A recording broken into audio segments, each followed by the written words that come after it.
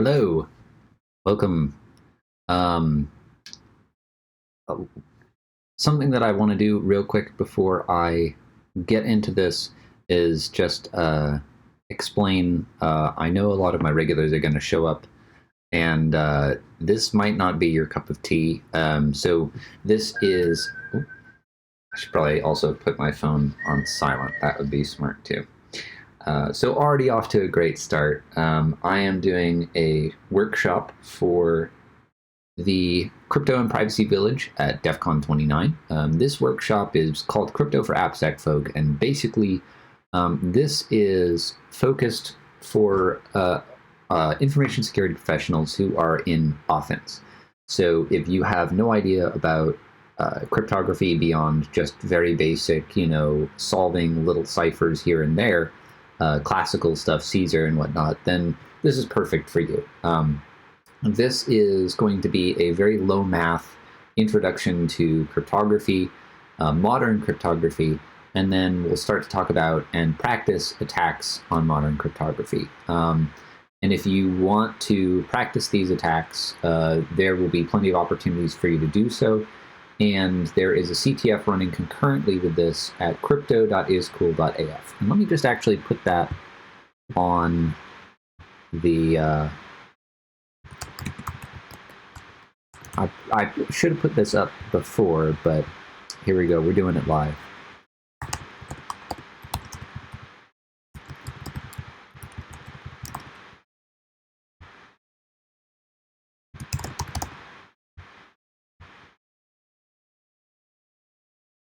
All right, let's adjust that a little bit.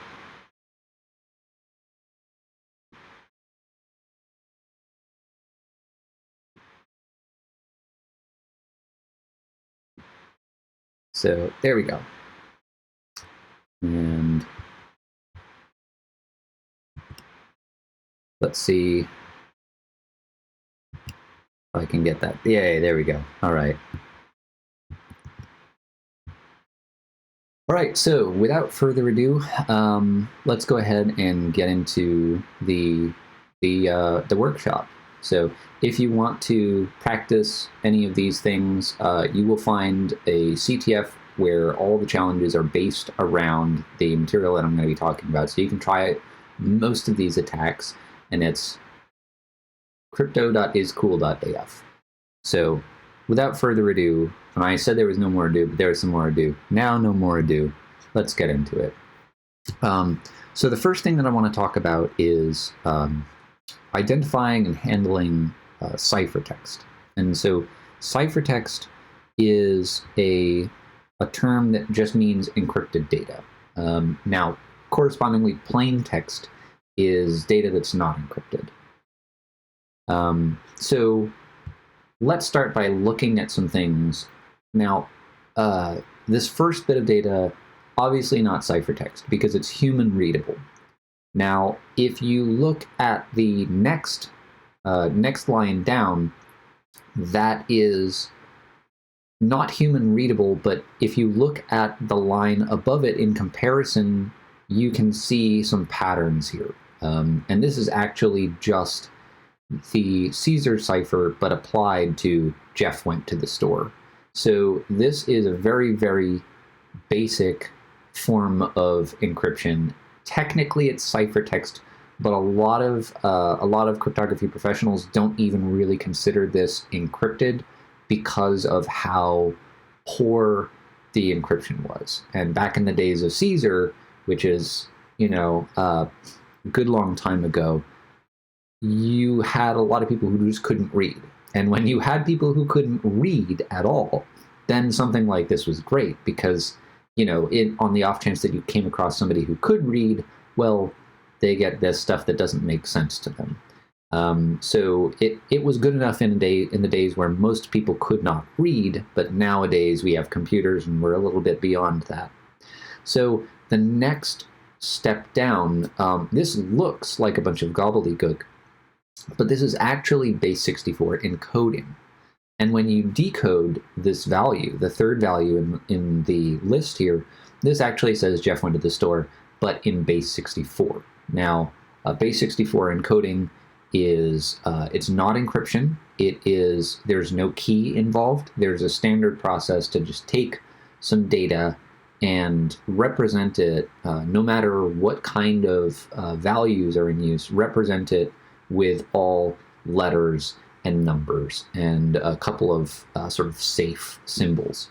So if you see something that looks like this, especially with the equal signs at the end, which is often a dead giveaway, there are Base64 strings which are divisible by 4 characters in length, but it's always going to be uppercase, lowercase letters, both uppercase and lowercase, and numbers, and the plus sign and the slash.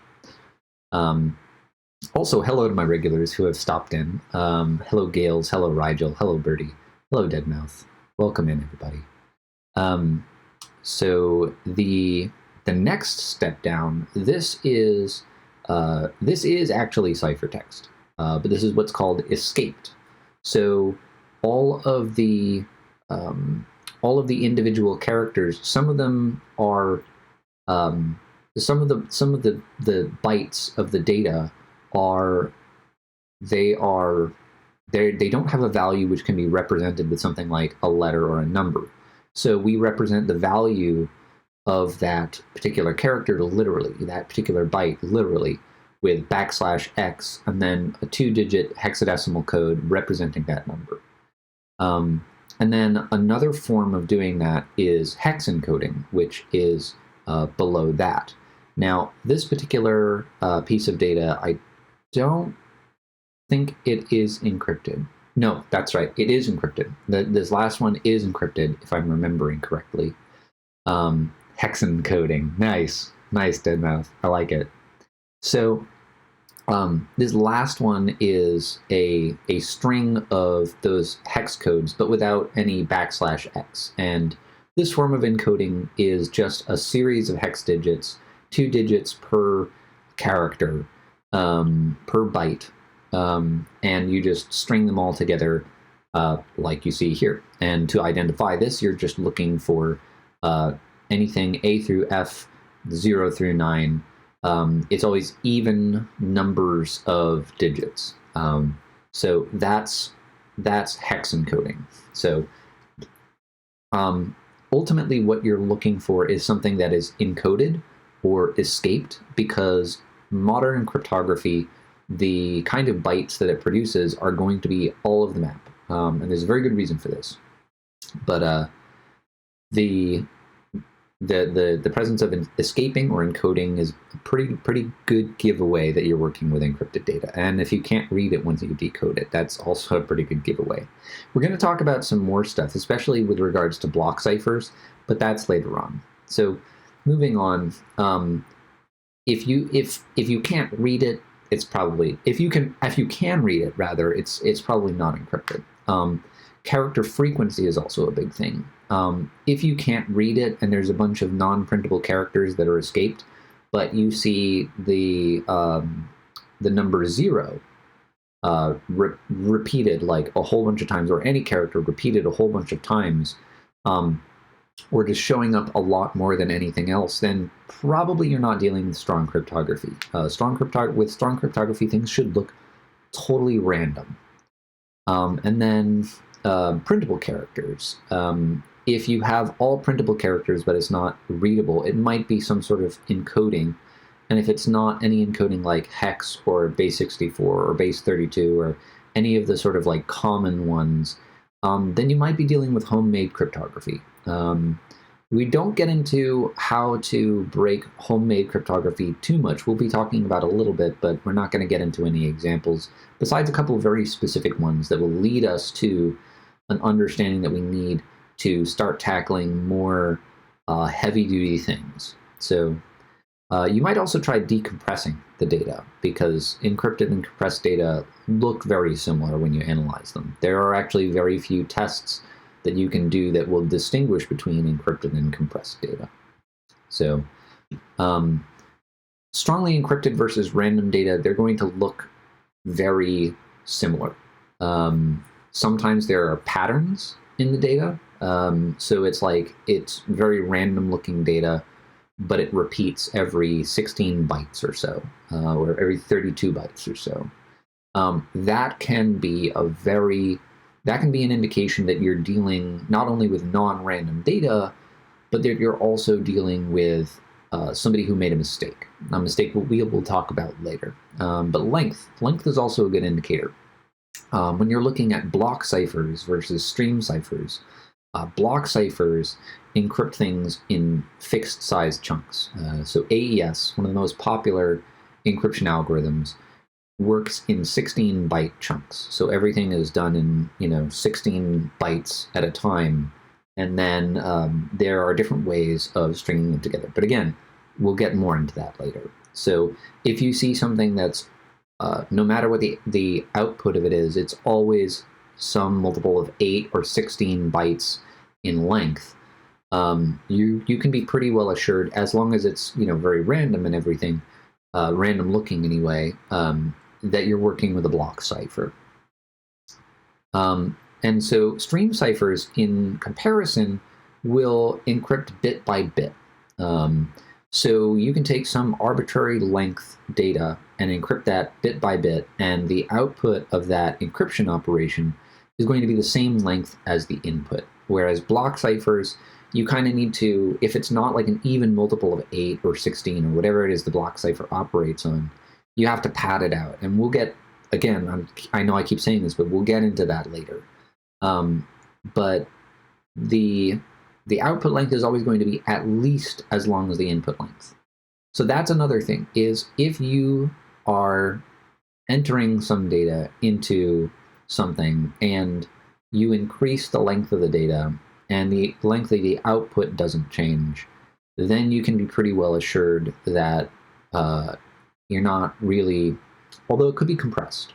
If you're compressing and so if you're putting in like random data and you're putting in longer just random data, then if it doesn't grow longer, then it's probably not being encrypted, or it might be cutting it off. But when you see the input grow, I guess we'll specify it on the positive case instead. When you put longer and longer input into something and you get longer and longer random looking output, but it only grows by 16 bytes or so at a time, then you're probably feeding data into a block cipher and getting that output out. So here's what data looks like encrypted with AES in different modes. So if we take the phrase pancakes, pancakes, pancakes, pancakes, with some arbitrarily chosen key and IV, these are what the output looks like in CBC mode, ECB mode, and CTR. So pancakes being an 8-letter word, 4 times is 32 characters. So with CBC and ECB mode, we have AES operating as a block cipher. And so we have hex encoded, we have 3 blocks. And this is because we actually add an extra block because of padding. Now, something to notice about ECB mode, which we'll talk about more in depth later, is that you can see that there's a repeated block, that because our first 16 bytes and the second set of 16 bytes are the same, with ECB mode, those come out to the same values, no matter where they are in the ciphertext, as long as you're talking about same key, same IV. So repetitious data is going to cause repetition in the ciphertext as well. So ECB mode is just inherently insecure. Don't use it. It's no good. We'll talk about some ways to attack it later on today. So CTR mode actually operates like a stream cipher. You're basically taking random data and using that, you're taking AES and using it to produce pseudo-random data, and then applying that via an operation called XOR to your data. And if you know what the one-time pad is, it's similar. And if not, don't worry, we'll get there. I'll explain all of this in more depth. And this is just another example with 3 DES. Now, you'll notice here that with 3 DES, there are actually 4 repeated blocks here. And that's because 3 DES has a different block size. It's only 8 bytes of block size, which means that you get 4 repeated blocks instead of 2, with, you know, an 8-letter word being repeated 4 times. So, moving on. You want to, when you're working with ciphertext, like when you're writing scripts to operate on ciphertext, when you're handling ciphertext, you want to handle it in the raw. So make sure that you decode it before you work with it, operate on it in the raw, and then encode it when you're ready to, you know, do whatever it is you're doing with it. And most things are going to expect an encoded input, because with strong ciphertext, there's a very good reason it's usually encoded, which is that strong ciphertext is going to contain all sorts of meta characters, things like angle brackets, things like quotes, and these things will tend to mess up your systems, right? They're going to be interpreted as having some special meaning within the data rather than just the data itself. So the encoding prevents you from having to deal with, you know, all the different characters that could be generated that might screw up your system when the wrong value is encrypted and passed along. So one thing that I'd like to mention is CyberChef. CyberChef is a free tool from GCHQ, which is kind of like, if you're not familiar with them, they're kind of like the NSA, but from the UK. So CyberChef is great. It is a free tool that allows you to encrypt and decrypt data with a number of different algorithms in a number of different modes. And you might not trust GCHQ, so you might decide that you want to not put anything sensitive into CyberChef at some point, and by that point, maybe you want to learn some Python. Or some Ruby, or some other scripting language that has a cryptography library that you can use to do these operations. But in the meantime, while you're just learning the concepts, CyberChef can be great. And as long as you're not operating on anything sensitive, okay, sure. GCHQ, they get your CTF flag. Great. Good. You know, if they're even, you know, using this as some sort of spying tool. But it's a lot of people have eyes on this. It's open source, and so it's good enough for just learning. It's a good tool for learning. So concerns about GCHQ aside, CyberChef is a really handy tool, and you should check it out, and it could be very useful for you. So let's talk about some general cryptographic problems that are kind of easy to understand, that also kind of don't fit anywhere else in this workshop, but that I felt like I had to mention because they just come up often. So key management. Key management is one of the more difficult problems to really address in cryptography. So how do you store keys safely? That's a huge thing. You know, if you have some piece of data that you need to encrypt and decrypt, where do you store the key? Because if you store it right next to the data, accessible by the same users, on the same computer, in the same directory, all that sort of stuff, then it means that anybody who can get access to the encrypted data can also get access to the key.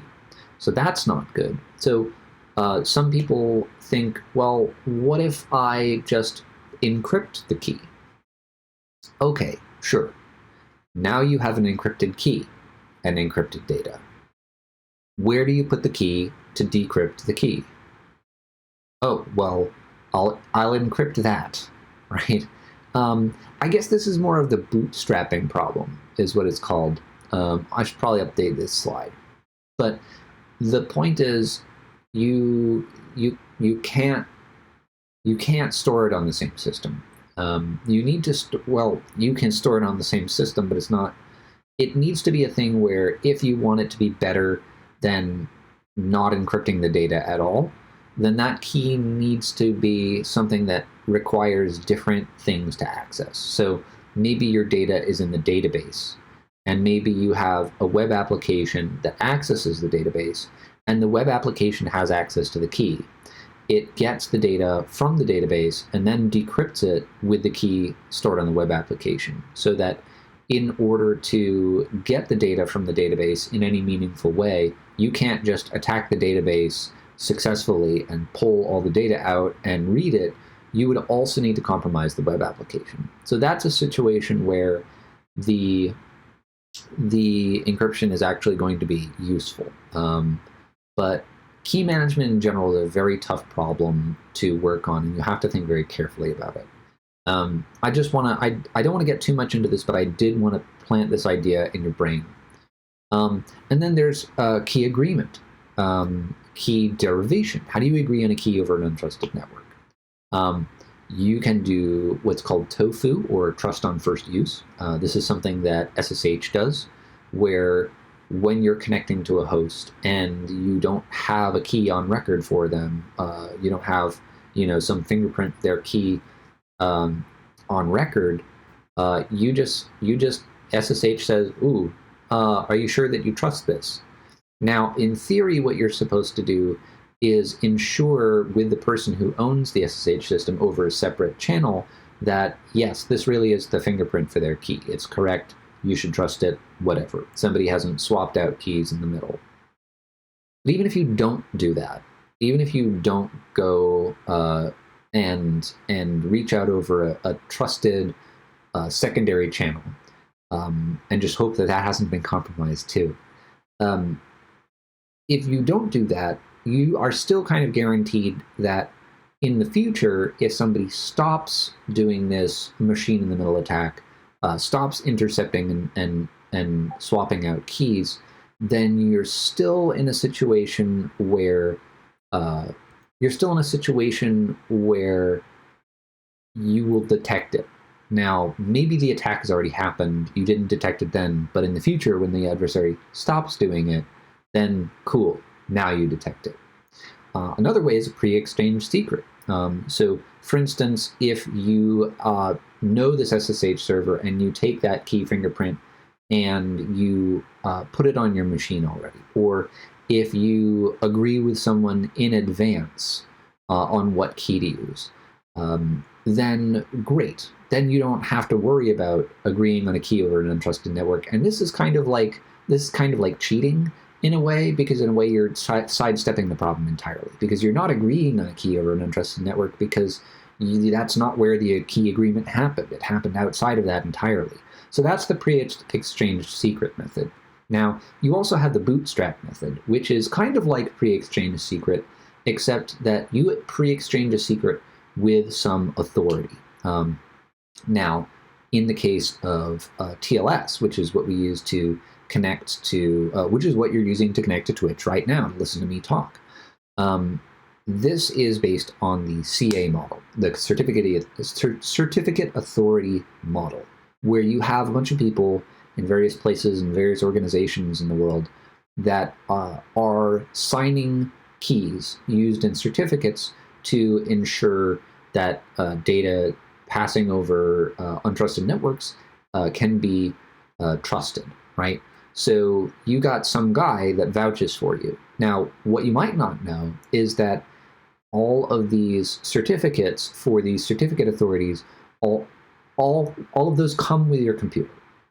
Whether you're talking about Windows or Mac OS or Linux, they're pre-installed in a certificate trust store on your computer. And so your computer already implicitly trusts those things.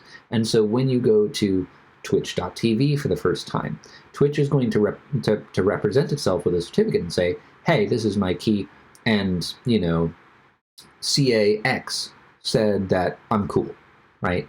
Now you go look in your browser store and you say, oh yeah, CAX. And it looks like the signature matches on your certificate. This really was apparently signed by CAX, so let's roll with it, right? I trust CAX to say you're cool, you're cool. So it's sort of this this bootstrap system is what the CA model is based on. Now, there's problems with that because there's like thousands of CAs out there that your computer is trusting by default, and so it ultimately means that a compromise of any one of those results in a compromise of TLS connections on your computer pretty much on the whole. So unless you have like some particular application that says, okay, this should only be signed by this one particular CA ever and nothing else, right? So if you're connecting to Google, Google is its own CA. You should never have a Google cert that's signed by anybody other than Google. So I think Chrome actually checks for that on things like google.com and youtube.com, but I've gone on for way too long about this. Anyway, key management is hard. I just wanted to make you aware of that. I also want to talk about authentication and signing and a little bit. So there are two main sort of approaches to authenticating encrypted data, and I don't mean authentication in the sense of logging into a website, which is when we talk about in information security, when we talk about authentication, we're usually talking about like proving that you are some particular user, that you have ownership of some particular account, some particular asset to some system, right? In this case, authentication is more about proving that a particular message really did come from a particular party. And so there's two main sort of ways to do this, two main sort of primitives. And a primitive is just something like an algorithm or a function or whatever that can be used to achieve a particular purpose. So we have MAC, or message authentication code, and we have signing. Now, the difference is symmetric versus asymmetric. That is that the same key used to create a MAC is the same key used to verify a MAC.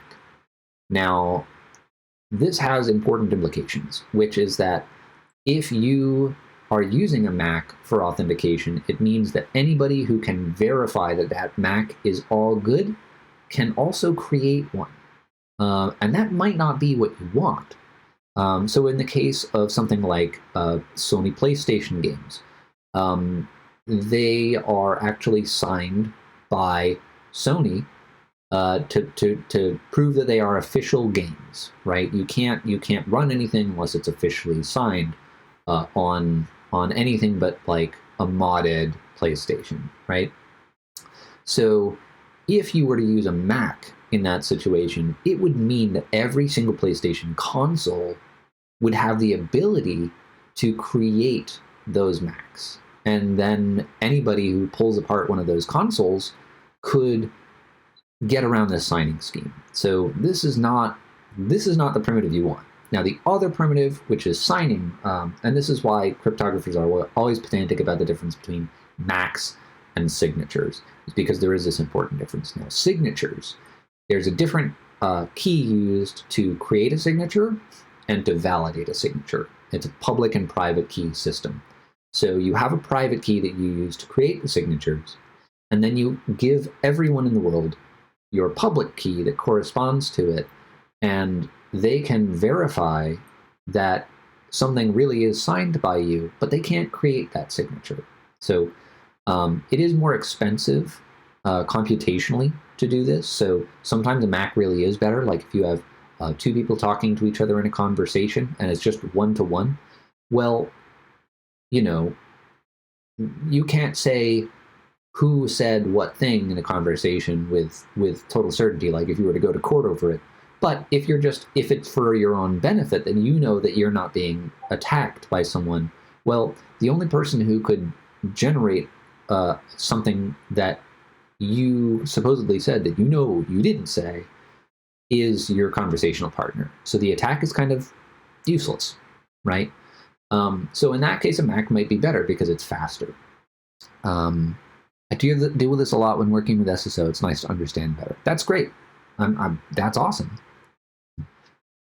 So let's talk about some simple attacks as well. So the replay attack is really, really stupidly easy to understand. Let's say that I am talking to my bank and I'm encrypting messages about like transactions that I want to make. And I tell my bank, encrypted, give Eve $100. Now, if Eve is listening to that and captures the message and sends it over and over again, and the bank doesn't have any means to detect when a message has been reused, Pony Lord, nice name, well then Eve is going to get a lot of money out of this, right? Eve is going to be able to reuse that message over and over again to get as many $100 bills as she likes. So the problem here isn't one of bad encryption. It isn't one of bad authentication, right? Like you can even put a signature or a MAC or whatever onto these messages. You can be using a theoretically perfect encryption algorithm. But the problem is that if these messages can be accepted more than once, even if they're properly encrypted and signed, it's going to work, right? So this is something outside of those concerns that, things like AES, as good as AES is good. And we'll see some ways that AES can be used in a terrible way. But, like there are challenges in the CTF where you are defeating a system based on AES. The problem is not AES. The problem is how it's being used. So in this particular circumstance, in the replay attack, the problem is that you're allowing messages to be valid past their initial use. So you need to do something about that. Or if you're on the attacking side, you can try copying and pasting messages, and sometimes it's just going to work. So a related attack is the cut and paste attack. So let's say that I'm including a transaction ID with my messages. And so messages can't be used more than once, right? They're only valid once, that's it. Now, if you take it out of a particular context and put it in another one, that can cause problems. So let's say that you are taking, transfer $100 from my account, and you've got a replay counter, anti-replay counter rather, and you submit that to transfer the URL to transfer to Bob. Eve intercepts it, drops the message, but submits it instead to transfer to Eve. Well, Eve gets $100. Not quite as good as the first attack, but still not something that you want. So the message needs to be tied to a context. You can, in the same way that you include an anti-replay token like a counter, you can also include a context, right? So maybe you just have, /API/transfer, and rather than specifying the important message of like who it's going to, you include that in the encrypted and authenticated data instead. So that's pretty important. I've seen a bunch of real-world systems where something like this happens, where there's some important contextual data, metadata, that is not encrypted as well. And as we should know, for privacy reasons as well as just correctness of implementation of security reasons, encrypt your metadata as well. So that does it for chapter 0. And before I move on, I'd like to pause and ask if there are any questions about anything that I showed.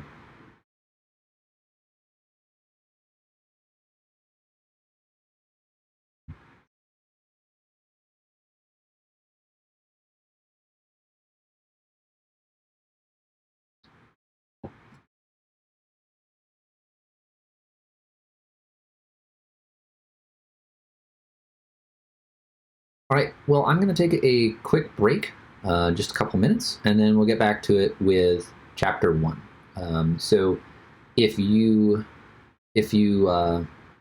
many questions, well, go ahead and ask them. This is meant to be something that even people with just a familiarity with computers or with coding should be able to learn from the ground up, ideally, with this. So if you want to ask questions that you think are too low level or whatever, please ask them anyway. I'd be happy to answer them.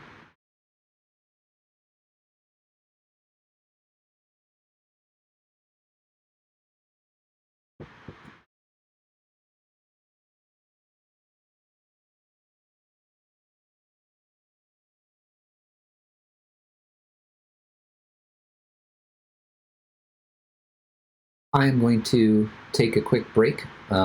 So if you want to put your questions, okay, if you can come up with anything, you will. Great. I'm going to take a quick break, just 2 or 3 minutes, and then come back, and we'll start on chapter 1, which will be talking about some classical cryptography, talking about the XOR Boolean operation and corresponding ciphers built upon just XOR. And then we're going to talk about the one-time pad, which is kind of infamous for being mathematically perfectly secure, that you can prove with math that there is no way to break this cipher, and yet we're going to attack it. And so we're going to talk a little bit about the limitations of proofs and what those proofs on the one-time pad really mean for its security. And we're going to talk about a practical attack on the one-time pad, which will apply to later things as well. So stay tuned for that. I'm going to take a quick break. Again, if you have any questions, drop them in the chat and I'll answer them when we come back.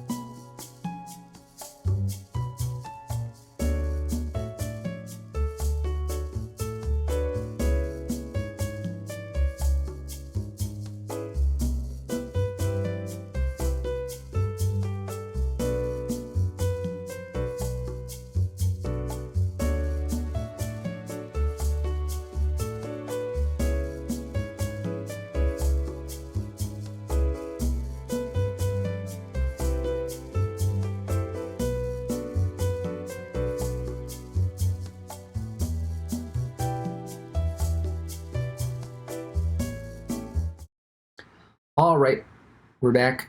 Let me go ahead, and I probably should have opened up the new slide deck during that break. But let's pop open chapter 1 here.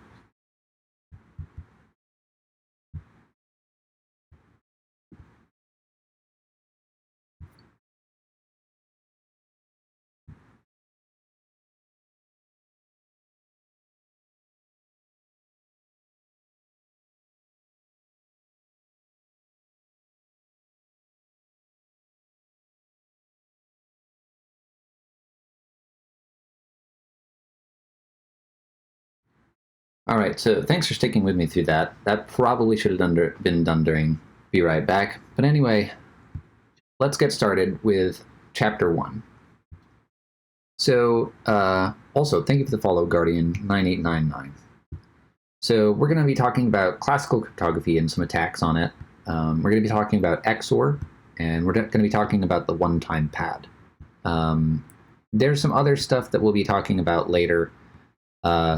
Some of the stuff isn't even included in the workshop yet because it's still a work in progress. But let's start by talking about terminology. Now, we have these terms that we'll be using a lot, which are plain text and ciphertext. Plain text is unencrypted data. Hey, bunch of follows. Hi, everybody. So plain text is unencrypted data, and ciphertext is encrypted data.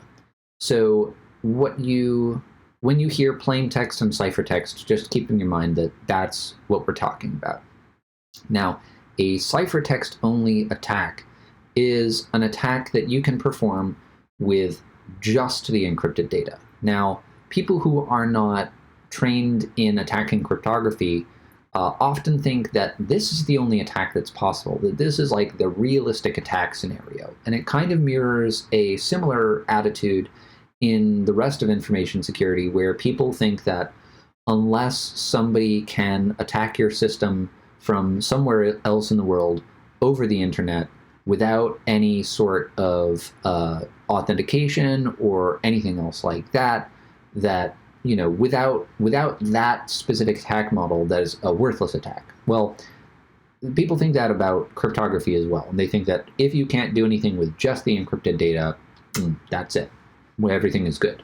Not really the case. We'll talk about that more. Hey, Dongter, thank you for the resub, dude. I appreciate that. Welcome in. So known plaintext attack. So this is a slightly more realistic attack. This is usually the case. So in a known plaintext attack, an attacker has some portion of the unencrypted version of the data. Now, this doesn't have to be very much in some cases. In some cases, it can be a very small amount. So as an example, if you know the first, let's say that you only need to know the first 12 characters of a piece of data for it to be a useful attack. Well, if you're talking about something like a Word document or a PNG file, these are things that have a certain amount of bytes right at the beginning of the file that are always going to be the same. So known plaintext is very, very common. It's most of the time an adversary has access to some of the plaintext, or they can at least guess some part of the plaintext based on like a known structure or format, or just by guessing things. A known plaintext attack was used famously in defeating the Enigma, because the messages that were decrypted, they knew that Heil Hitler would always be right at the end of the messages. So that was an example of a known plaintext attack. So a chosen plaintext or chosen ciphertext attack is, and this kind of sounds unrealistic, but it happens all the time. A chosen plaintext attack is when an attacker can provide some amount of data to be encrypted in the case of chosen plaintext, or to be decrypted in the case of chosen ciphertext. And they get the output of it. They don't get the key. They don't get to do it again. They just get to hand some number of ciphertexts or plaintexts to the system they're attacking, and it gives them back the encrypted or decrypted version, depending on which variant of this attack you're talking about. In some cases, this is enough to break an algorithm. In some cases, it isn't enough to break an algorithm, but it's enough to break the system that it's based on. And then you have a slight variant of that, which is the adaptive chosen plaintext or chosen ciphertext attack. And this variant means that after you've already done your chosen plaintext or ciphertext attack, you can take a look at what you've gotten in return and then do it again as many times as you like, and however many times it takes until you break it, right? So this is generally, this is often the case. This is often the case that this is a way that things can be attacked in the real world. So while these are theoretical models that we use to evaluate how good an algorithm is, they also have a realistic application in the real world. And then you have something called exhaustive key search or brute force. And this is something that is going to be possible with any keyed algorithm. And the point is, because this is always going to be possible, the design that you have to make is such that you can't try enough keys to have a reasonable chance of success before before humans like destroy the universe or whatever, right? Before the universe destroys humans, like whichever one is going to happen first. The point is that it should take a very long time. It should take long, at the very least, it should take as long to reasonably have a good chance of guessing the key as it should take for a human to live out their entire lifetime and die, or maybe twice, right? The information should be long useless by the time this attack works. So anyway, I've talked way too long about this stuff. I'm going to move on to classical cryptography. So there's two basic kinds of ciphers. There's substitution and there's transposition. Much of the sort of simple cryptography is in substitution. So this is an example. This is the number letter code. DAD becomes 414 in the number letter code.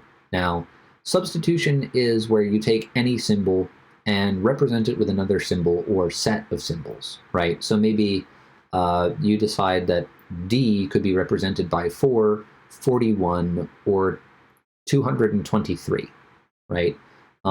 So it might be a little bit more confusing for someone when, if you have two Ds in a row, in your message, and you have 4, 297, an analyst might think that those are two different characters, when under your scheme, they could be the same thing.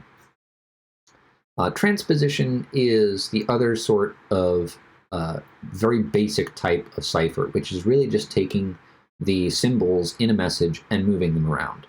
So in this particular case, X-force red, if you use what's called a rail fence cipher, where you're sort of going up and down a set of rows with your message and then reading across the rows, it becomes free-zockered. And I couldn't resist the meme. So talking about the sort of most basic primitives and example ciphers and attack methods. So pure substitution ciphers, examples are Caesar and the number letter code. Now, the way that we would attack these, and by the way, if you are interested in this topic, in attacking historical ciphers with modern methods, there is a talk that is coming up, I think, later today. I think it's coming up either on the next hour or the hour after that. So if you're really interested in that, if that's really what you want to learn, then you should check it out. I don't remember the presenter's name, but I spoke with her very briefly about it, and I think you should check it out if this is something you're interested in. I'm just going to brush over the subject a little bit. So Caesar, you can do exhaustive search. There's only 26 keys, right? Because with Caesar, you take every letter and you shift it forward some number of letters in the alphabet. So A might become C, B becomes D, C becomes E, and so on and so forth.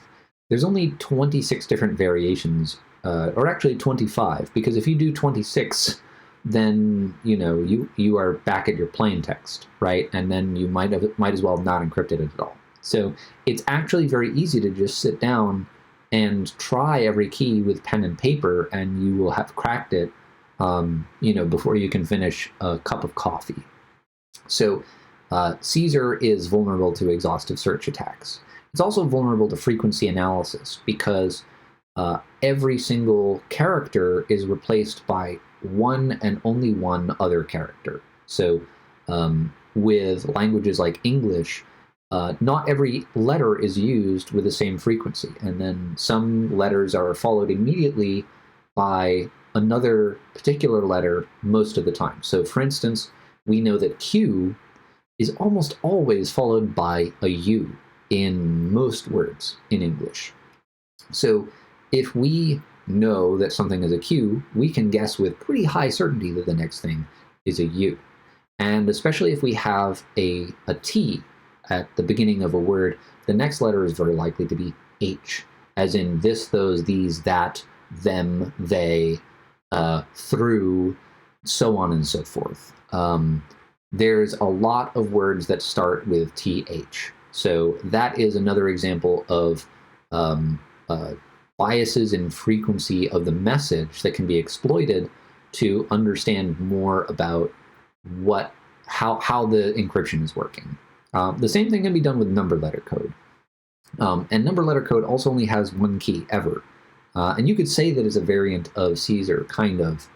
No, you can't. I lied.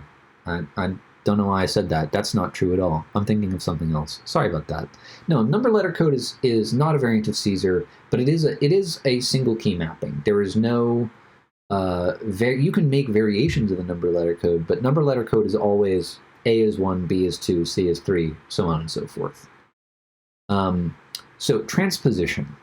Transposition, examples of those are the Scitale cipher, I'm probably butchering that name, and maze ciphers. So with Scitale, you had like a belt, and you cut symbols into it like a leather belt, and you would do this after wrapping it around a staff or pole of a certain circumference. And you would write the letters vertically. And so when you stretched out the belt, all the letters would be transposed. The belt would be worn by a messenger who, if they were caught, killed, whatever, they didn't know what the message was. And, you know, they had this belt on that had a bunch of letters on it, but without knowing that you had to wrap it around, you know, a pole of the right width. Okay. But thinking about it, like, you can only have a belt that's so long. And, you know, your message is not going to... being able, like, you can just try poles of different widths until the reasonable stopping point where, like, this doesn't work anymore, right? So Scitale, it has a limited number of keys based on the sort of materials with which it was implemented. But again, only so many possible iterations. Absolutely, absolutely dead mouth. You're right. So exhaustive search is absolutely possible against this. Frequency analysis is also possible. And this especially comes down to not individual character frequency, but like if you know that the first character in the message is a T, and we're talking about an English message, which I don't think we would. I think it would be Greek or Roman. Anyway, point is, so like Greek or Latin. So if you know that the first character of the message is a T, because with Scitale it's always T, or the first character is always the first character of the message, right?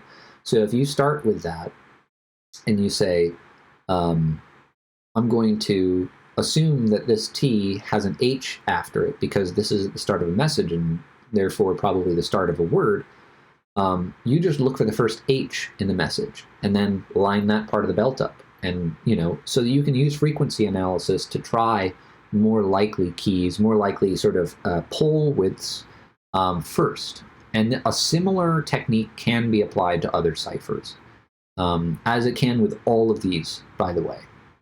And then maze ciphers. You have this grid of letters. You write your message out across a grid, right? And then you pick a line that goes through all of the letters, or maybe just some of them, right? And so the problem with this is that you need every letter to be right next to another, right? So when you have this series of letters, right? And when you know that you're moving to an adjacent letter, you know that if it's letters that likely, you know, if you're moving to from an H to a T, there's a good chance that you're going to be moving left. If you're moving from a T to an H, there's a good chance that you're going to be moving right. If you're moving from a Q to a Z, chances are you're probably not going to be moving left or right. You're probably going to be moving up or down. So frequency analysis can apply to breaking maze ciphers as well, and making some paths through the maze more likely than others. There's also the fact that you can eliminate some impossible keys, right? So there's certain paths through the maze that just you can't do. You know, if you're making a singular path through the maze, you can't just, I mean, I guess you could just jump from one place to another, but I have never seen anyone do that with a maze cipher. So while it might not be impossible specifically, it could be very improbable, right? And especially when it's a human choosing the keys, you can pick things that are more likely to have been done by humans, right? So anyway, moving on from this, let's talk about exclusive OR. So I'm going to cover this in what's probably going to feel like an excruciating level of detail. And just trust me when I say this is an incredibly important thing to learn in cryptography. An insane amount of modern cryptography is based upon the XOR operation. I don't think I can overstate this. It's really important to understand how this works, and it will be the foundation of much of the attacks that we will talk about, and all of them practical. So exclusive OR is a Boolean operation. It works on ones and zeros, true and false values, yeses and nos. And it works like this. You apply it bitwise, right? So if you have two streams of bits, you take like the first bit of both, and then the second bit of both, and the third bit of both, and you apply bit by bit. And you say, I want one or the other to be true, but not both. So in the case of two zeros, it's a false answer for XOR. So it's not one or the other. And in the case of 0, 1 or 1, 0, yes, it's one or the other. So that's a true. True and false, false and true. And then for true, true or 1, 1, we have the rule about not both, right? And that means we get a 0 or a false or a no as the result. Now, this is one way to think about XOR. Another different way to think about it that is also really helpful when you're trying to learn certain attacks is take this bit and flip it, or don't, right? So if you take the first bit, right, let's start from the top and go down. 0, don't flip it. 0. And by flip, I mean change its value from 1 to 0 or 0 to 1, right? Invert it.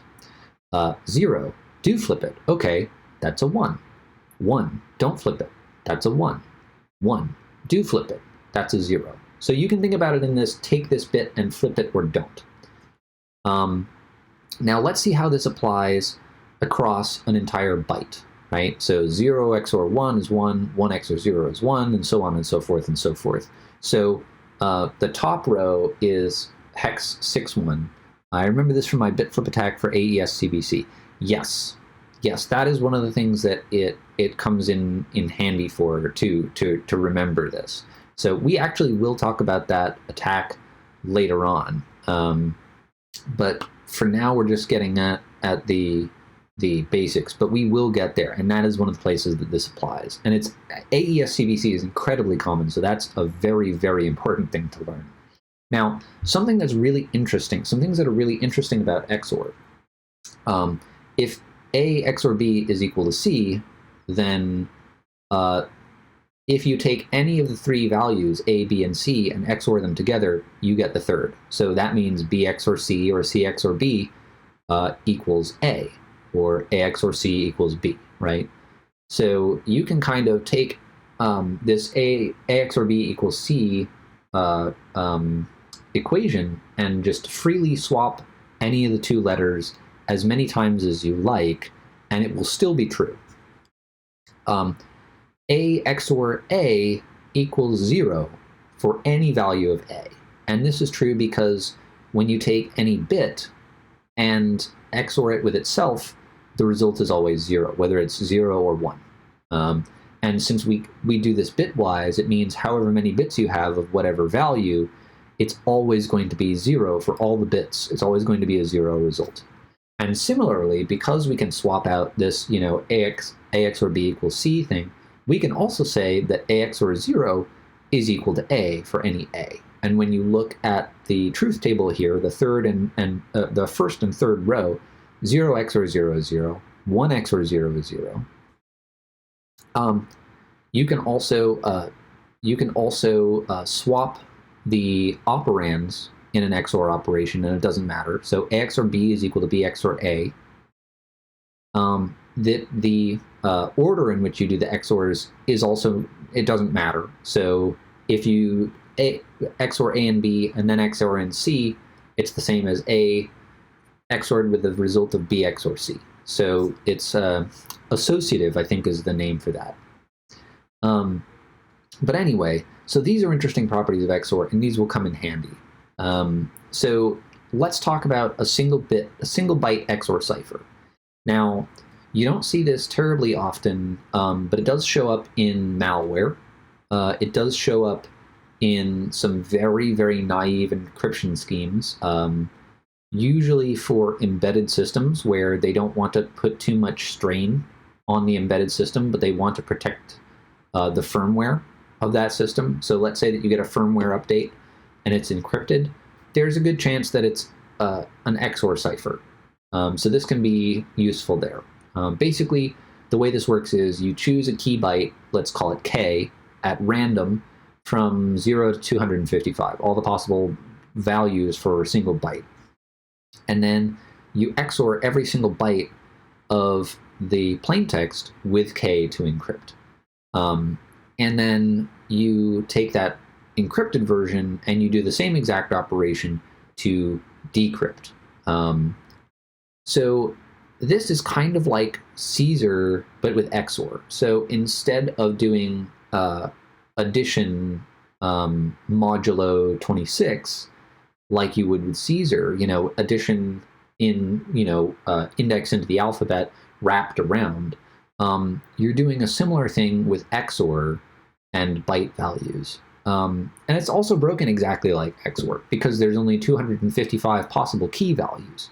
So you can try all of them. And if you're particularly, handy with hexadecimal and with XOR, you can sit down and you can just do it out with a pen and paper. It's a little bit more exhausting than doing Caesar with pen and paper, but it's still a thing that a human can do with pen and paper. So it also leaks patterns, like Caesar. So here is an example of just an exhaustive search table for the values \bkvj yada yada yada yada.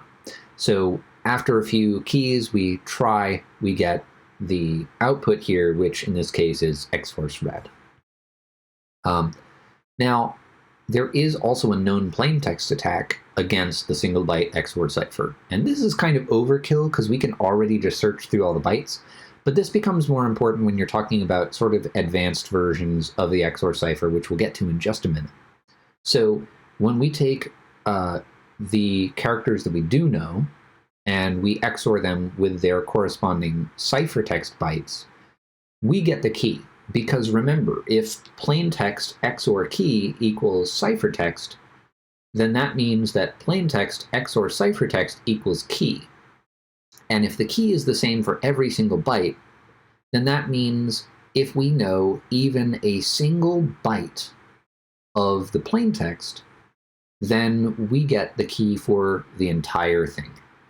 So single byte XOR, if you haven't figured it out yet, is horribly broken. It should not be used for anything ever except, situations where you don't actually care about somebody recovering the data, in which case it's not really encryption at that point, it's obfuscation, right? So if you have a chosen plaintext scenario, if you are given the opportunity to encrypt anything that you like under a single byte XOR scheme, if you just encrypt zeros, then zeros XORed with the key, anything XORed with itself is itself, anything XORed with 0 is itself. So encrypting a bunch of zeros is just going to give you the key straight out. Now, you can also do something more complicated and say, I'm going to XOR, I'm going to put in the plaintext AAAA, and then you can do the same thing as you did in the known plaintext attack. But this is also possible too. And we're kind of just showing off here, but since encryption and decryption are the same, a chosen ciphertext attack will work exactly the same way. So we know that the single byte XOR is busted. So let's talk about the next step up, the multi-byte XOR cipher. You see this sometimes too with malware and with firmware obfuscation, encryption, encryption, you might say. So in this particular variant of this XOR cipher, you choose a series of key bytes at random from 0 to 255, and you repeat them in sequence over and over again until you have enough of these bytes repeated to match the length of your plain text. And then you XOR them together to encrypt and again to decrypt. And this is kind of like, if you're familiar with the Visionaire cipher, it's very similar to Visionaire except with XOR. And just like with the single byte cipher and its similarities to Caesar, it's also broken exactly like Visionaire. So it leaks patterns too. So if you have repetitious repetitious plain text, and you XOR it with this repeating key, you get, this repetitious output. Now, something that's particularly funny about this is that in much of the firmware that's out there, you have these long blocks of either all zeros or all FF, right? Because you are initializing parts of memory that are unused at startup or whatever, maybe they never get used, with all zeros or all 1 bits. And what's funny about that is that when you have like these long fields of null bytes and you XOR them with your repeating key over and over again, what that means is that in your firmware encrypted with multi-byte XOR, you just have the key over and over and over again in the encrypted data, which is horribly, horribly funny to me for some reason. But anyway, the point is, still not a great cipher, but let's talk about some ways that this is attacked. So you have the same known plaintext attack as the single byte XOR cipher. So if you know enough of the plaintext that you can start to see the repetition when you apply the XOR operation between plaintext and ciphertext, then you can get the entire key. Even if you don't get the entire key, sometimes you can get part of it, and then maybe the key is a dictionary word or something like that, and you see enough of it to be able to guess the last bytes, and then when you apply it, it works. There's also the same chosen plaintext attack as single byte. So if you encrypt all zeros, you get the key. But let's talk about bitwise edit distance, or Hamming distance. So the distance from any two values to one another is kind of, it's, if you express two values in binary as ones and zeros, how many of those bits do you have to change from one value to the other, from a 0 to 1 or vice versa, before the two values are the same? That is the Hamming distance, the bitwise edit distance. Now, something interesting is that the distance from A to B, the Hamming distance from A to B, is the exact same distance as the Hamming distance from A XOR C to B XOR C. So if you take two values and XOR them with the same thing, then the Hamming distance between those two values should not change after the XOR operation.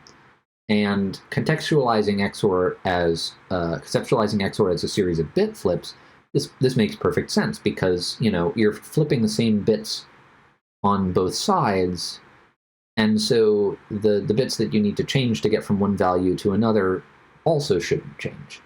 Now, when you're talking about ASCII characters, there's an unusually low, well, there's a low Hamming distance compared to just random data, right? So you're going to see when you're comparing two parts of a multi-byte XOR encrypted stream where some different character may or may not have been used in any given place, you're going to start to see, once you get synchronized with the period of the key, right? So if your key is 5 characters long and you compare the first and the 6th character, you're going to get a lower Hamming distance than with other comparisons, because ASCII has a low Hamming distance to itself. ASCII characters have a low Hamming distance to themselves. And then when you compare things that are XORed to the same byte, it's going to have that same low Hamming distance. So let's see this in a little bit more detail. So here we have a plain text message on the top, and then we have a multi-byte XOR key in the middle row, and the bottom key is the result. Now, if you take every second character and do Hamming distance between those characters, and then try the same with every other key but offset, and then you try every third character and so on and so forth, you are going to see a very different Hamming distance between this every second character and this every third character. And this will give you the hint that, okay, now we know, or can strongly suspect based on this low Hamming distance, that it is a 3-byte long key. So we can take every third character out of the ciphertext, and then every third character starting from the second, and so on and so forth, as we've shown here with the blue, gray, and light blue arrows. And then we can sort of put those off in their own section and solve them as if they were encrypted with a single byte XOR. And we can apply frequency analysis to figure out which of these looks like it's probably the right thing, right? And then once we've gotten the best solve that we can, we then put them all back in the right places after applying the XOR, and we get the correct answer out. So the multi-byte XOR cipher is also really broken. Now, it's kind of on the right track in a sense. And from that, the next step up is what's called the one-time pad. Now, the one-time pad, you generate a random set of bits as long as the plain text. So in the single byte, you generate 1 byte, 1 random byte, excuse me. In multi-byte, you generate a bunch of random bytes and repeat them. And the weakness is in the repeating.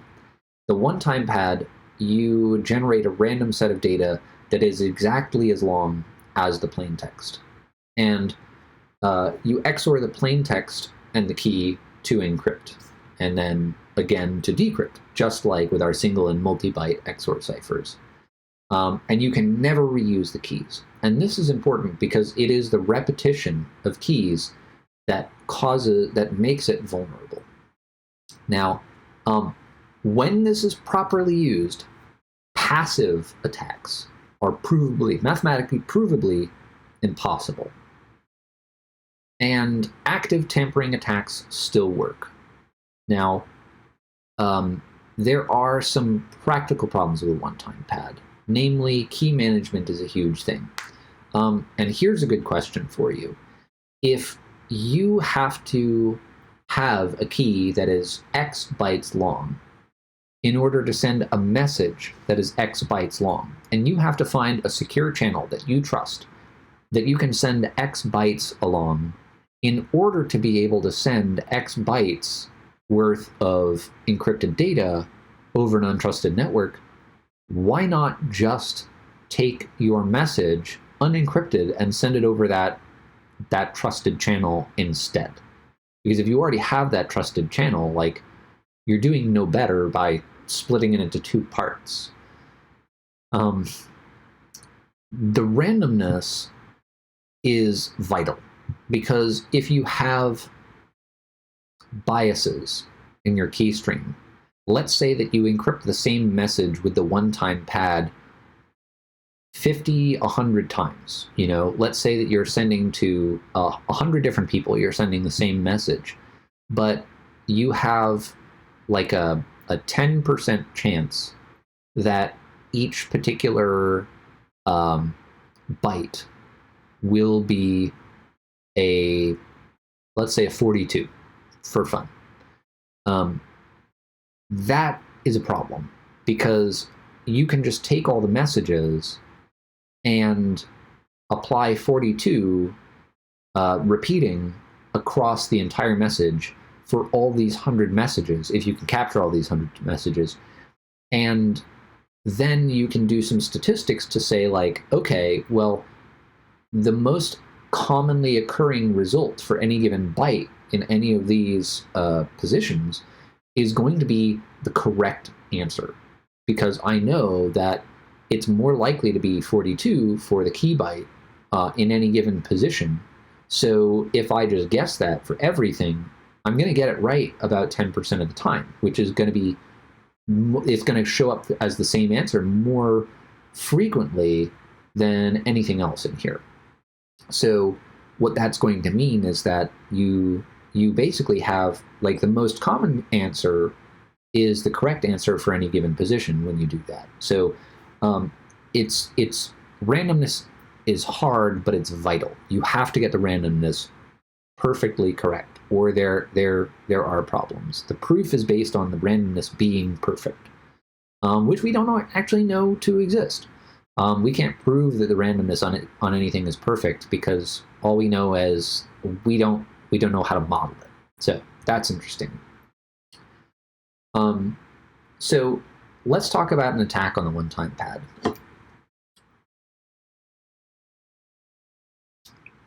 So let's say that you're sending a message to your friend Bob.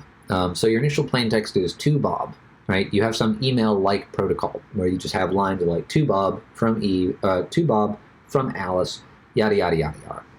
And so you have this key, and you're using the one-time pad to encrypt it. So let's say that this key yay XFR was kind of randomly chosen. So to Bob, it comes out to this ciphertext here, and then you decrypt it, and okay, great.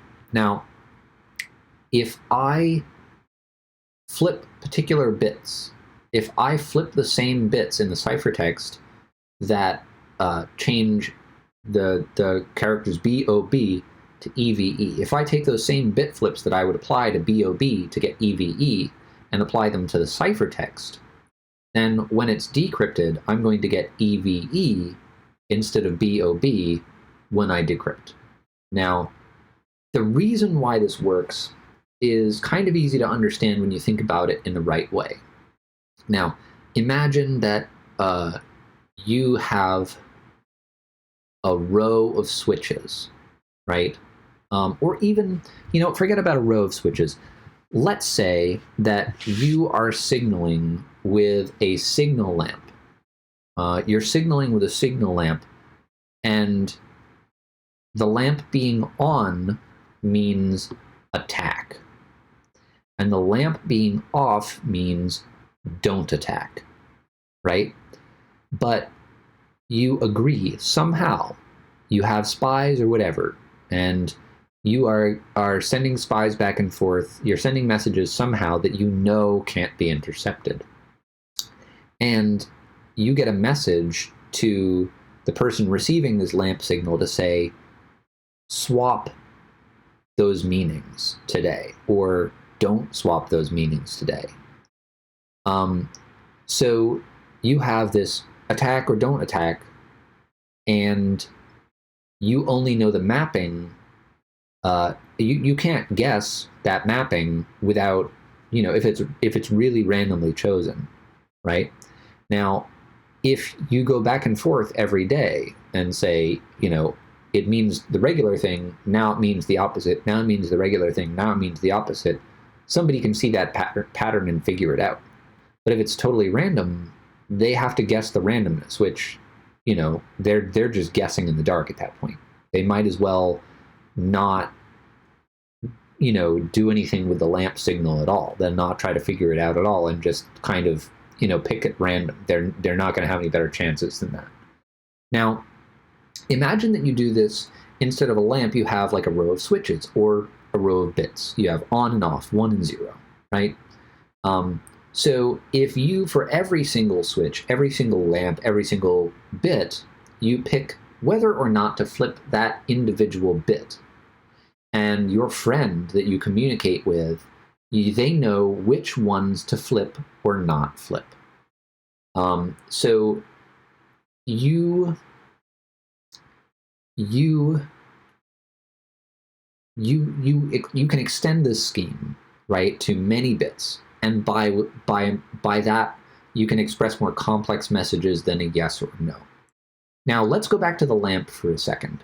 Let's say that on some particular day, you know that you will be really well prepared for an attack, and you storm the place that has the lamp signal, or maybe you just send a spy in, and you tell the spy whatever. Maybe the spy, they're told to light the lamp or not light the lamp, but they're not told what it means. But they know if they do the opposite, it's going to be the opposite. So let's say that you know that it's going to mean attack, and you just change the lamp from on to off or off to on. You know that the message that you're sending instead is stay put, or vice versa. You're saying, attack instead of stay put. So the fact that you know the message or part of the message means that you can change it by just inverting the value. And this doesn't matter, like whether the value ends up being inverted or not. You know that you're starting. You know that you're adding an additional inversion to it, right? Which will end up in the thing at the end.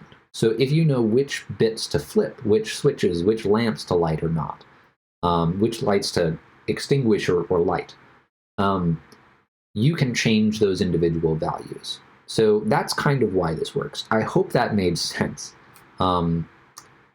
Anyway, so now I'm going to take some questions if there are any, and if not, then we'll take another quick break and get back to it in a couple minutes.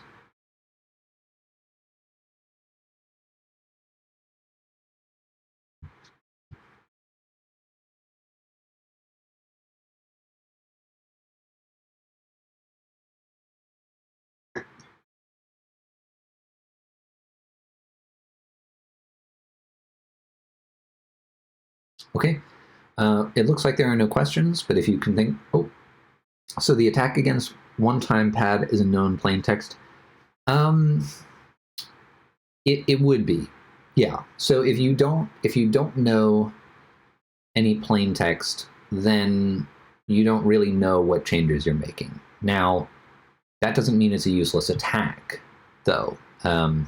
Let's say that you know or can guess that the message that you're encrypting, or that is encrypted, that is being received in an encrypted, like OTP encrypted format.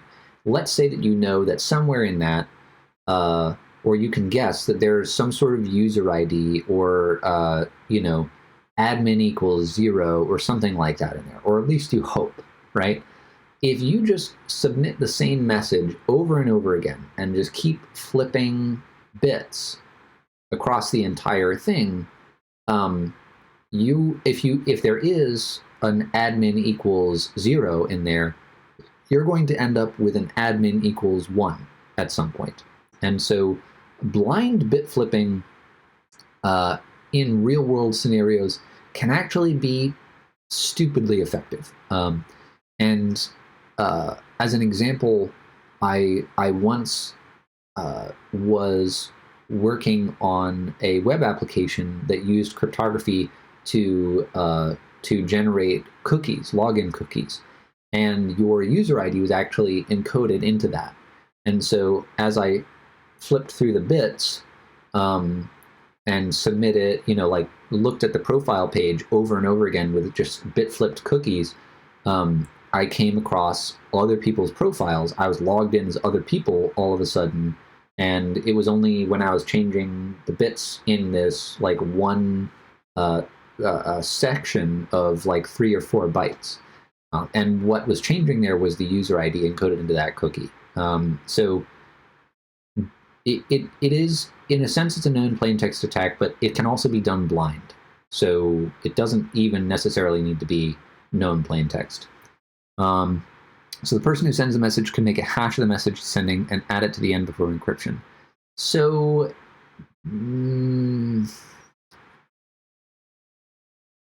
maybe. Before encryption. Okay, yeah, before encryption, off the top of my head, I think that would work.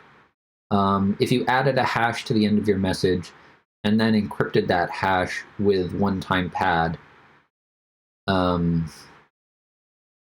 yeah, you would need to... Okay, so here's where that would fail. Let's say that you knew the entire message and the hash function. Let's say it was SHA-1 or MD5 or whatever. So if the message was 1,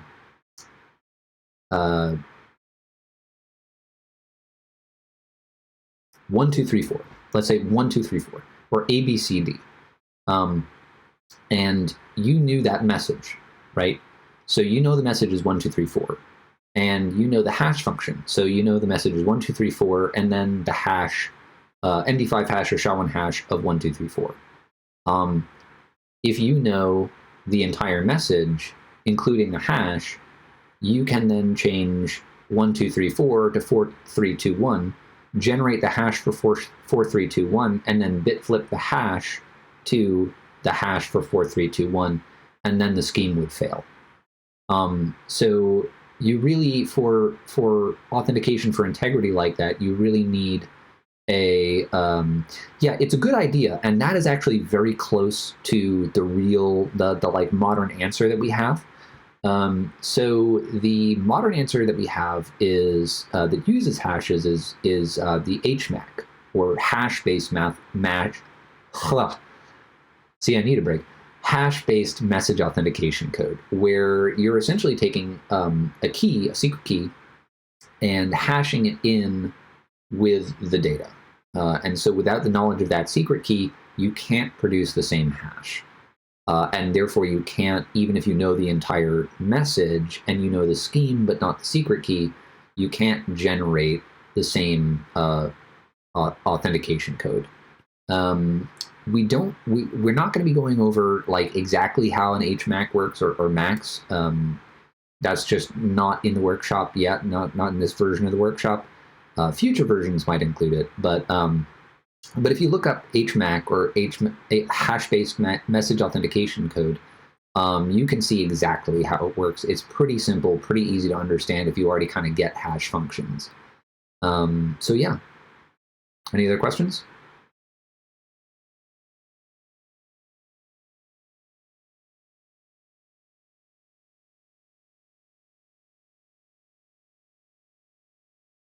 Okay, well, if you have any more questions, go ahead and put them in chat, and I'll answer them when I get back. I'm going to take about a 2 or 3 minute break, rest my voice, get some water. You might consider doing the same.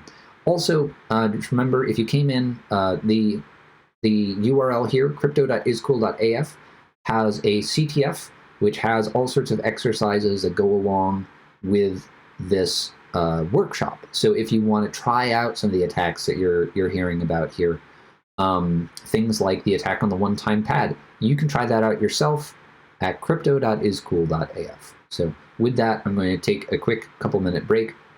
I'll be right back.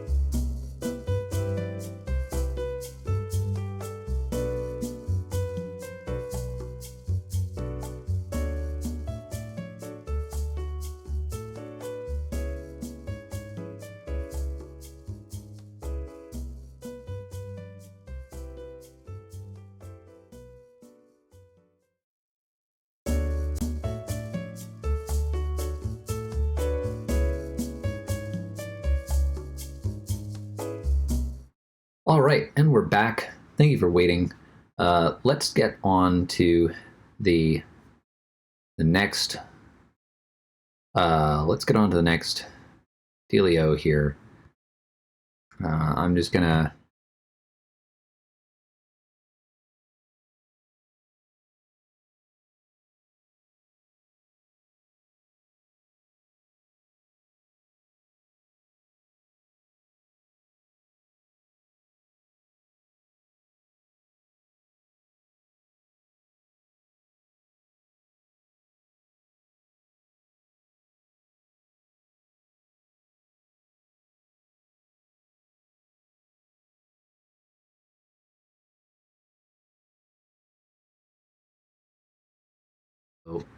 Here is part 2, and in part 2, we are talking about randomness and entropy. And am I muted? I don't think I shouldn't be muted. There goes. Hey, great. Awesome. I was worried for a second there. Okay, great. You can hear me. Fantastic. So we're going to be talking about randomness and entropy. We're going to be, for for 60 butts. I probably should have turned off ButtSpot, but it's, if you haven't been to my channel yet, or you're not a regular on Twitch, you might not have seen ButtSpot before, but I think you get the idea. ButtSpot adds a lot of character to the stream, so I'm just going to leave ButtSpot. Why not? Very professional, very professional. So we're going to be talking about randomness and entropy and some other related concepts around that. We're going to be talking about pseudo-random number generation, which is kind of like coming up with things that look random but actually aren't. And that doesn't sound great, but it actually can be very important. And there's a variant of it called CSPRNG, or cryptographically strong pseudo-random number generation, which is very, very important. It is the basis of stream ciphers, which will be the last topic in Chapter 2. So without further ado, let's get into that. So, randomness and entropy.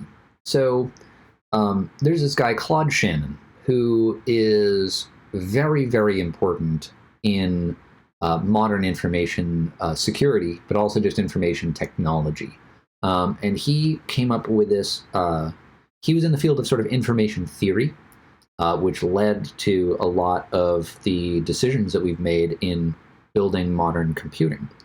And one of his most seminal works is his work on what he called information entropy, which we often refer to as just entropy when we're dealing with information security stuff.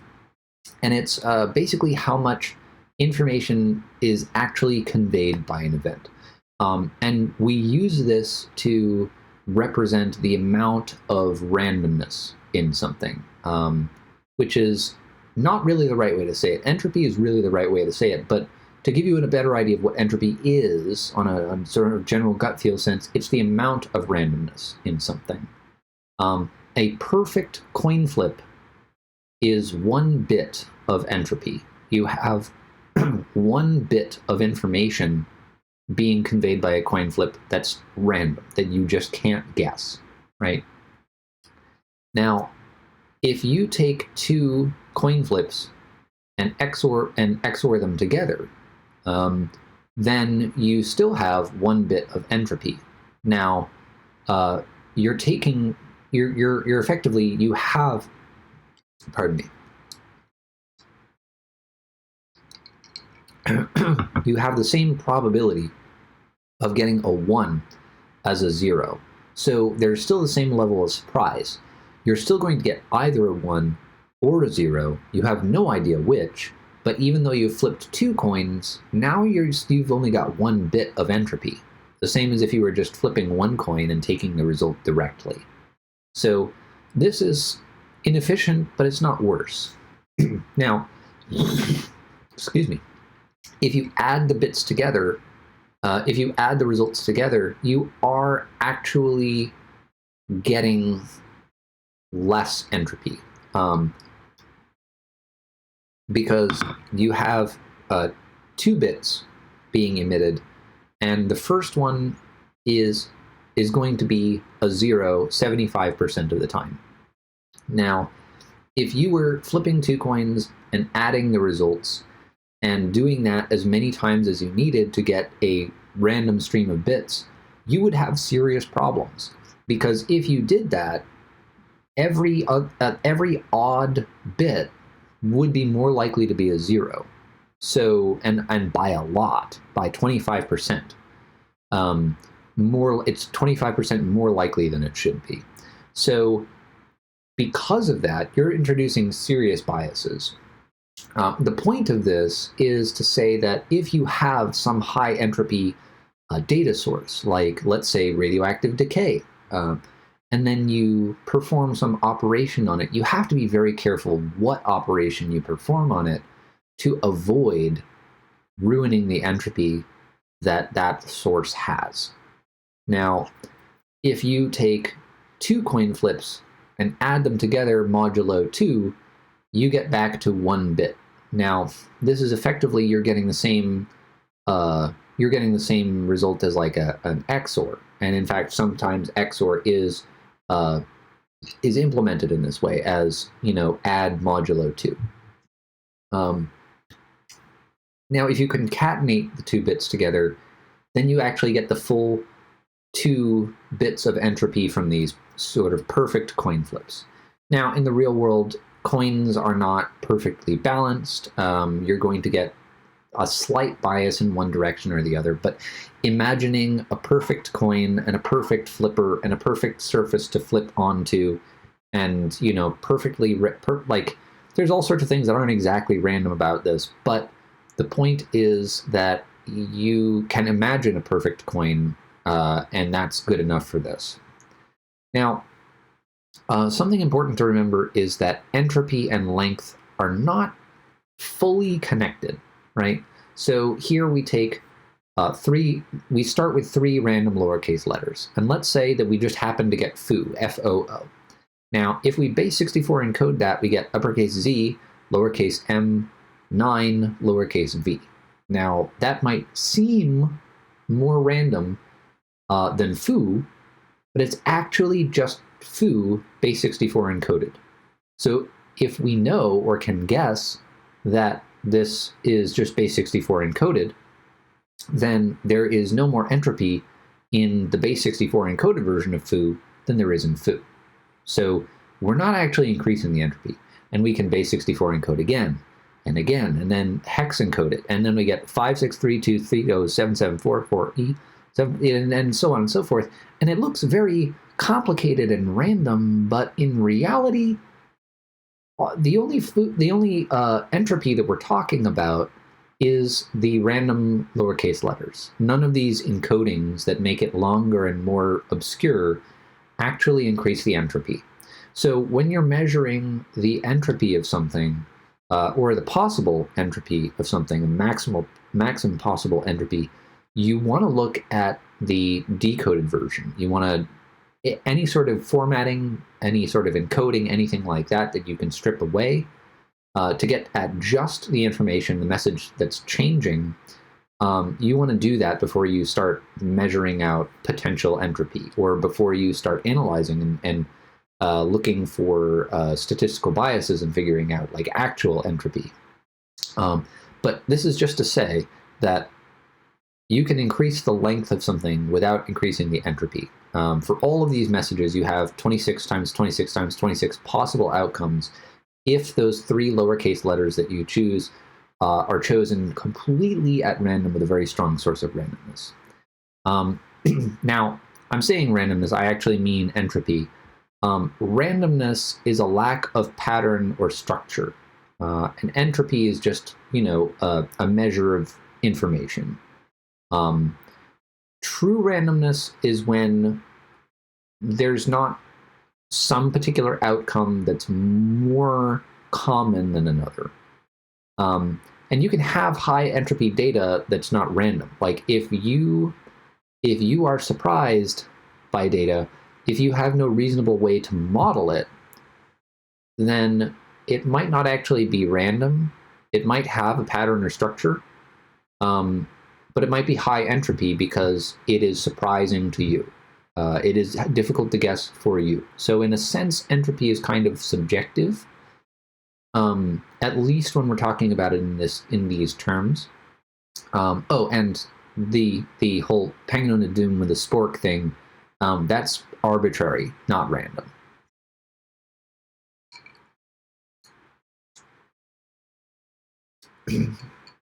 So, talking about some more ways to ruin good entropy, if you just don't take enough samples from your random number generator, your entropy source, you're just not going to have something that's hard to guess. And if your security system relies on something being hard to guess, let's say that you're generating a URL, a link to send to somebody via email to reset their password. And when someone requests it, you send to the email on file a link with a random string in it. Now, if that random string is only 1 byte long, well, then you only have 256 guesses to get it right, even if you weren't receiving, even if you didn't receive the email. So that's totally not enough. So even if you have a very strong source of randomness, you have to make sure that you're pulling enough data from it to really be effective. So you can have a high quality source of entropy and just not pull enough from it. You might also, as we talked about earlier, perform some operations on the data that reduce the effective entropy. So adding the numbers, for instance. And this is actually why the number 7 is considered lucky, is because when you take 2 dice and roll them together and add the numbers, you are most likely to get a 7, because if you have, die 1 and die 2, 1 and 6, you get 7. 2 and 5, 7. 3 and 4, 4 and 3. 5 and 2, 6 and 1, right? There's a bunch of different ways that you can get 7, but there's only one possible way to get a 2, as that's to roll a 1 on both dice. So this skews the probability, right? Even if your dice are perfect, right? 7 is still going to be your most likely outcome. So that's pretty cool, right? That's why 7 is considered a lucky number, or at least I'm pretty sure. That's what I've heard. But I guess things like that get lost to the sands of time, so we might never know why it was originally considered a lucky number. But it's a good theory. It's a good guess. So the birthday paradox. Here's something interesting as well. This is a particular thing that affects the likelihood of 2 numbers in a set matching each other. So the likelihood of this happening, you would think that it grows at a steady rate the more items you add to the set, but that's not how it works. It grows faster than that. So this paradox is based on the question of how many people do you need in a room before the chances of 2 people sharing a birthday are 50%. Now, on first blush, a lot of people hear this question and think, well, there's 365 days in a year. I'll cut that in half, 180 people, right? And the answer is actually 23. You need 23 people, roughly. It's a little less than that. You have like a fractional person, right? Like 22.7 people or whatever. But since there are no fractional people, then it has to be like an integer. We're talking about 23. You need 23 people before the chances are 50% or better that 2 people in the room, any 2 people, will share a birthday. Now, if you had a related question, which was, how many people do you have to have in a room before the chances that one of them has a birthday that matches one particular day of the year, that's assuming that birthdays are equally distributed. They're not. Then you would have to have around 100 and 180 people. Yes, 182, 183, somewhere around that. I do not want to become famous. How about you go away? Thank you. All right. So anyway, so we have this birthday paradox, right? And this comes into play when we are building systems where two things have to match, right? So let's say we'll go back to our reset password example.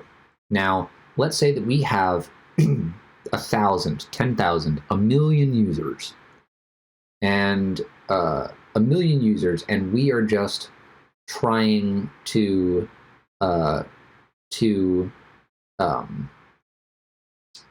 we're just trying to give them all unique codes, right?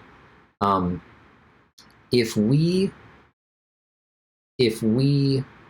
generate reset passwords for a whole bunch of people and for ourselves, or you know what's a better idea? Let's talk about this in terms of Bitcoin. And I know that this is not the right village for that. That's a different kind of crypto, but it's related. And this is the part where cryptocurrency actually uses cryptography. So let's say that you are generating keys, right?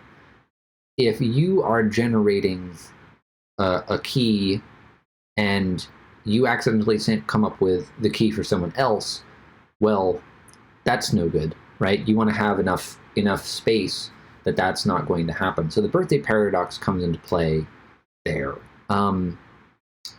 Another example was Dan Kaminsky's famous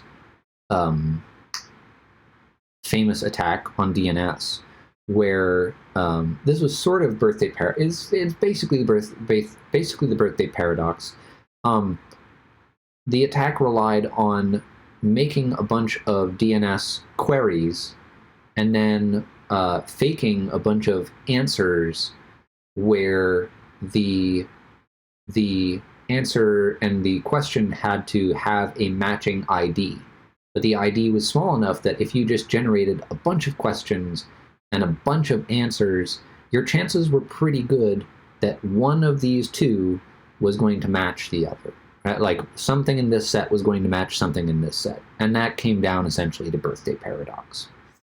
I'm probably doing a pretty bad job of explaining this. There are better explainers on this. I kind of want to skip over this slide because I've already spent too much time on this. So let's go to consequences of low entropy. So this is, again, we've sort of talked about this in advance of this slide. If you are making something like a session token, or a lottery number, or a private key, or a multi-factor authentication code, or a randomly generated password, any of these things, and there's a bunch of different situations in information security where you need something that is very, very, very difficult to guess. Having low entropy means that these things are easier to guess, which means that it might not be hard enough to guess for the system that you've built. And then when you use it as part of a crypto system, then that algorithm might fall apart. In fact, there are lots of algorithms in cryptography. Just to bring this back into the world of cryptography, there's lots of situations in the realm of cryptography where you need to pick a strongly chosen random number, So one of these is choosing stuff for the one-time pad, but there are other applications. So there is an exercise available on the CTF, which again is at, I think I'm pointing in the right direction, which is down there, crypto.iscool.af. You can check out, this is chapter 2, exercise 1, and I think it's called crap RNG on the CTF. So if you want to try exploiting an RNG where the one-time pad is intentionally ruined, what's going on, Freya? If you want to check out an intentionally ruined RNG being used for the one-time pad, if you want to exploit that, you can do that using the CTF. So that challenge is available to you. So if you want to check that out, cool. I don't actually have the time to like kind of wait to kind of like give you time to do that. So I'm just going to keep going with workshop. But it will be available to you. And if you are worried that you're not going to have time to try it out, don't worry about it. The CTF is going to stay up for probably till the end of the month. I'm going to keep it up. Billing is monthly on the platform that I'm using, so I might as well keep it up for a whole month and just keep letting people pick at it. So anyway, moving on to pseudo-random number generation. So a pseudo-random number generator produces numbers that seem random, but they're not random at all. There's a pattern, there's a structure, there's a way in which they are consistently produced. You have a seed, which is sort of a starting spot, and you iterate off of that. You perform mathematical operations on the seed to get the next number and the next number and the next number. So they're totally not random. The numbers are not random at all. But depending on how the PRNG is built, they might be as good as random as long as the seed that you started with was actually truly random, or at least unknown to the observer. It has a state mutation function, and an output function. Any PRNG has these three things. The state is just sort of like what number it's on right then. And the mutation function is how it gets from one state to the next so that it can keep generating numbers in perpetuity. And the output function takes this sort of state and then generates from the state, generates an output number. And that output might be the same as the state, but it probably shouldn't be for a strong, for anything that should be secure. So you have this function that should transform an internal state into sort of an external state or an output. But like I said, it might be identical, and we'll see that. And sometimes this output function isn't just like, spit out the number. It's not the identity function, so to speak. But it might be just truncation. You might just cut off the last couple digits or the first couple digits of the number. It might be that the transformation is reversible. Or it might be that it's reversible if you have enough outputs, or if you have a large enough output. So let's talk about a very, very simple form of pseudo-random number generator that's really common, and it's called the linear congruential generator. And it's really common because it's stupidly easy to implement. So in order to get to the next state, you have a constant value, A, which is your addend, your multiplicand, your coefficient, your multiplicand, a number by which you multiply the state. You have C, which is your addend, a thing that just gets added to the state after the multiplication step. And then you have a modulus, M, so that you are only generating numbers within a specific domain. So like 1 to 1,000, for instance. So M would be 1,000 if you only wanted to generate numbers from 1 to 1,000. And so you can actually get to the previous state by doing this other algorithm, doing this other thing.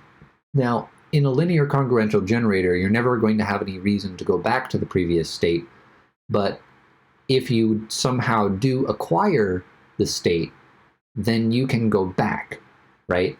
So if you at any point with a linear congruential generator, or LCG, just so I don't have to say linear congruential generator a million times, if you get the state of an LCG, you can figure out what the next state is going to be, and thereby figure out what the next output is going to be if you just use this formula, if you know what A, C, and M are.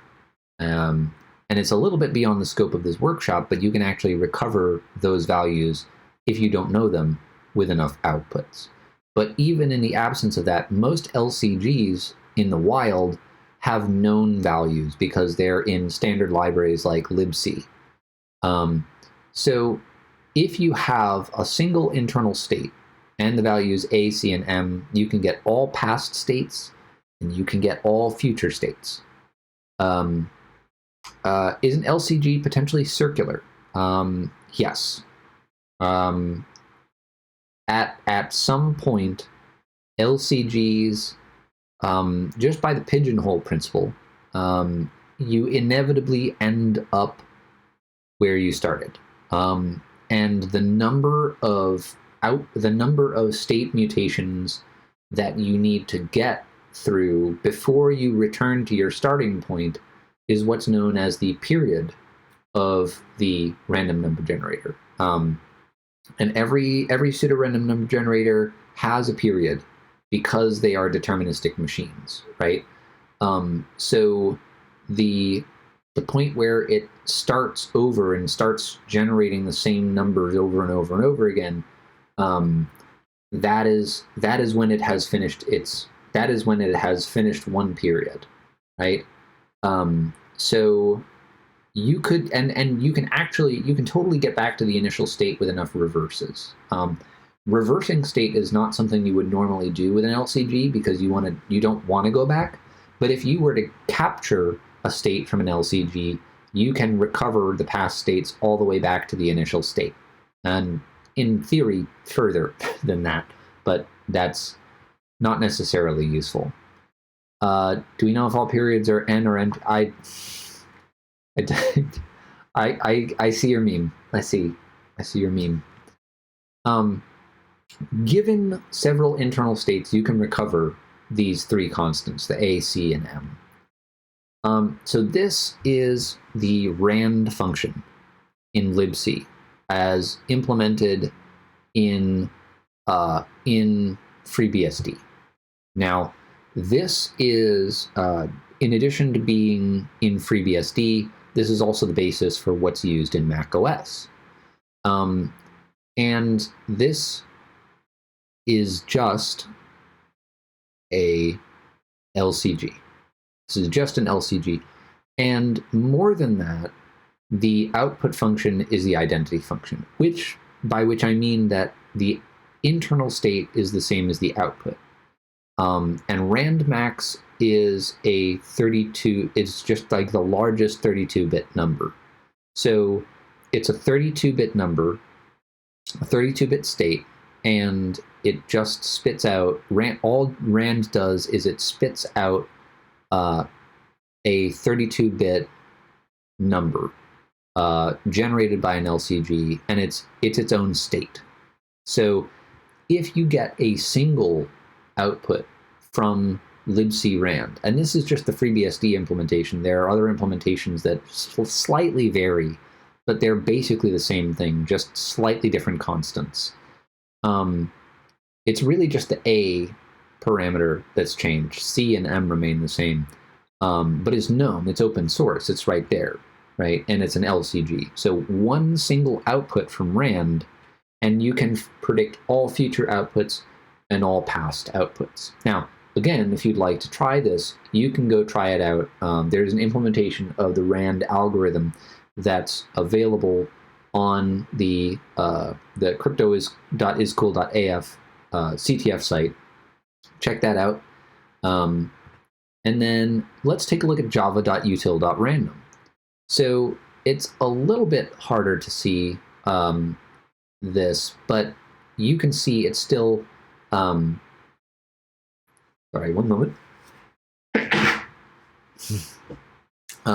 you can see it's still the state times a fixed number plus a fixed number,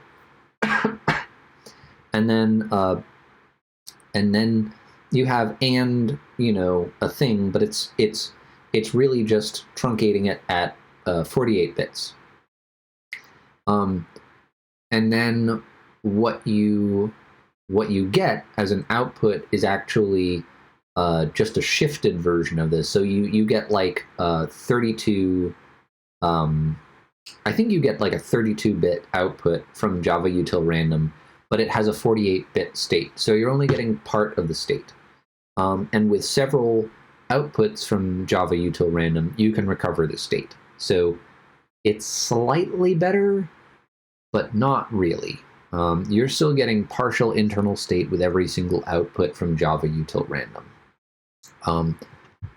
Now, that's bad enough, but these LCGs also have a pretty terrible set of biases. So you may have heard before that you shouldn't use the sort of just like generally available random number generator from, Java or Perl or PHP or libc or Python or whatever. You want to specifically use the cryptographically strong random number generator. And now, hopefully, you understand why. So Rand and Java Util Random are these weak LCGs. So POSIX libc Rand, FreeBSD libc Rand, Java Util Random, all of these are LCGs. All of them are weak. Don't use them if you want random numbers, or at least high entropy. It's not what you want. So, like I said, there's an exercise here. So this is actually going to be, the exercise is based on libc Rand, not FreeBSD Rand. So you're going to want to look up the constants for libc Rand specifically. And I'll just go back here. Where the challenge is based on POSIX libc. So if you just want to, copy this down or take a screenshot or whatever, I'm going to give you a second to do that. This is the implementation used in the challenge.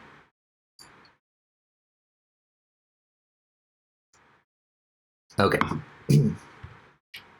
So, the Mercen Twister, this is a slightly better RNG, not that much better. The internal state is a lot bigger. There's 624 32-bit words that make up the internal state. And so if you get 624 sequential full 32-bit outputs from the Mercen Twister, you can then reverse the output function. It is reversible, and then recover the internal state, and then you can start to generate future states.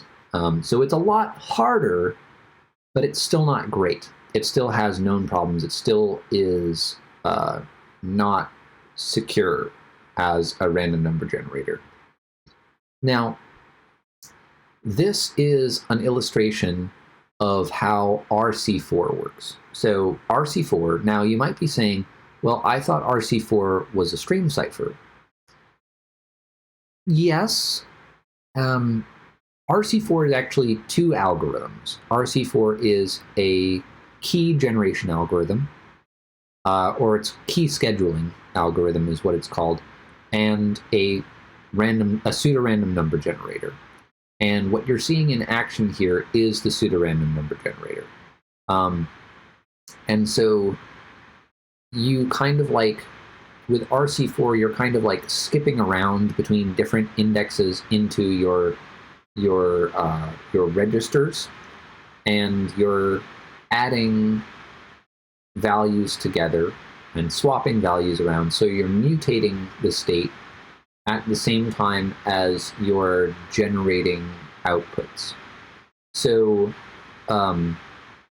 you have this problem, though, where when you start, you're always starting with the registers set to like 1, 2, 3, 4, 5, 6, 7, all the way up to 32. And this is a problem, right? Because you have a pretty common state at that point.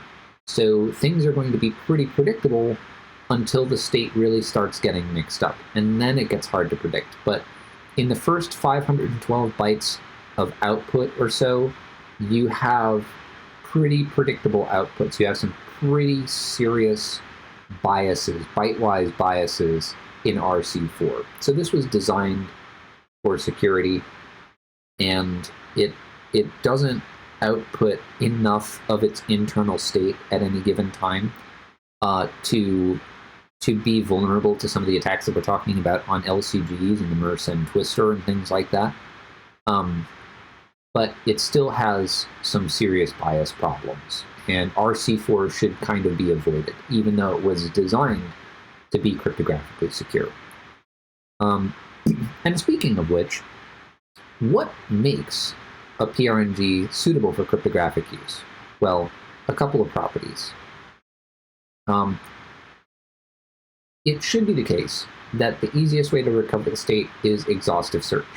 And we should have a large enough state, a large enough seed space to make this infeasible, right?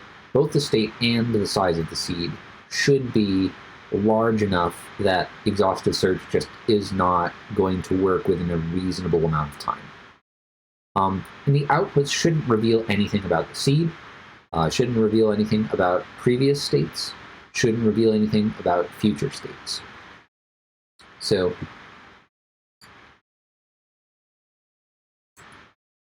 the outputs should also be statistically unbiased. It should be very difficult to guess the next bit correctly with any chances better than just random guessing, right? 50%. Choosing the seed correctly is also important. We kind of glossed over it earlier, but something important to remember is that if you choose the seed badly, it's going to be predictable. And if you are, especially if you're choosing the seed manually or based on a poor source of randomness, like time. Time is a great example. A lot of novice, at least developers that are novices with working with random number generators and cryptography will seed a random number generator, a strong one, a cryptographically strong one, with the current time in seconds. So like a Unix timestamp. And that's a pretty big problem, because if I know that you're doing that, and I know when you generated your random data, or I can control when you generate your random data, then I can guess that seed. If I know generally what your clock, what your time looks like, or I can guess your clock skew, I can just guess enough, just millisecond times, or down maybe time in seconds, and get the seed. And I can check my work because I can see the outputs from your random number generator. So that is a way that you can break a lot of random number generator usage, even with strong pseudo-random number generators, is that people will choose the seeds poorly. Or in some cases, they'll even hard code it, and that's terrible, because then you're not getting random numbers. You're not getting even pseudo-random numbers. You're getting the same set of numbers every single time. So let's talk about stream ciphers. So a stream cipher is effectively just the one-time pad and a cryptographically strong pseudo-random number generator, and you beer slam them together, right? So you take a cryptographically strong pseudo-random number generator, you seed it with with the key, and usually an additional number as well, an IV or an N once, a nonce, although if you're British that means something different. So if you take that that cryptographically strong pseudo-random number generator, generate a long string of bits, and then use that with a one-time pad algorithm. It's not quite one-time pad because it's not truly random data, but you get all the guarantees of the one-time pad so long as you assume that the pseudo-random number generator is strongly built. So as long as you can rely on that, cool. So instead of having truly random data, you have pseudo-random data. But if it's indistinguishable, great. So what you do is you take a small secret key, and at least small in comparison to one-time pad keys. You take a secret key that is of manageable size, we'll say, maybe not small, but manageable size. And then you add a one-use random number, an n-once or nonce, and you concatenate them together or you XOR them together, and you use those as the seed for the cryptographically strong pseudo-random number generator. So if you have pre-exchanged your key with your communication partner, or you've found some other way to manage it, you've agreed upon this key somehow, and then you can just exchange the n-once in the open. You can send it along with your encrypted data. You take that ciphertext that you've generated using one-time pad and the bits you generated from the RNG, the number generator, and you tack the n-once that you've chosen onto it and send it off to your communication partner. They already know the secret key. They combine it with the n-once that you've sent, generate the same set of bits, and use it to decrypt the ciphertext with just simple XOR. And as long as your random number generator, your CSPRNG, is strong, you have all the same guarantees as the one-time pad. Now, the choice of your nonces is important, because if you choose the same one multiple times, then the result of combining it with a secret key is the same seed, and then that means same stream of bits. If you have multiple messages generated with the same stream of bits, then it's not the one-time pad anymore. It's the many-time pad. It's multi-byte XOR, and we know how to break that. We talked about how to break that. We can break that statistically. So you want random numbers, and you want to use them once and only once. In fact, it's in the name. It's n-once, like number once, right? I got ahead of myself here. I read out basically what this entire slide is going to say. So, so you might say, okay, well, I know that I can't use an n-once more than once. So why don't I just iterate? Why don't I just start at 1, and then use 2, and 3, and 4, and 5, and 6, and so on and so forth? Well, sure, you can do that, and you will be guaranteed, as long as you are the only party in the communication. Like if you're encrypting it and then, you know, using that data yourself later, like storing it in a database. Let's say you in this situation are a web application. Okay, sure, yeah, iterative nonces can work. However, you have to make sure that you're keeping track of your state very carefully, because let's say that every reboot you go back to 0. Well, then you have a problem. You have a big problem. There's also the problem with related key attacks. There's some algorithms where if your keys are too similar to another, like with Rc4, if your keys are too similar to each other, then you have a problem, because similar keys are going to produce similar outputs.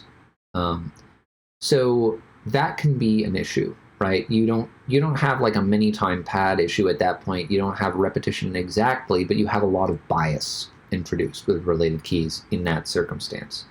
So you might consider in this case, in order to prevent that, you might consider doing something like hashing the secret key and the n-once together in order to produce it, in order to have that be your mix operation.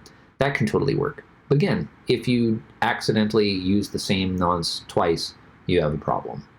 And then you have multi-party communication. So back in the day, Microsoft made a big boo-boo when they, and they have a more recent one actually, they made a big boo-boo early on with a VPN protocol that they created, or it's sort of a VPN, sort of a point-to-point protocol, but it was MS-CHAP was the protocol.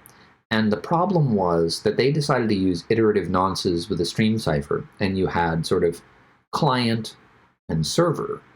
And client would say, I'd like to connect to you, whatever. They would establish keys somehow, I'm not really sure.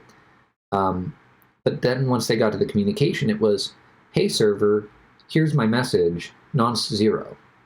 And the server would say, okay, great, client, thank you, here's my message, nonce 0. Okay, here's my other message, nonce 1, nonce 1, nonce 2, nonce 2. So the problem was they used iterative nonces, but both parties used the same set of nonces. And so it was a two-time pad that you have effectively had and that you effectively ended up with. So if you knew part of the message in one direction, you could apply that on the same part of the message in the opposite direction. So if you knew everything that the client was going to say, or if you knew bits of the format of what the client was saying, you could apply that to their response. And that would be enough to break it. But you can also apply statistical attacks, although with only 2 samples, it's a little bit limited. It's still very, very powerful. So it was bad. They released an updated version, MS-CHAP v2, that addresses that, but I think they abandoned that protocol entirely later on. Point is, you have to be careful with iterative nonces.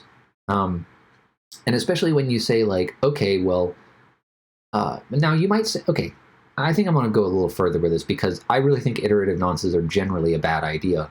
And you might say, oh, well, that's an easy fix. I just, this guy starts at 0 and this guy starts at 1, and they just, do even numbers.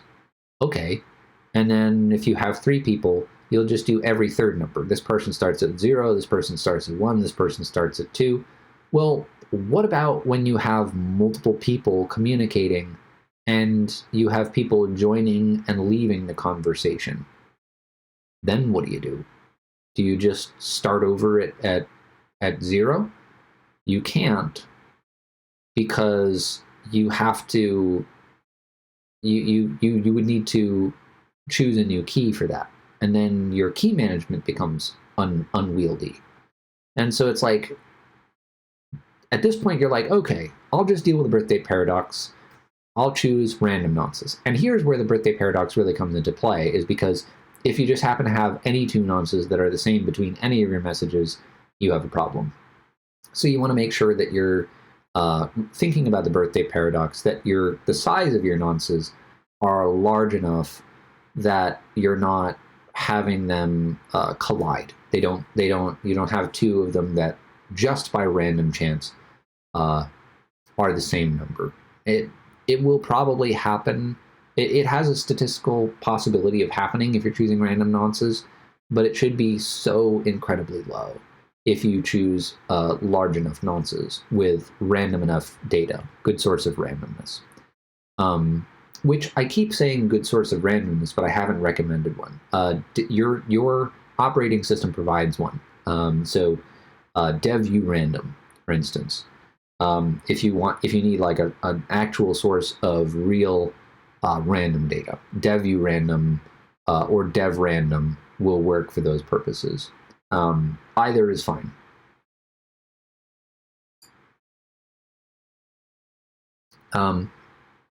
Now, because stream ciphers are built on all these technologies, they're built on XOR, they're built on the one-time pad, they're built on pseudo-random number generators. All of these different attacks that apply to these different component technologies apply to stream ciphers potentially. There's some things like key reuse. If you reuse keys and IVs or nonces, you are going to end up with the same OTP stream, and so you'll have problems there. We saw that and how it applies to things like Rc4.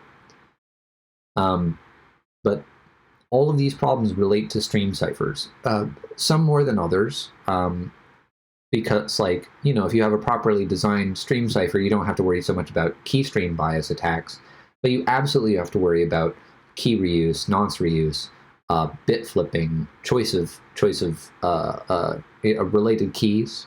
So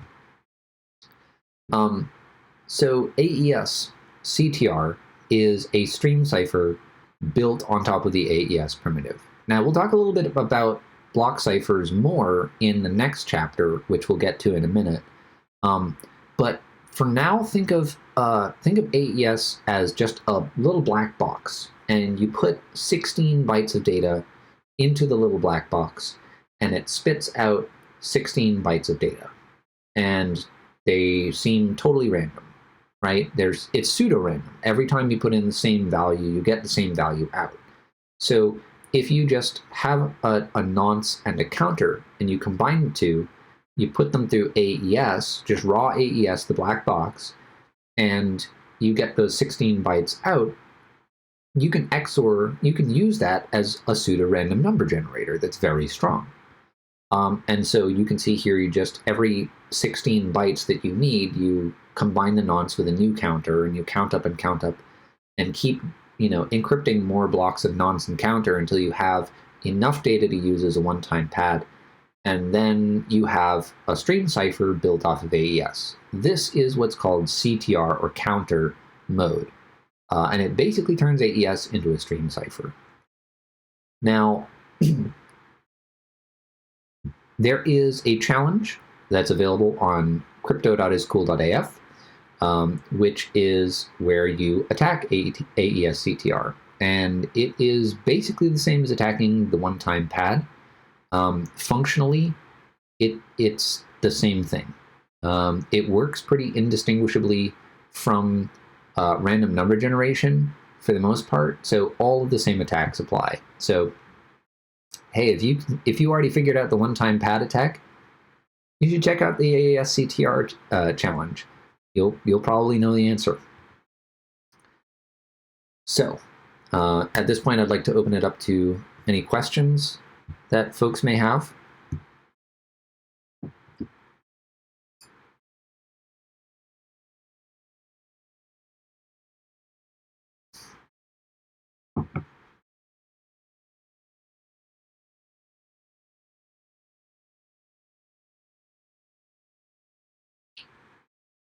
Well, it doesn't seem like there are any questions, either that or the stream's on a delay and I don't know about it. So I'm going to take a quick break, grab some water. How often do you see these mistakes in your work?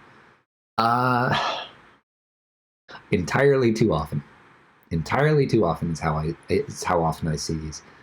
IV reuse, nonce reuse is actually incredibly common. Is Chapter 3 CTF working? It should be. It should be. If it's not, I can go check on that during the break.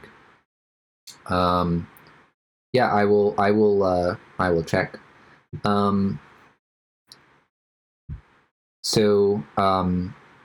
Yeah, these mistakes happen way too often. Okay, so nonce, having a fixed nonce is actually a problem with the old version of netlogon.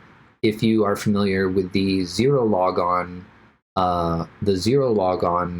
attack against the netlogon protocol, that is a nonce reuse problem. They just set a fixed IV of all zeros. Now, there was an additional really cool, and if you're an attacker, problem with an all zero IV in the particular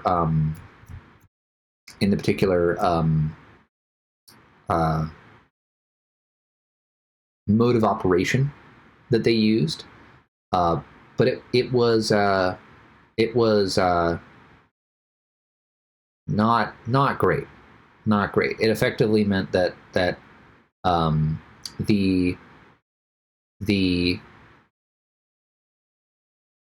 the stream of random bits, the pseudo-random number generator that was used in the mode, was not working the way it should.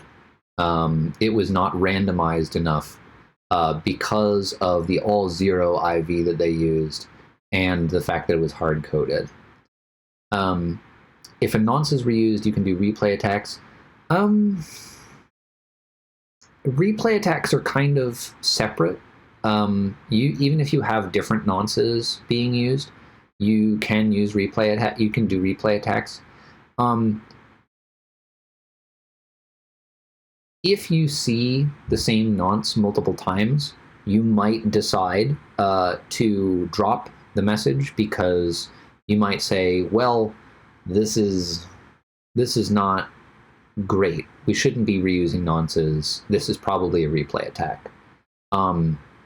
That's one way to handle it. I don't think it's the best way, but it's one way to handle it. Are web apps a pretty common oopsie zone, or do you more commonly see these issues come up with other services? It doesn't seem to matter. Wherever I review cryptography, most people, and I'm talking about little developers all the way up to, the big guys like Microsoft. I've worked with other large companies that I can't name for NDA reasons. Microsoft is a very public example of this in a number of situations, but don't think of that as just Microsoft. It's just, they're a great example of like how you can have plenty of money and experience and people and still get it horribly, terribly basic wrong. These mistakes are absolutely everywhere. I like to tell people that cryptographic mistakes right now are kind of like SQL injection was back in the 90s. It's really bad. It's everywhere. That's part of the reason that I wanted to do this, is because it's really everywhere. It's really, really bad right now. So you can learn just the basics and like pick up a lot of bug bounties or find a lot of bugs in your testing or whatever it is you're doing with this, So it really, really is everywhere. But anyway, so I think that's all the questions. So if there are any more questions, go ahead and drop them in chat. I'm going to check on the CTF and make sure everything is on the up and up, possibly bounce the service and update. Yeah, I will be back in a couple minutes, and I will see you then.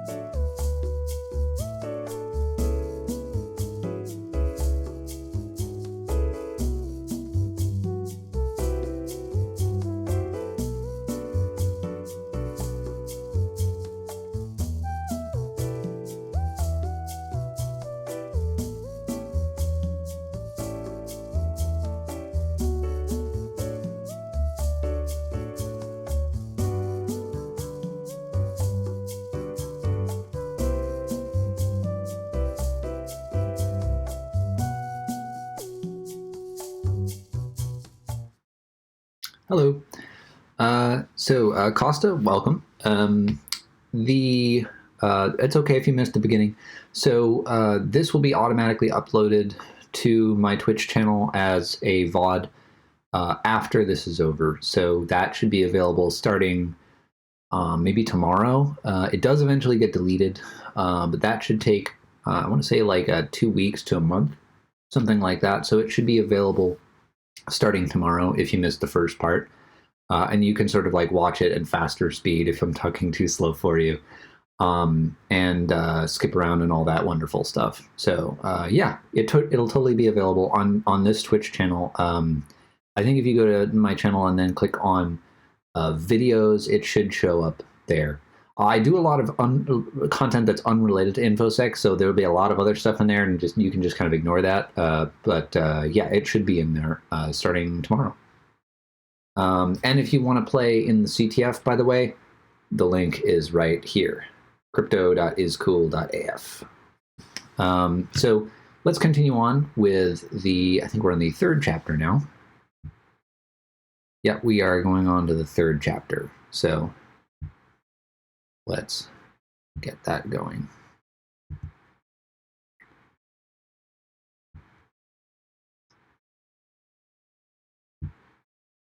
So we'll just update this real quick. Hold on just a moment.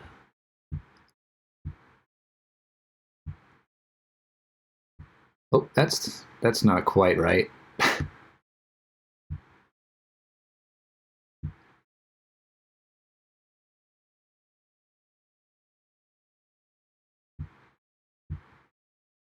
That's better. Okay. Well, pro streamer. All right. So let's begin with part 3. We're going to talk now. We've talked about XOR, and we've talked about entropy and pseudo-random number generation and stream ciphers. Let's talk about a different approach to building a modern cipher. We've already built up everything that we need to get to a modern cipher and understand it and attack it. So now let's talk about block ciphers. So Stromer. So let's talk about PRFs and PRPs, just really briefly. And this is like, at its core, this is what block ciphers are. So pseudo-random functions are some mathematical function. We won't get into it because I don't really want to touch the math too much. But pseudo-random functions are a thing that maps values within some space. Like, let's say in this case, we're talking about 2-bit numbers. So you pseudo-randomly take in one number and spit out another. And the mapping between the inputs and the outputs is pseudo-random. Different inputs can map to the same output. So in this example, you have 2 different values that map to 1, 1 as an output. It needs to be efficient, but it doesn't need to be invertible. It can be a one-way only thing. And so then you have a different thing called a PRP, or pseudo-random permutation. And a pseudo-random permutation is essentially the basis of a block cipher. It is at the core of a block cipher. So AES is a PRP, a pseudo-random permutation. So it needs to be, again, within some space of possible values. You need to be able to map between, one number in that set to a different number in that set. And it must be a one-to-one mapping. So every input must map to exactly one output and back and forth, right? It needs to be invertible. You need to be able to go in both directions. And it, again, needs to be efficient. So there's a thing called a Feistel network, which basically takes a PRF, some pseudo-random function, and makes it into a pseudo-random permutation. And it's a really cool design. I would love it if more block ciphers used the Feistel network. There are a couple real-world examples that do use it. DES being one of, and by extension 3 does, that use a Feistel network. It's a pretty cool design, but it's not commonly used. Anyway, I think it's pretty cool. I don't want to get too much into this because this gets too much into the guts of block cipher design at a low level. And what I really want to talk about is you can just understand by abstracting a block cipher into just the PRP and it's at its basic level, which is thing go in, thing come out, and you can reverse it, right? And that those things are within like some domain of, let's say, 16 byte values. For AES, that's exactly what you're talking about. You take a 16 byte number, you put it in, and you add a key, and you get a different one that comes out. And that's it. And you can put it in reverse, and it'll get you back the same number that you came in with, right? So that's a generally useful thing because it means we can take, if we have a secret key, we can shove it into AES, and we can take a secret key and 16 bytes of data represented as numbers, shove it into AES, and get an encrypted version of it, and then get it back. So that's essentially what we're talking about here. Now, a block cipher is a specific pseudo-random permutation. I said it was a PRP. It's a PRP that takes a key. Also, hi Wumpus, what's up, dude? You shouldn't be able to predict the output without the key. The outputs shouldn't reveal info about the key. So it's a specific kind of PRP, but it is basically at its core a PRP. Now, the ideal block cipher is kind of like the one-time pad. It involves true randomness, and you generate random mappings until you have enough random mappings that you have one-to-one relationships between all possible input values and all possible output values. So this is in the same way that the one-time pad is provably secure, this is also provably secure in the same ways that the one-time pad is. And we talked about the limitations of that earlier. We talked about how to attack one-time pad. Yeah, this is the ideal block cipher. You may not like it, but it is. Thank you. I'm glad someone made that joke. Yes, but this is in a sense the ideal block cipher. In the same way that the one-time pad is the ideal stream cipher. But it's terribly impractical. Because the key here is one lookup table. The key here is the mapping itself. So the function is just a lookup table, and the lookup table itself is the key. The values in the lookup table is the key. And so if you are talking about a 16-byte block cipher, you need 10.8 quadrillion yottabytes in order to store a single key. And if you want to know how big that is, a single yottabyte is 1,000 exabytes, I think. I believe that's the case. And the estimated combined storage of all storage media in the entire world is a couple exabytes. So we are orders of magnitude away from being able to store even one key under this scheme. So it is so horribly impractical that this just can't work. This just does not work in a practical sense. It's totally infeasible. However, we can do something similar to what we do with one-time pad and stream ciphers. One-time pad it's unwieldy, but in specific circumstances, it can actually be applied in the real world.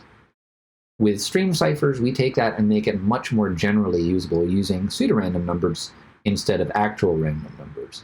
So we have an ideal function with true randomness that's infeasible. We swap in pseudo-random numbers, and then suddenly it's something that we can work with. exchange a small key, and the key is used to generate the larger mapping.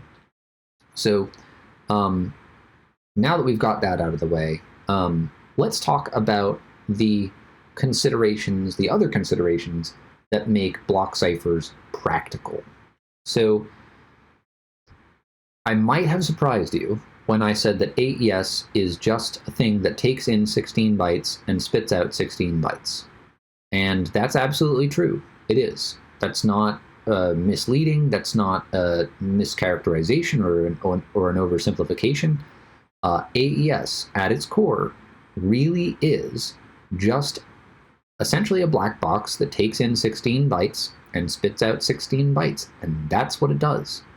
It takes a key as well, but that is what it does. There are other constructions around it that turn it into something more, that make it more generally usable. So the problem is, yeah, we get 16 bytes and that's it.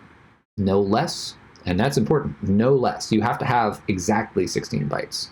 No less, no more. So if data is longer than 16 bytes, or if data is shorter than 16 bytes, no can do.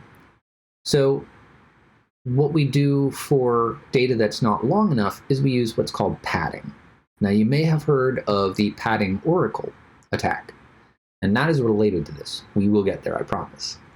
So padding is junk data that is added to plaintext before it's encrypted to get it up to 16 bytes in length, or 8 bytes, whatever the block size is.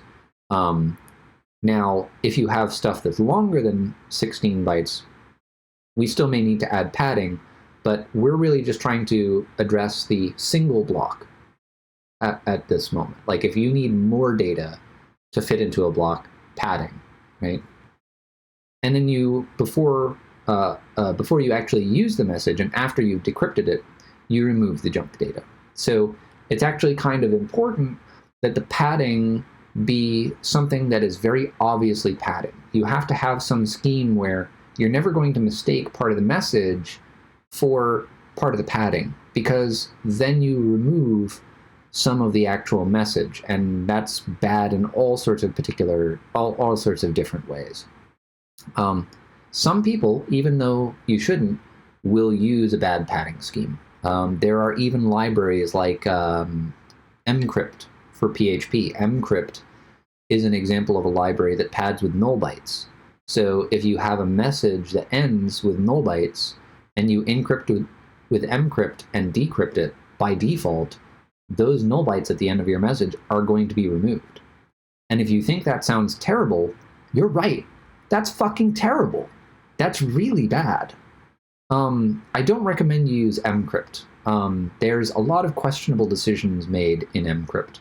There's better libraries, even if you're using PHP, there's better libraries for encryption than mcrypt.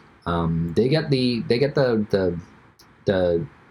the ciphers and stuff mostly correct. I say mostly. They get them correct. There's some weirdnesses there too. Like they have like a 32-bit version of Rindall, which is like weird, but okay, sure. But it's kind of like it works for PHP because PHP is also really weird and dodgy too, and so is mcrypt. Anyway, I'm going to stop bitching about mcrypt and move on. So let's talk about null byte padding. Let's talk about this scheme. So you have, let's say you're working with an 8-byte block cipher like DES or 3DES or Blowfish. May Zorg have mercy on your soul if you're using PHP. Yeah, man, PHP's. I've studied PHP a lot, and it's got some weirdness to it. It actually used to be much worse, if you can believe that. They've actually made a lot of changes that make it much less weird to audit and write secure code in. But it's still they give you it's still tough. It's still tough. It's still a very weird language from a security perspective. Anyway, so null byte padding. You take however many bytes you need to reach your block boundary and just add null bytes. And for a message like foo, you can see how it's easy to add and remove this padding, right? It's very plain. But if you have a message that's foo, null byte, now you've got problems, because when you go to remove those null bytes at the end, you just, without the context of like, hey, this is this many bytes long or whatever, then you remove too much. And now your message has changed. That's not good. So there is a challenge on the CTF where there is ambiguous padding, and the padding is with periods, the period character. So you can abuse this to beat the challenge. And again, I'm going to move on for the sake of time, and the CTF will remain open. So if you want to figure this out later on, cool. So this is a different way of doing padding. This is standard for a lot of libraries, and this scheme is actually sane. This is what's called PKCS number 5 or PKCS number 7 padding. The only real difference is that PKCS 5, and this is like a set of cryptography standards, is PKCS, right? So in issue 5 of this standards document that came out, ambiguous padding is the name of my Spinal Tap cover band. Nice. So the difference, and this is really just trivia, PKCS 5 defined this scheme for 8-byte blocks, and eventually people realized, like, hey, wait, you can use this for arbitrary block sizes. It doesn't need to be 8-byte blocks. And so they were kind of like, oh yeah, you're right. There's not a problem with this being used for arbitrary sized blocks. And so in issue 7, they said, yeah, use this for arbitrary sized blocks. It's fine, whatever, So they're basically the same. They are the same scheme, except that PKCS 5 arbitrarily limits it to a block size of 8. So they're the same padding scheme, and people who want to prove that they know more about you in cryptography will sometimes be like, well, actually, you're using PKCS 7 padding, not PKCS 5. And I hate that sort of person. So, you can tell them, fuck you, you're a pedant, and tell them I told you to tell them that. Maybe don't. May say it with somebody else. Anyway, point is, it's a trivial difference. I don't know why I even brought it up, but it's a stupid thing that people bring up, but it's kind of fun trivia. I don't know. Maybe you'll use that in Hacker Jeopardy at some point. Moving on. The way that this works is you take the number of bytes that you need to add to reach the next block boundary. And you take that number and you use that as the ASCII value, as the character value, as the byte value to add repeatedly to the message. So if you need 5 bytes, add 5, byte value 5 bytes, like this. And if you need 2 bytes, you add 2 bytes with the value 2 to the end. And if you have a full block, like if you have a message that fits evenly into your blocks, you add a full block of padding. So if you have an 8-byte message, you would add another block of 8 bytes with byte value 8. So if you have, for instance, a byte value 4 at the end of your message, and you add 4 bytes of padding, it's not going to be removed because the length is encoded into the padding itself. So the padding that's going to be removed is only 4 bytes long, so it doesn't matter what the content of your message is, the padding is always unambiguous. And this is why this is a better scheme than the null byte padding scheme, or others similar to it. So let's talk about block cipher modes. We've already talked about how you can take some piece of data that doesn't quite fit into blocks and make it fit into blocks. But now you have more than one block, and how do you handle that? So the simplest, most naive construction is to just take this data that you've padded to fit evenly into some number of blocks and just chop it up into block-sized chunks, 16 bytes of whatever, for AES, for example. And then you stuff each chunk through the block cipher, and the results that you get, you just stick them back together, just glue them back together. This is what's known as ECB mode, or electronic codebook mode. And you might have heard before that this is bad. It is bad, and we're going to talk about exactly why it's bad. But before we get to the best mode, yes, absolutely, the best mode. And also, Buttspot, you're on fire. You're on fire, buddy.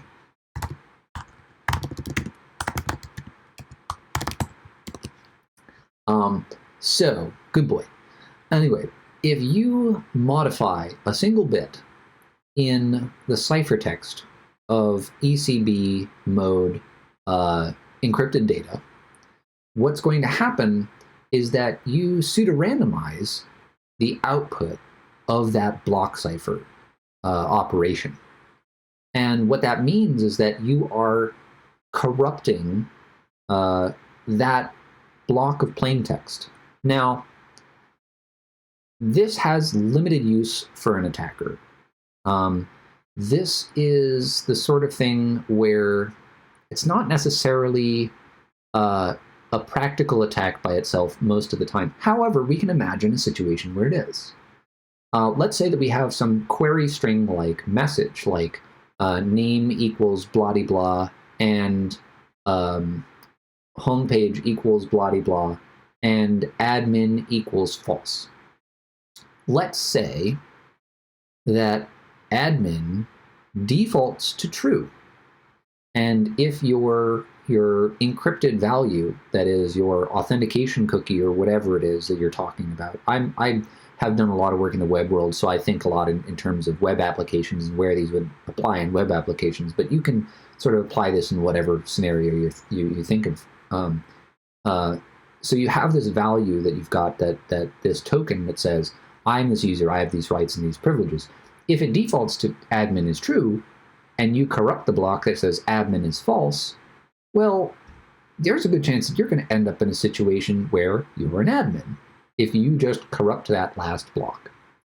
And if you just twiddle the bits in the last block that has that admin equals false, to the point where all of the characters are printable, or none of them cause any problems with the processing of that message, you can just blindly flip bits until you're an admin.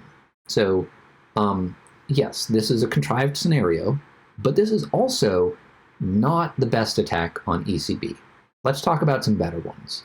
So, first of all, the something that should be stated, something that is often discussed when we're talking about how bad ECB mode is how it leaks patterns. Now, this is an illustration which you probably have seen before if you've done any study of modern cryptography. People love to use this image, and for good reason. It's great. It's a great explainer. The image color data, not the entire image, but just the color data, is encrypted using ECB mode in this image. And you can still see the penguin. Sometimes you'll hear cryptographers talk about seeing the penguins, and this is what they're referring to. They're talking about forms of encryption that reveal patterns so badly, like ECB does, that with data like this, you can actually observe patterns enough to get meaningful information about the data. So if you're old enough to remember things like the Spice channel, or other channels that were unavailable to you, that were the data was encrypted, you know that the encryption wasn't very good because you could sort of see some stuff sometimes show up in there in a very similar way. Reading Rot13, sure, you can see the penguins in Rot13, absolutely. So you can absolutely just see the kind of pattern disclosure. Pattern disclosure, I guess, is the best word that I can think of. That comes from using something like ECB. And the reason for this is because each block has the same value when it goes through AES or whatever else with the same key.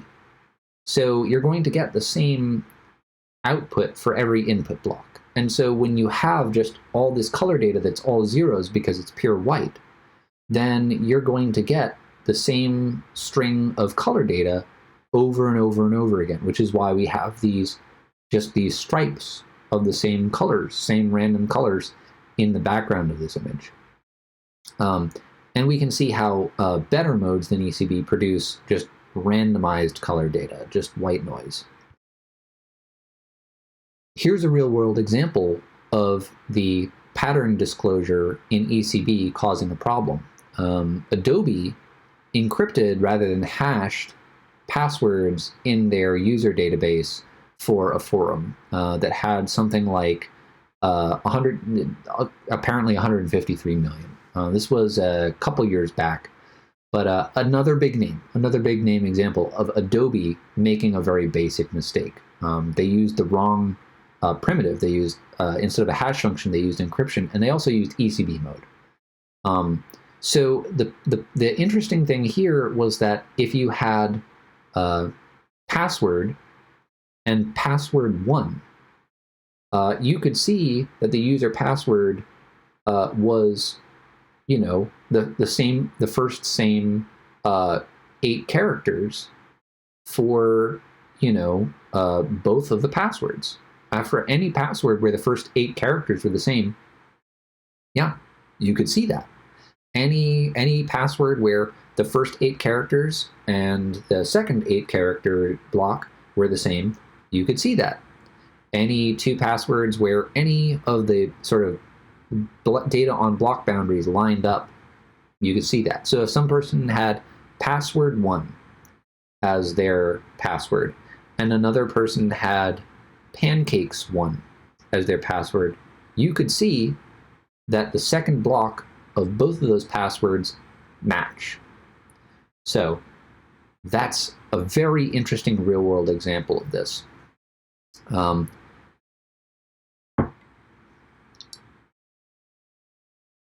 Now, there are problems with like this XKCD mode because like they say this is block mode 3des, and it's like that's not a thing. That's not a thing. But he, you know, he gets the idea. He gets why it's bad, you know. So that's my pet entry coming out. So, you know. Anyway, so there's an attack on ECB, and this is a little bit hard to wrap your head around, maybe, but bear with me. I'll explain it the best I can. This is a pretty cool attack against ECB, and it's not the best attack. The best attack is actually simpler, and we'll get to that after this, but this one is pretty darn cool. So the way that this attack works is that you have to have a system that accepts input from a user, or rather from an attacker, really, because that's what we're talking about here. It appends some data that's secret, that should not be disclosed to the attacker. That data is then encrypted, specifically with ECB, and then the attacker gets the encrypted version of their input with the data, the secret data, appended onto it. Hey, Costa, thank you for the subscription, man. I appreciate that. I hope you're not looking for more hacking content, but if you like speed running and music stuff, I do a lot of that. And I also do a game show that's unfair on purpose. So if you want to check those things out, well, great. But yeah, thank you for the subscription. I appreciate that. So right, back to it. So the prerequisite for this attack is that you have a system like this, where it appends secret data, encrypts, and gives the data back to you encrypted. So we start out by putting in just the same character over and over again. It honestly doesn't matter what we put in, but the easiest thing to do is to have repetitious data like X's. And so here we're representing our data, our input data in red, and our secret data in green. Now, what happens when we reach the point where our input data reaches a point where the data increases in length and output, we know that this means that our secret data has run right up against a block boundary, because now we have had to add an additional block of data. So we figured out how long it takes to get, we basically know how long our secret is, more or less, right? And then the next thing that we want to do is add more X's or A's or whatever repetitious data you're adding until we can see two adjacent blocks that have the same value. And what this means is that now we've reached a point where two important things have happened. One, we have two blocks that we can compare to see if they are the same value. And we know that our secret data is at the beginning of the next block after our input. So we have a situation where we have two repetitious blocks, and right after our input is a block boundary, and then our secret data. So here's where the attack really begins. Now that we've figured out kind of where we are and we've set ourselves up, we take away one character. Now, what this is going to mean is that our blocks that were repetitious, our two blocks of X's, are no longer the same value. Maybe. If the repetitious character we used just happens to be the same as the first character of the secret data, well, then actually we've figured it out, right? We figured out the first character already. But assuming it's not, we then take the last byte of our first block that's repeating, and we change its value, and we keep changing it until we end up just by brute force, by exhaustive search, with a situation where these two blocks repeat. And we might not know, at least initially, what the values are, but we know what we put in. We know what the character was, and we know all of the characters of the second block up until the first byte of the secret data. And now, since we found the correct value, those two blocks feels like picking a combination lock. Yeah, I mean, so in the sense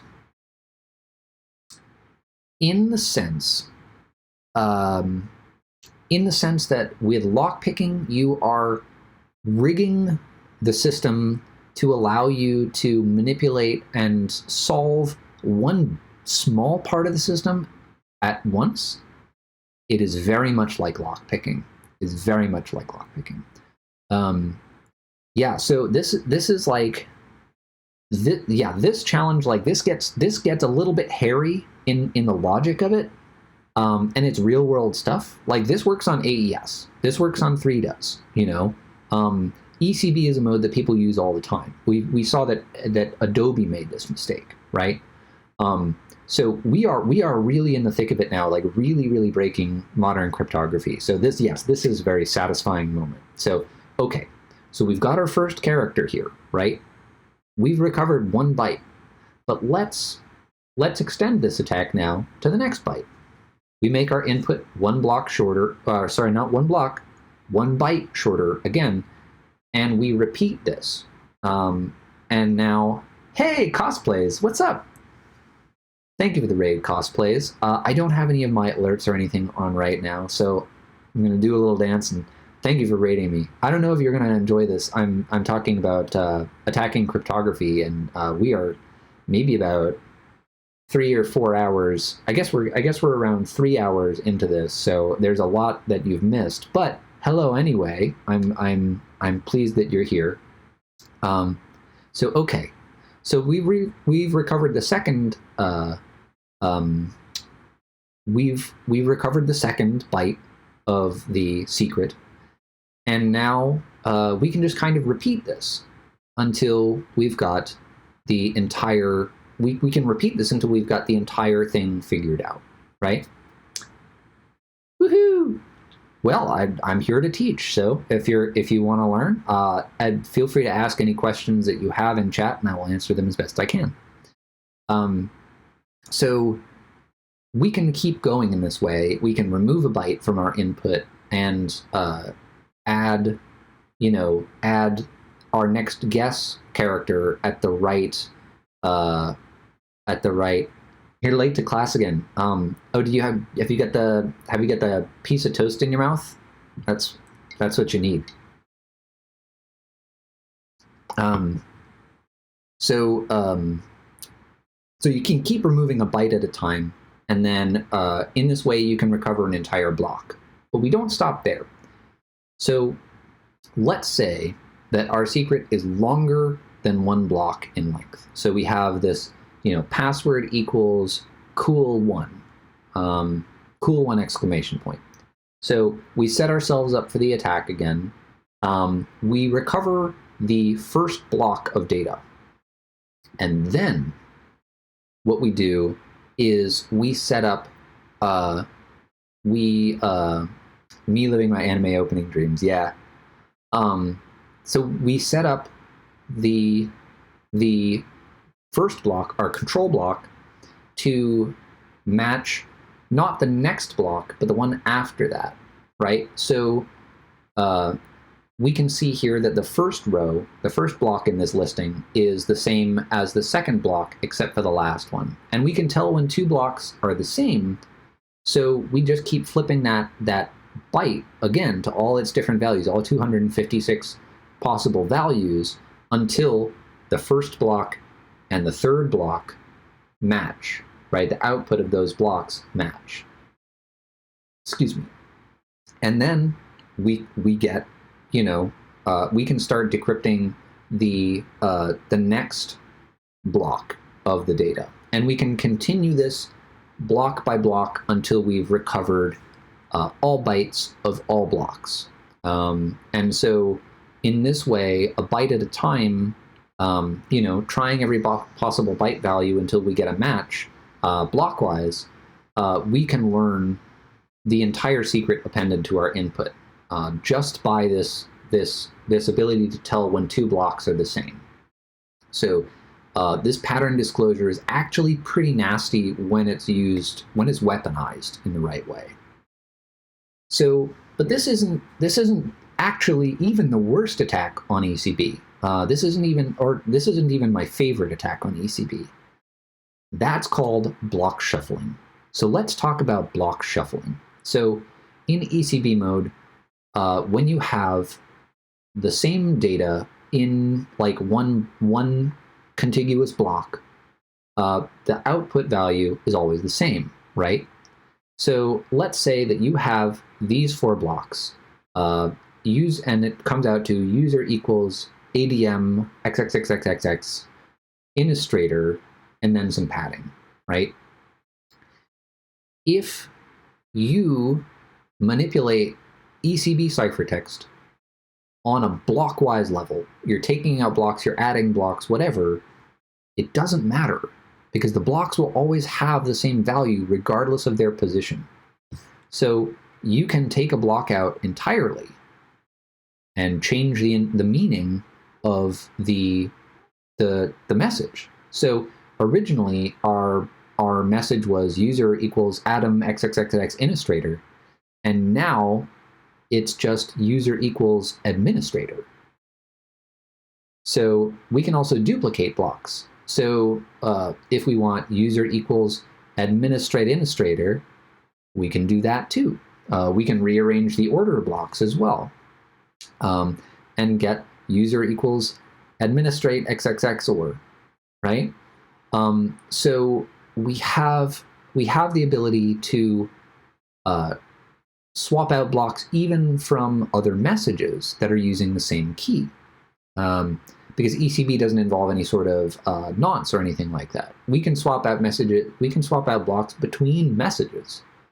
So we can just get all the blocks that we need to from wherever we can get them, however we can make them, and just chunk them together into one message that we've cobbled together out of individual blocks. That's block shuffling. It's very powerful, and as long as you're not using any sort of authentication, then this is possible. And this is a note that I want to make very clear, is that authentication, cryptographic authentication, like a MAC or a signature, is absolutely vital, and that even when your scheme doesn't really need the message to be, it doesn't really need to be proven that the message came from some particular place, not having authentication, not having a MAC or a signature on an encrypted message usually means that you can manipulate it. Most of the attacks that we're talking about in this workshop, most of the practical cryptographic attacks are thwarted by authentication. So in pretty much every case, you would want authentication on your encryption. So we have an exercise for you to try ECB block shuffling in a practical exercise on the CTF. And if you've just joined us, like our raiders, we have set up a practical sort of firing ground target practice for you to try these attacks, these sort of hacking techniques. So if you go to crypto.iscool.af, you can sign up and try those things until the end of the month. I'm going to keep it up until the end of the month, and then it's coming down because otherwise I have to keep paying to renew it. So there you go. So go ahead and try this if you like. All right, so we've talked a lot about how ECB sucks. I hope you get it. I hope you get that ECB sucks, because it sucks. So what do we do? So the one solution to this, hi sharks, love me, welcome in. So one solution to this problem is to XOR mask the input with a random value. So before we put it through the block cipher, we take some random value and we XOR it with the input. Now, if we say, let's generate a random value that's as large as the plain text itself, then we are effectively doubling the amount of data that we have to send in order to make this scheme work. So that's not great. And that also introduces other issues. But we won't get too far into that because that's not what's done in the real world. We are actually talking about building a different mode that is commonly used. Now, if we take a single block value, let's say we generate enough random data for a single block, 16 bytes, 8 bytes, whatever, and we use that as the XOR mask for every single block, well, we still see the penguins. It's just that when you encrypt the same data multiple times, you're going to get different colored penguins. So that's still not great. You won't be able to tell between two messages when, like, two messages have the same thing, but, like, blockwise patterns within the same message are going to be revealed with a repeated single block value. So in practice, what's done is we take a random value, we generate a single value, the size of a block, and that is the XOR mask for the first block. For every other block, we take the ciphertext generated from encrypting that masked value, and we use that as the random value to mask the next block of input. And we chain it in this way. Every ciphertext output becomes the mask for the next input to generate a block of ciphertext, use that as the mask, and so on and so forth. And we call this cipher block chaining, or CBC mode. So we take the plain text, we XOR in what's called an initialization vector, which is a kind of nonce. We put that through the cipher, we get the ciphertext, but that also becomes the XOR mask for the next block, as we can see. Now, what happens when we flip a bit of ciphertext? Well, this is the diagram for the decryption mode. So what happens is that the ciphertext, so if we flip, before we talk about what happens when you flip in the ciphertext, if you flip a bit in the initialization vector, then that changes the very last step of the operation for a given block. Well, specifically for the first block, because it's only used for the first block. What that means is that if you change the bits of the initialization vector, the corresponding bits of the plaintext change. Because remember back to our attack on the one-time pad, we XOR'd in an additional value to the whole thing, and it flipped the bits that we wanted to, right? So if we flip the very last bit of the very last byte of the initialization vector, then the bit at the very end of the first block of plaintext will also change, will also flip to its opposite value, its inverted value. And the same goes for any bit. You can invert any bit in the first block of plaintext by inverting the same bit in this, well, the bit in the same position in the initialization vector. It's effectively free, right? It's very similar to the attack on the one-time pad. Now, slightly different is what happens when you change a bit in the ciphertext. Now, keep in mind that a block of ciphertext is used for two purposes. One, it's decrypted through the block cipher, but it's also used, like the initialization vector, for the next block. So this has two effects. It's kind of a combination of bit flipping attacks on the one-time pad and bit flipping attacks on ECB mode. It's going to pseudo-randomize the output from the block cipher, and you're going to get a completely different plaintext that's just pseudo-random. But you're also going to get that same bit flipping action, like with the IV, in the next block of plaintext. So, if you are willing and able to sacrifice the value of a particular block in the plaintext, you can make targeted modifications to the next block. And this sounds like a big hurdle, but it's really not that much of a hurdle. So there's some real-world examples of where this has been used, where people have gotten around this. So BitLocker and Lux, LUKS, are both full disk encryption systems. And the way the attack worked on those was that both of them used AES CBC, but with no authentication. And I don't want to get too much into it. I think it's a little outside the scope of the workshop.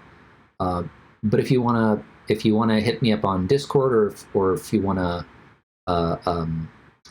something like that, I can answer you maybe another time.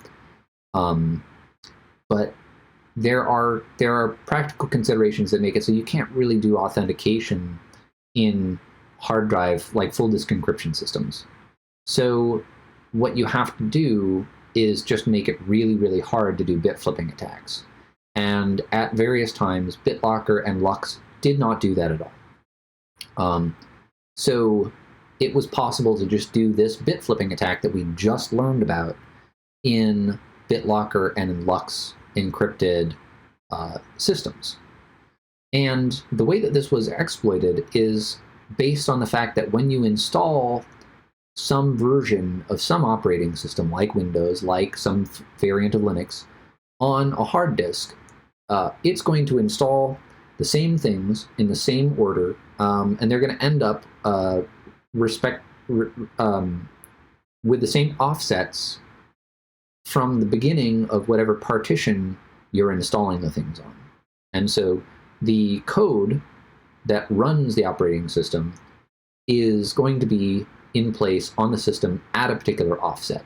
Now, code is really just a set of instructions encoded into bytes. Now, if you're familiar with assembly, you know that the jump instruction allows you to stop executing code where you are and move to another place. So the way that the attack worked is to find some function that gets called early on in the operation of the operating system and to corrupt the block before those instructions, to modify the next instructions to come, to execute a little bit of assembly, and then jump about 16 bytes. And then you corrupt the block of instructions that you just jumped over in order to make targeted changes to that block that you're jumping to, and so on and so forth, corrupting a block, and then a block of actual instructions, corrupt block, instructions, corrupt block, instructions, each instruction block jumping to the next one in sequence in order to execute arbitrary code using a known plaintext attack and this CBC bit flipping. Pretty fucking cool, I think. Pretty cool. Does it only waterfall the next block like that one time, or would it keep going to the next block because the one before it changed? No, it only propagates. It only propagates one block, and I'll go back to the diagram and I'll show you why. So let's say that we modify our first block of ciphertext here. So that changes the decryption of the first block, which results in a different first block of plaintext. It changes the decryption of the XOR unmasking step of the second block of plaintext and flips a bit there. But then by the time we've gotten to the third block of ciphertext, we're taking the third block of ciphertext, which is unchanged, passing it through the same block cipher, taking the unchanged second block of ciphertext, using that as an unmasking value. And so all of the values remain unchanged there in that operation to decrypt the third block. So past the next block, there's no changes made from making a change to one block of ciphertext. So you affect that block and the next one, and everything after that is unaffected. It doesn't waterfall any further than that. Good question. Very good question.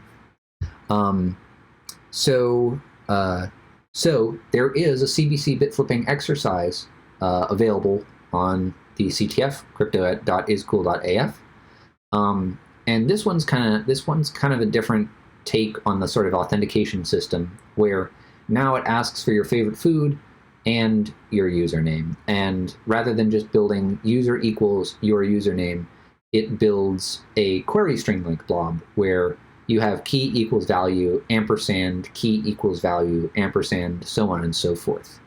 And you have to generate a query string blob like this that simply one of the key value pairs is user equals admin.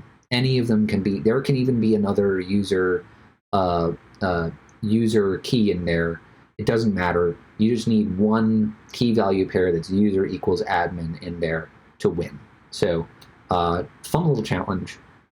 But let's move on and talk about the padding oracle attack. What I will say is that if you understood everything that I've talked about up to this point, you're going to understand this as well. And there aren't a lot of practical cryptographic attacks that are more complicated to understand than the padding oracle. If you felt like, hey, I don't know if I can understand cryptographic attacks, and you're still with me up to this point, Yeah, you absolutely can. It's pretty much everything is like at this level. So if you've gotten even most of the stuff up to this point, give yourself a pat on the back for that. This is going to be a little bit challenging. It's about as challenging as the ECB secret suffix decryption byte at a time thing. It's roughly the same difficulty. So with that said, let's dig in. Here's the prerequisites. You have to have a system that accepts ciphertext from you, encrypted data. It decrypts that ciphertext under a secret key that it does not provide to you. And then the padding of that decrypted message is validated. And then the validity of that padding is disclosed, whether it's meant to or not.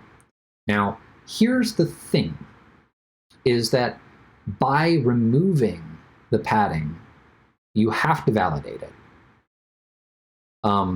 So that's, I mean, step 3 here is pretty much a given if the message is padded. Now, step 4, that sounds like a pretty specific thing, right? But if the padding is wrong, your cryptography library is probably going to throw an error. And if your cryptography library throws an error and you don't catch it, and it hits, it 500s or whatever, that is disclosing that the padding was bad, right? Or if you have an error from like a screwed up message, but it's a different error than a padding error message, then you have disclosed this. So really, in real world scenarios, the prerequisites are basically you accept some piece of data and you decrypt it. And that's pretty much it. This is an incredibly common scenario. And when you're talking about CBC mode and PKCS 7 padding, then it is exploitable. And there's some other situations, slightly different situations, like different padding modes and stuff that are exploitable. But this is an incredibly, like AES, CBC, PKCS 7 is a very, very common combination. So let's talk about how this works. So you start out with some initialization vector and some encrypted data, CBC encrypted data. Now, the blocks represented in blue with white text, those are the encrypted versions, or in the case of the initialization vector, that's just the value. And then the gray boxes with the black text are the decrypted version of the value. And when you see just 2 hex digits, that is the literal raw value.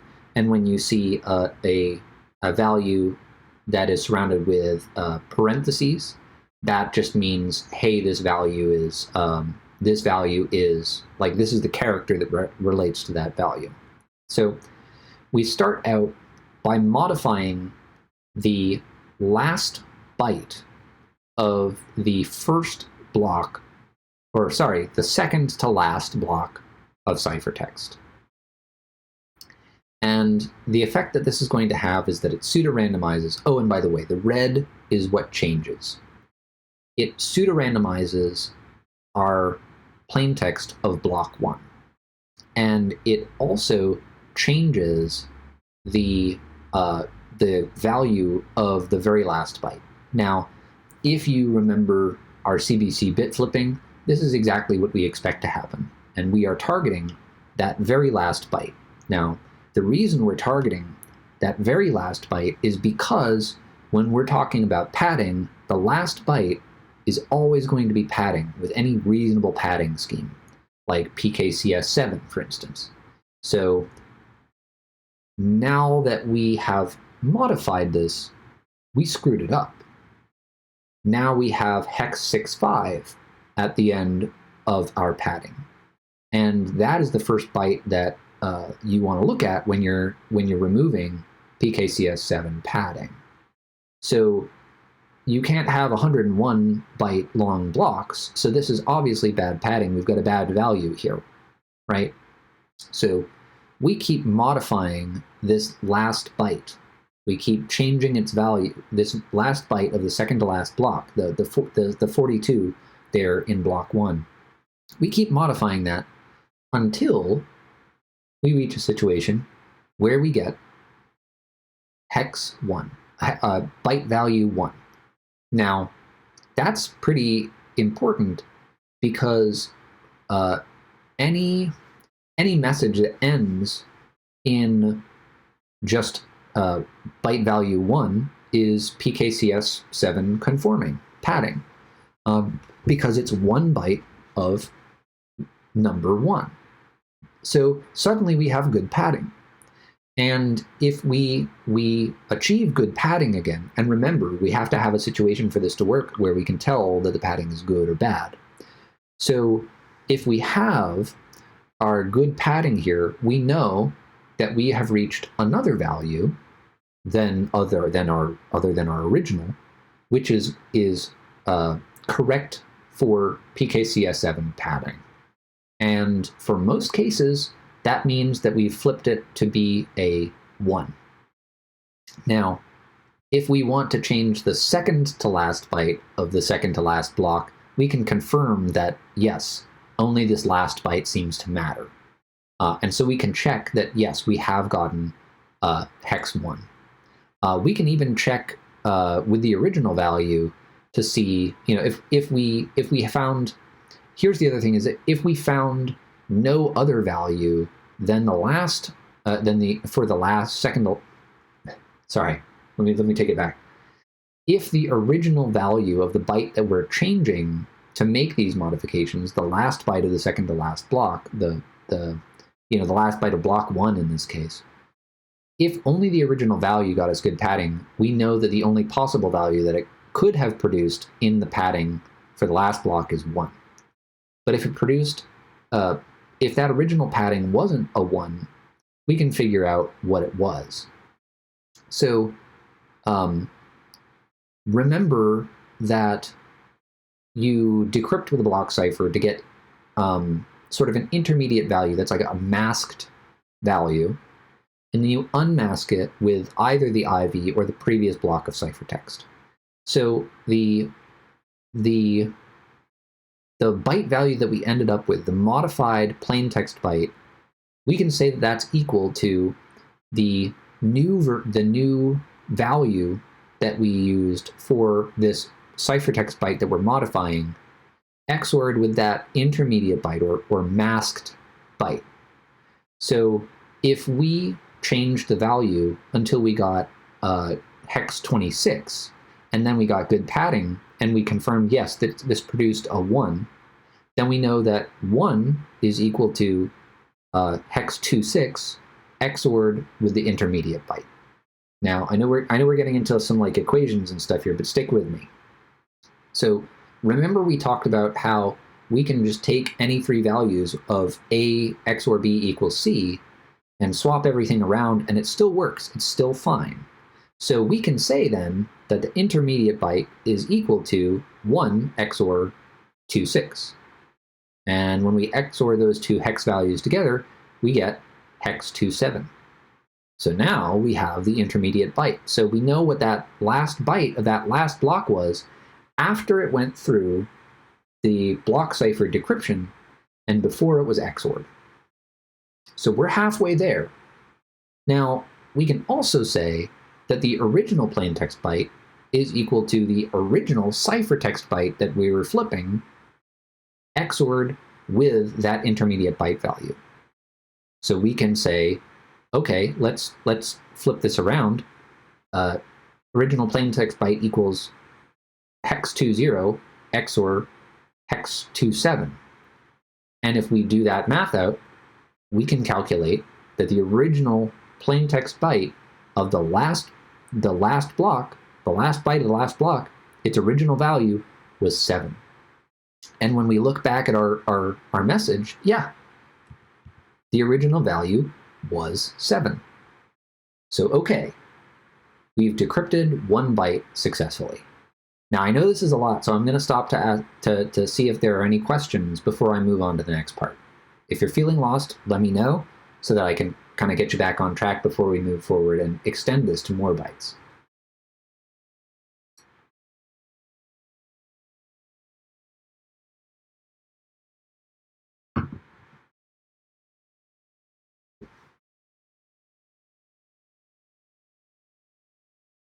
All right, I'm going to move on. If you've got questions, drop them in the chat. How did 27 happen? Okay, so we kept modifying the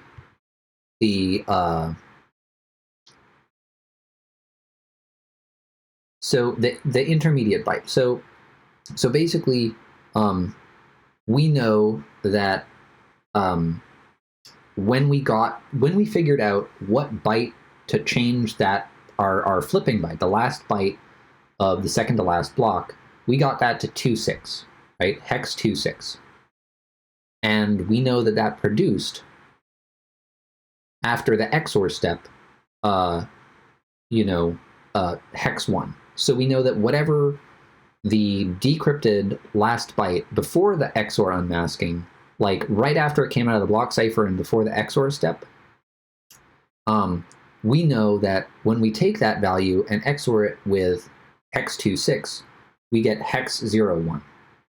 So if we just rearrange it to say the intermediate byte, the masked value is equal to hex 26 XOR hex 01, we XOR those two together and we get hex 27. So we've now recovered the value of the byte after it came out of the block cipher and before it got unmasked.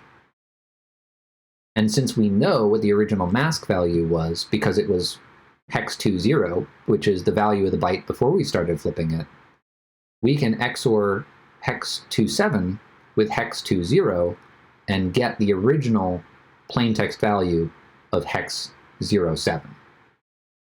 So hopefully that makes sense. These are crazy attacks. This is, like, when you really start to like wrap your head around this, it's really, really cool. And this just applies in so many places. The amount of places this pops up, and I know I keep picking on Microsoft's cryptography, but they're everywhere. Back in 2010, Microsoft it might have been 07. Might have been 07. It was either 2007 or 2010. One of those. Anyway, it was a while ago now. It was at least a decade old now.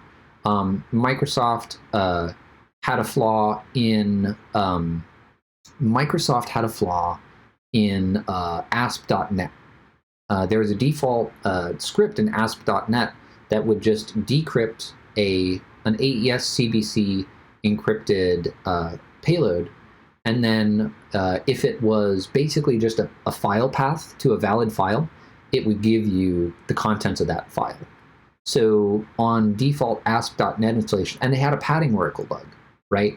So you could take an existing path that was kind of handed to you as part of the normal operation and get the file path to some file in the system. Now, there's an extension on this attack that allows us to create our own, we'll get there. First, we need to understand the decryption, and then we can get to the encryption part, where you can use a variant on the same attack to encrypt. So we'll get there, but that was a pretty bad bug. People were patching like crazy on that. It was pretty nasty. Especially because it was all exposed to the internet, and it was like, if you had ASP.NET installed, it was vulnerable. That's it,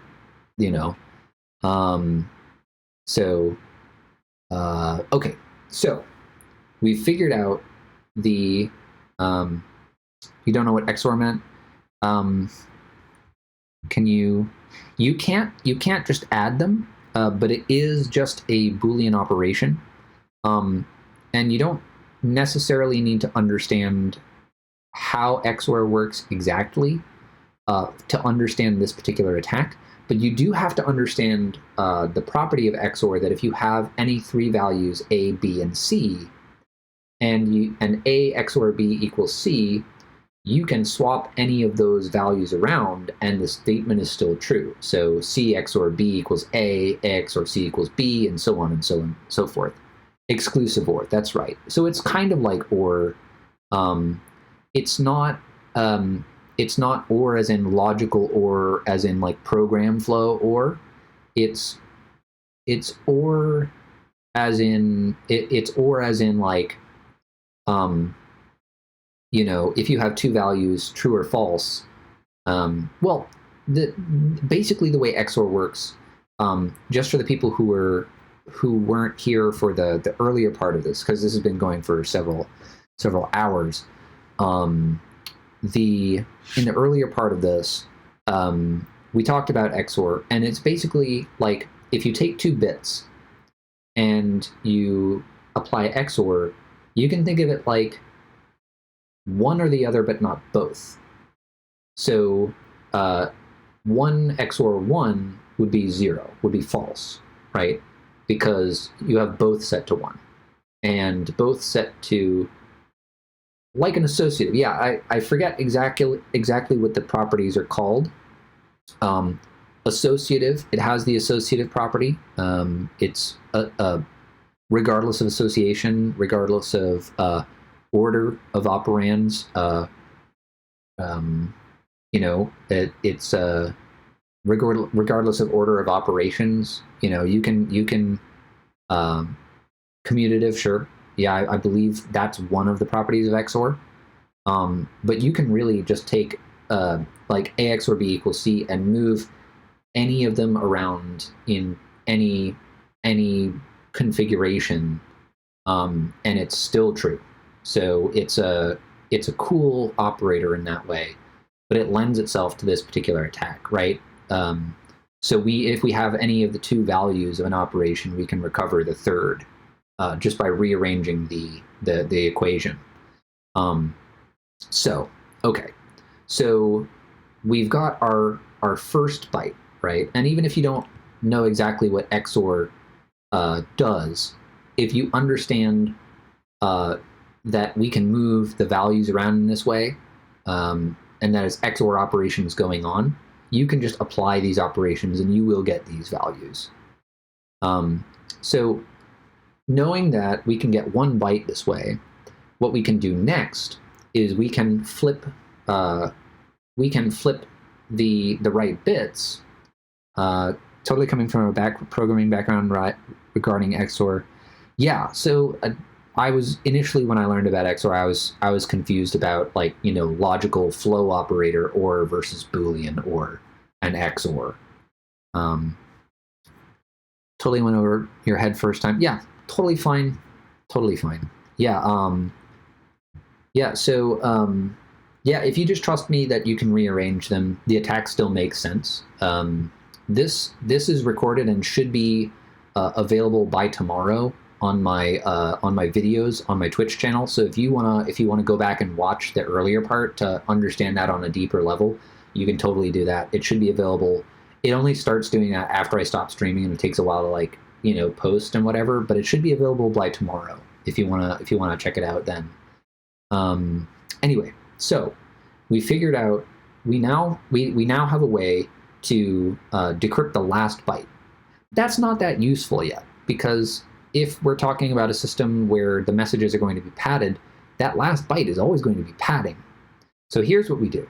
We set ourselves up by using our bit flipping to change that last byte value from a 1 to a 2, or from the 0, from the original value, from the 7 to the 2. And we can do that by just applying the same bit edits, the same bit flips, as you would go to get from the plain text byte to, you know, of 07 to 02, right? So we can, in a targeted way, change that last byte to whatever value we want, using the CBC bit flipping attack that we talked about earlier. So now we have hex 02 as the last byte. And now we start flipping the second to last byte of the second to last block, and we're changing the plain text value, we're changing the bits of the second to last byte of the last block. And we do this until we get a message that says good padding. And once we get a good padding message, great. Now we have a second byte recovered. Now, technically for the padding block, we can skip this because if we assume that it's correctly padded, and actually we don't have to assume because we know, right? We have a system that will tell us. We can just say, okay, fuck the last 7 bytes. We already know what those are because PKC has 7, you know. But I wanted to explain sort of how this works, and it'll be important on the part where we turn this from a byte-wise into a block-wise attack. So bear with me. So we keep going in this way until we finally get to 888888888, right? And now we've learned all the original plain text values. We can calculate all the original plain text values for the entire block, right? Now, what that means is we've recovered an entire block, the last block. So what about block 1? Well, what we do is we cut off the last block from the message, from the original message, and now we're starting out again with bad padding. And then we start flipping we start doing the attack again, but with the last block truncated. And so it's going to functionally work the same. Now, we can do that with all the blocks just by truncating the last block and then changing, you know, just doing the same attack as if the message were just 1 block shorter and 1 block shorter. Now, once we reach the very first block, then we just change the initialization vector. And so we do this same attack with the initialization vector in order to recover block 1. So now we've got a primitive to recover a single byte, to turn that into a blockwise attack, so we can do an entire block with that. We've got a method for doing every single block in a message. Now, let's talk about how to encrypt data, how to get any message that we want, right? So we can make for any ciphertext where we know the plain text, we can use the IV to generate a single block ciphertext that you know has anything we want in it, right? We know that. That's just CBC bit flipping. We can do that, no problem. So multi-block messages are slightly more complicated, but not impossible. So here's how we do that. And before I do that, are there any questions?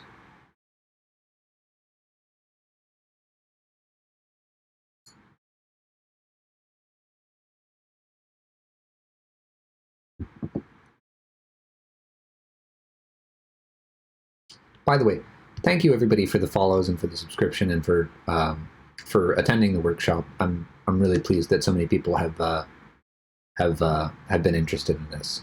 So I'm really just trying to light fires in the cryptography world so people can stop making the same old mistakes over and over again.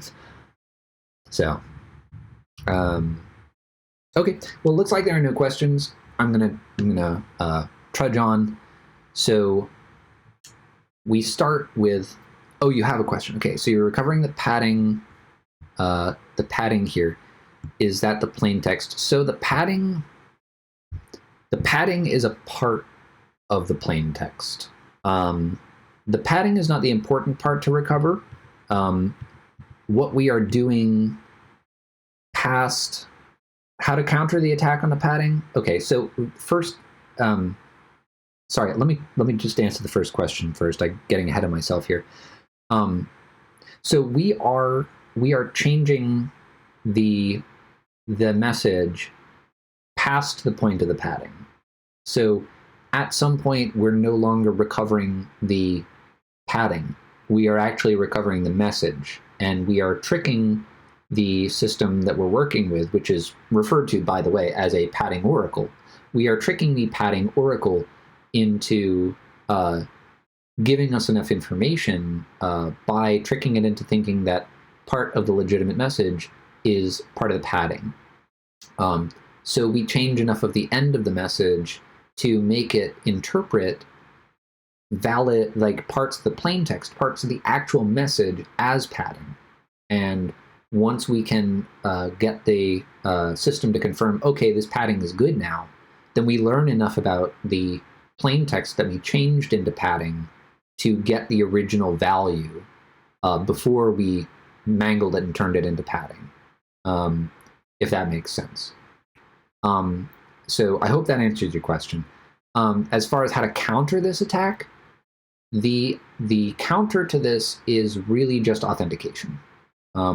Because if you have a MAC or a signature on this, you can't change these values without causing the authentication check, the MAC check or the signature check to fail.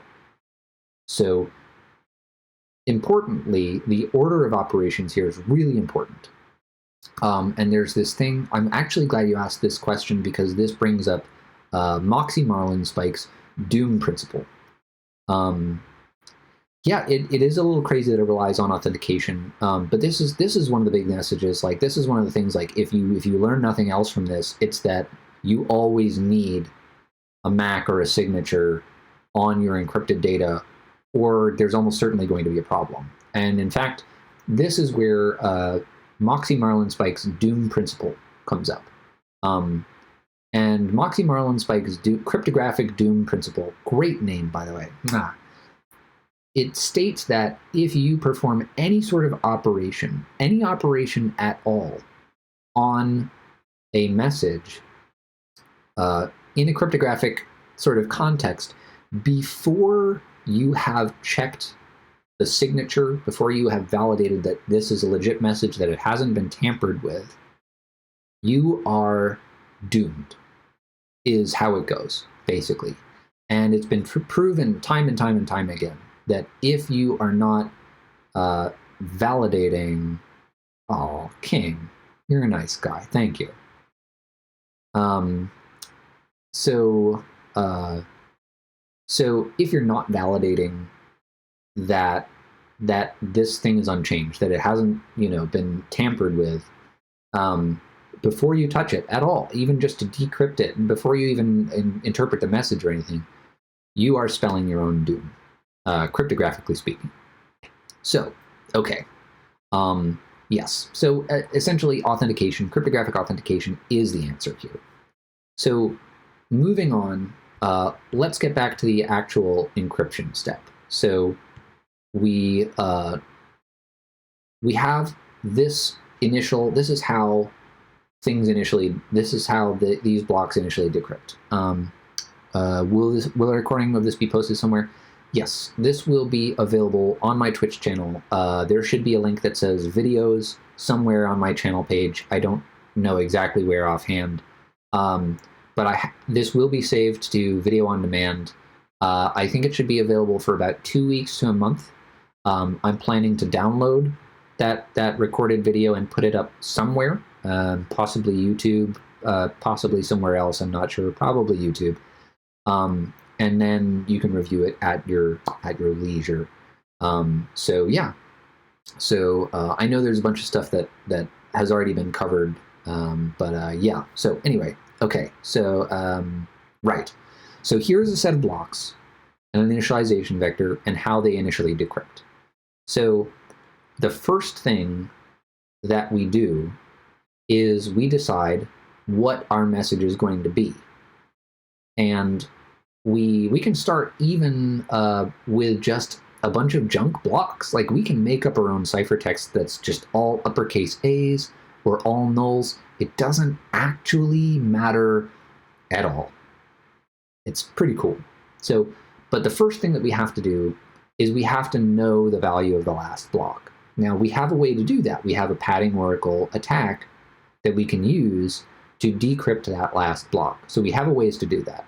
so we decrypt it using the padding oracle attack in sort of the decryption mode. And then once we've figured that out, we make modifications to the plain text by doing our CBC bit flipping attack. And that gives us whatever value we want for the last block. But now our second to last block is fucked up, right? So we have to do something about that. So what we do is we truncate the last block, and then we repeat by decrypting this block that we've generated purely for, modifying, bit flipping the next block, right? So we've mangled this block, but if we decrypt it and figure out its value, then we can modify it to whatever we want using the block before it, and the block before that, and the block before that, until we get back to the initialization vector, and we use that to change the value of the first block to whatever it is we want. So we go in this pattern of decrypt the last block using a padding oracle attack, use a CBC bit flipping attack to modify the last block to whatever we want, and then sort of put that aside and repeat in a backwards fashion, working from the end of our desired message to the beginning, and just creating every block that we want by decrypting and bit flipping and just sort of moving it over to sort of the finished pile, right? And so eventually we get to the point where we have encrypted block by block every single block that we need to assemble our desired message, and it can be anything. And then we put them back together, and now we have, through a series of convoluted steps, just created an encrypted message of our choosing with a secret key that we have never obtained, just by abusing this system that decrypts our whatever we give it, and then tells us if the padding was good or not. So it kind of feels a little bit like doing surgery through a keyhole, right? This is kind of like analogous to like, what's it's very similar to is like blind SQL injection. This is very much like blind SQL injection. You're really only learning one byte at a time, but you can turn it into something so much bigger and nastier when you use it in the right way. So, okay, so what we've learned here is that when you have some block cipher, it can even be AES, it doesn't matter which, can use this attack to launch another attack against the secret key. I'm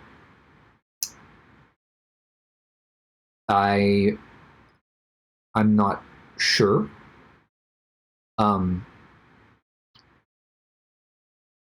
I guess if you okay, sure. I mean, so since you have the plain text and the ciphertext, so yes, if the algorithm that is being used here, if the algorithm that's being used here is vulnerable to an attack, like if by encrypting the right data or decrypting the right data, you learn something about the secret key, you could leverage this into an attack where you learn the secret key, potentially. That, sure. In practical circumstances, usually you're talking about, because what I will say about developers getting cryptography wrong is that the one thing that they get right is algorithms. Developers have learned not to write their own encryption algorithms most of the time. Most of the time, what you're going to see is AES, right? And so as a result, this is kind of where the attack stops. At least now. Like, somebody might come up with an even cooler extension on this attack in the future, but really good luck attacking AES. There's not a whole lot that you can do against AES itself, but the way it's used, like if you have AES in CBC mode and you're not using any sort of MAC or signature, AES is vulnerable to this sort of attack. It will work on AES or 3DES or Blowfish or Twofish or Camellia or Cast or any other block cipher that you could imagine, no matter how good. It would work on the ideal unbreakable block cipher that we talked about that's totally infeasible. It would still work because it's kind of block cipher agnostic. The block cipher itself doesn't actually matter in this circumstance.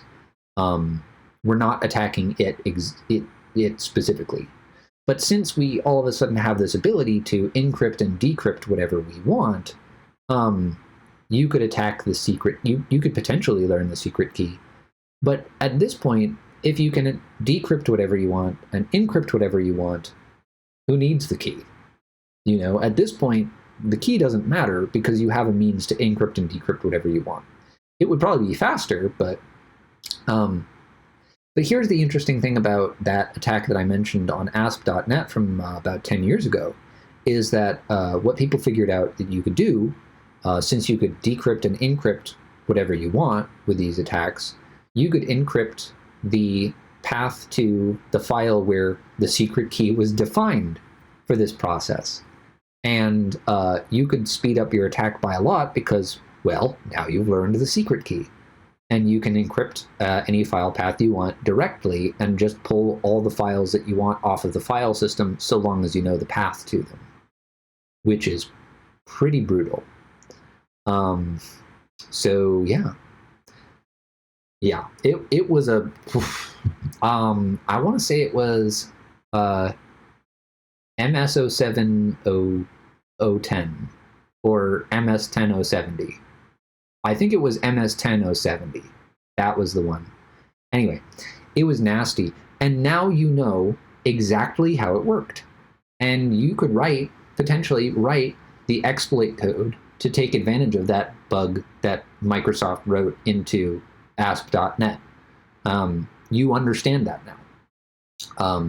So pretty cool. Now, Microsoft isn't the only one that's made this mistake. This has been, everybody's made this mistake. Valve made this mistake with Steam. Tons of people have made this mistake. And big names too. We're not talking, I mean, yeah, we're talking small developers too, but everybody makes this mistake. It's a really, really common mistake. There's actually a number of free tools that exploit this issue, like Poracle and Padbuster, and I've written a tool called Featherduster, which has padding oracle capabilities. There's I can't remember the name of it, but Skull Security also released one. Anyway, okay. So, any questions?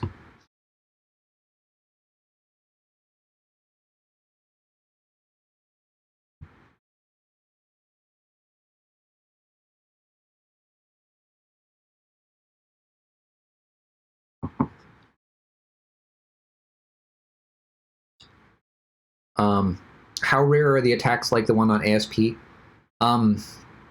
Padding oracle bugs are incredibly common. The prerequisite is really just that you need to be using a block cipher, any block cipher, in CBC mode, which for many, many, many cryptography libraries and modules is the default. And CBC isn't bad when it's used correctly. Also, how rare do they have those implications when we find padding oracles? Pretty much every single time we find padding oracles, those are the implications. I mean, you can encrypt and decrypt everything. Just like throw the cryptography away at that point when you find a padding oracle. It's gone. And then whatever the implications of that are, that's what the implication is. That's what that means.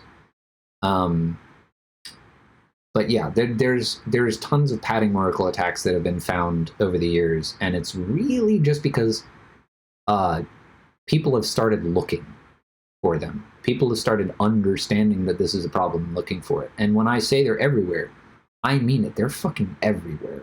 All these mistakes are fairly basic and straightforward, and people are making these mistakes over and over again, have been for like decades now. The robot attack on TLS is an old attack from 1998 by a guy named Bleikenbacher. And people are still making that mistake to this day. So these are old mistakes, and people keep making them. So you are going to find these problems in real-world systems if you start looking.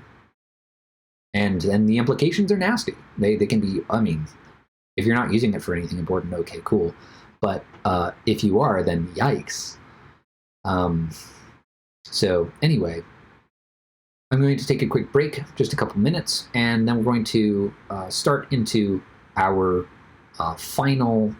Oh, one more question. Do you often see that the path to the oracle is pretty, obfuscated, like a piece of the session token, or are straight oracles most common? It depends. Some of these are pretty. It's very, very analogous to. Very analogous to SQL injection in that sometimes there's really straightforward ones, and sometimes they're kind of obfuscated. The difference is that now people know about SQL injection and they know to avoid it. Like when developers know anything about application security, it's passwords and SQL injections, right? Developers are finally starting to get it with regards to SQL injections. But back in the days where they really didn't get it, it was everywhere. It was the obvious stuff. It was the stuff in. It was the hidden stuff, like stuff in user agents. It was just everywhere. It was in lots of obvious places and lots of like obscure places. And the same is going to be true of padding oracles today. Hopefully we can start getting better than that soon. But that's where we are right now. Okay, I'm going to go to a quick break, just a couple of minutes for me to refresh my water and all of that sort of thing. Totally frying my brain with this. It's a little bit hard to wrap your brain around at first, but I mean, so is programming, right? So is any sort of hacking. So is like blind SQL injection. At first, you're like, wait, you did what? You stuck a what and where, and it's now you're logged in as admin. How does that work? But like,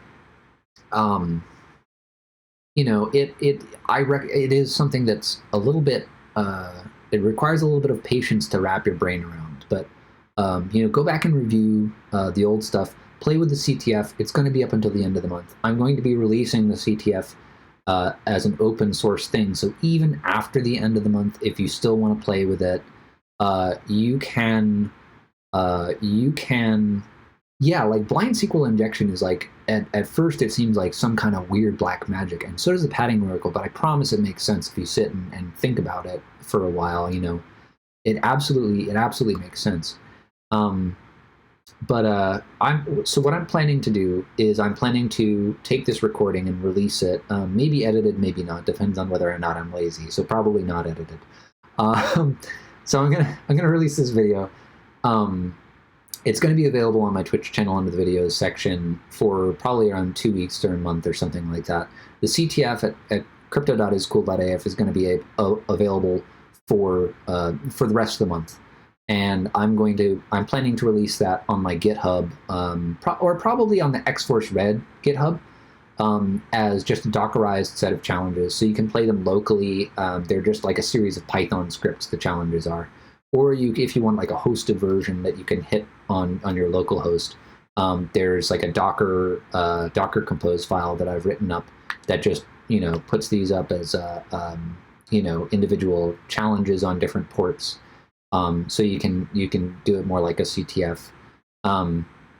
So this will be available for you to study beyond just today, beyond just DEFCON 29. So you can take your time and learn it. But anyway, thank you again for everybody for showing up. We're not quite done yet. We have one more section to go. It is the hash function section. And this is actually a fairly big departure from the rest of what we've been doing.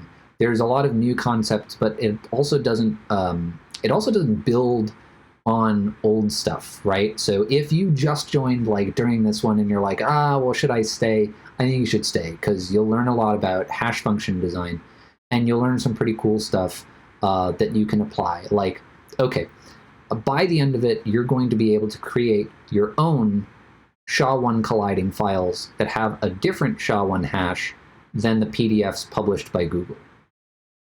So that's pretty sweet. I promise you will be able to do that by the end of the next section. So stay tuned for that. I'm going to take a quick break, about 3 to 5 minutes, and then I'll see you.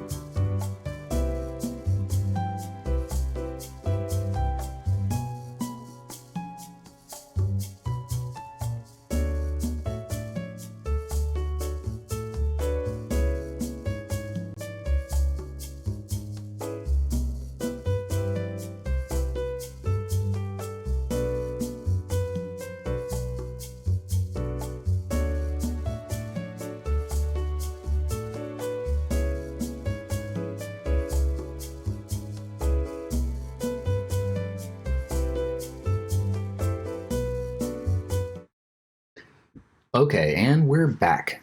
So, thank you for sticking around. This is the last section. This is a section on hash functions. So, hash functions like MD5, SHA-1, etc. Now, I've created my own.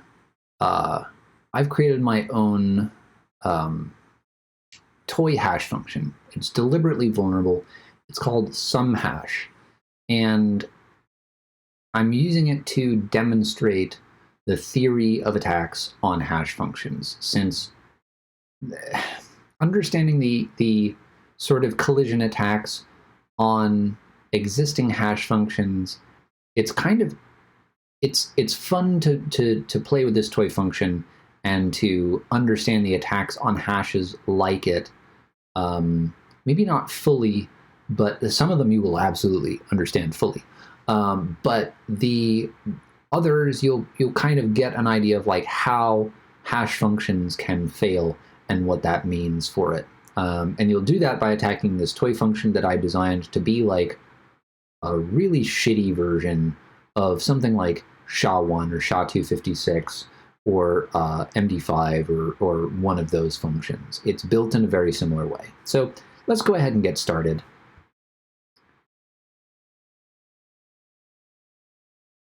So,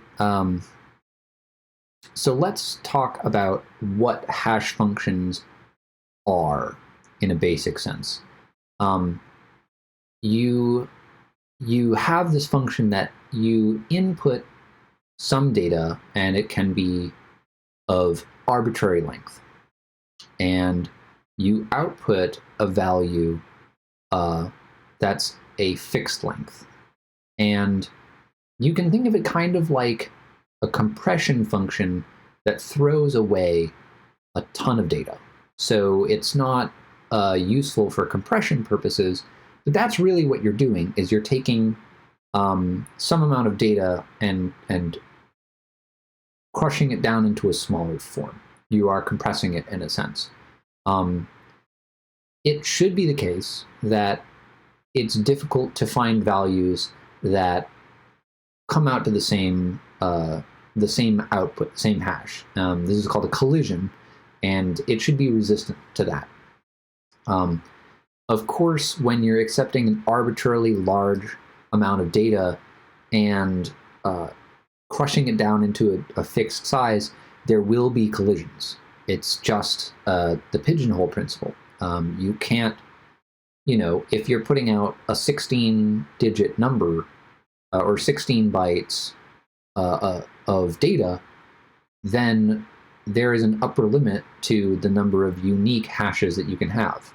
And when you are choosing to accept an effectively unlimited set of inputs, you are going to get collisions. It's just going to happen. But it should be so that that doesn't happen frequently, that there's an even distribution, right?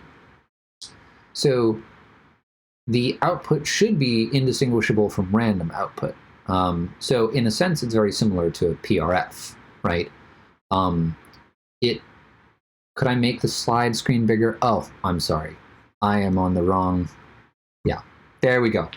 Thank you for letting me know about that. Okay, so yeah. Thank you for letting me know about that. So it's a one-way function as well. So what that means is you can't take the hash and figure out the input by any means more efficient than just trying a bunch of things through the function and seeing if you get something that matches the output you have. Yeah, by the way, if you see any other problems like that, if you can't hear my sound, if the right slide is up, please tell me. I'd love to know. That sort of thing happens. So deterministic, yeah, so the same input should always produce the same output. And finally, you have this thing called the avalanche effect, which is that a small change to the input should cause drastic changes throughout the function that make it totally different. So a small change to the input should produce a massive change to the output. And these are all the properties that a hash function should have. Now, hashing versus encryption, you are outputting a fixed length, and it's a one-way function. But in other aspects, hashing and encryption are similar. So when you talk about like cracking hashes, there are people on my team at X-Force Red who their whole thing is cracking hashes, and they love doing it, and they spend a bunch of time. And if you want to piss them off, tell them that you need some hashes decrypted, because it's not the same thing, and it will bother them. Anyway, so let's talk about this toy hash function that I designed. It's called SumHash, and here's how it works. You take a preset starting value, a constant value. In this case, it is hex 01010, or sorry, no, hex 01030307. And you take that 4-byte value that you start with. You always start with that, and then you set that as the initial value of a variable we'll call R, or a register that we call R. And then you take every 4 bytes of the input and interpret it as a number, big endian, and you add it to R. And if you sort of overflow the 4 bytes into a larger value, you just cut off everything at the most significant bit. So you only take the lowest 32 bits of the data, right? And you add, so you keep adding these 4 bytes of input.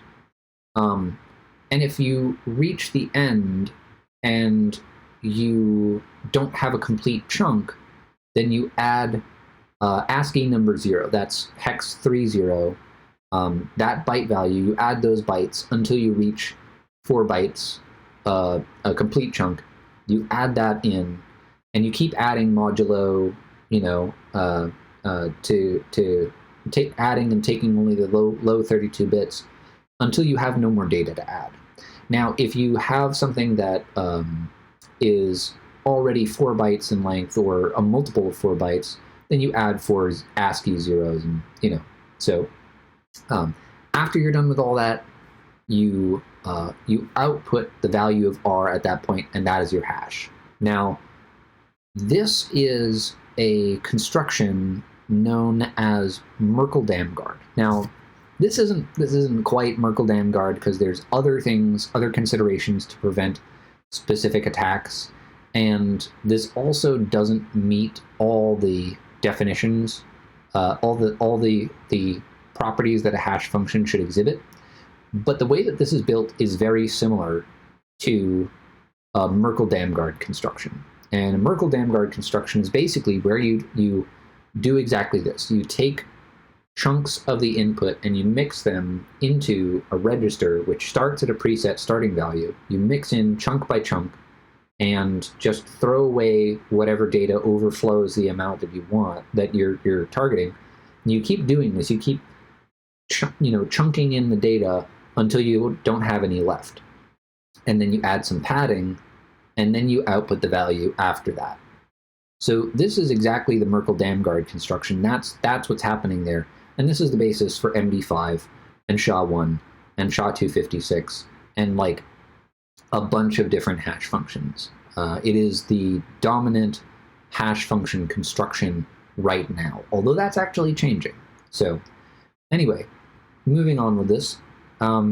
So there's a couple of problems that we know already. It's not collision resistant. It's not one way. We can kind of invert it. I mean, it's one way in the sense that after a certain number of blocks, you're not going to be able to tell what went into it. So it is kind of one way, but if you're only putting in one block, there's a really good chance that you don't even overflow the register, so you're not throwing anything away.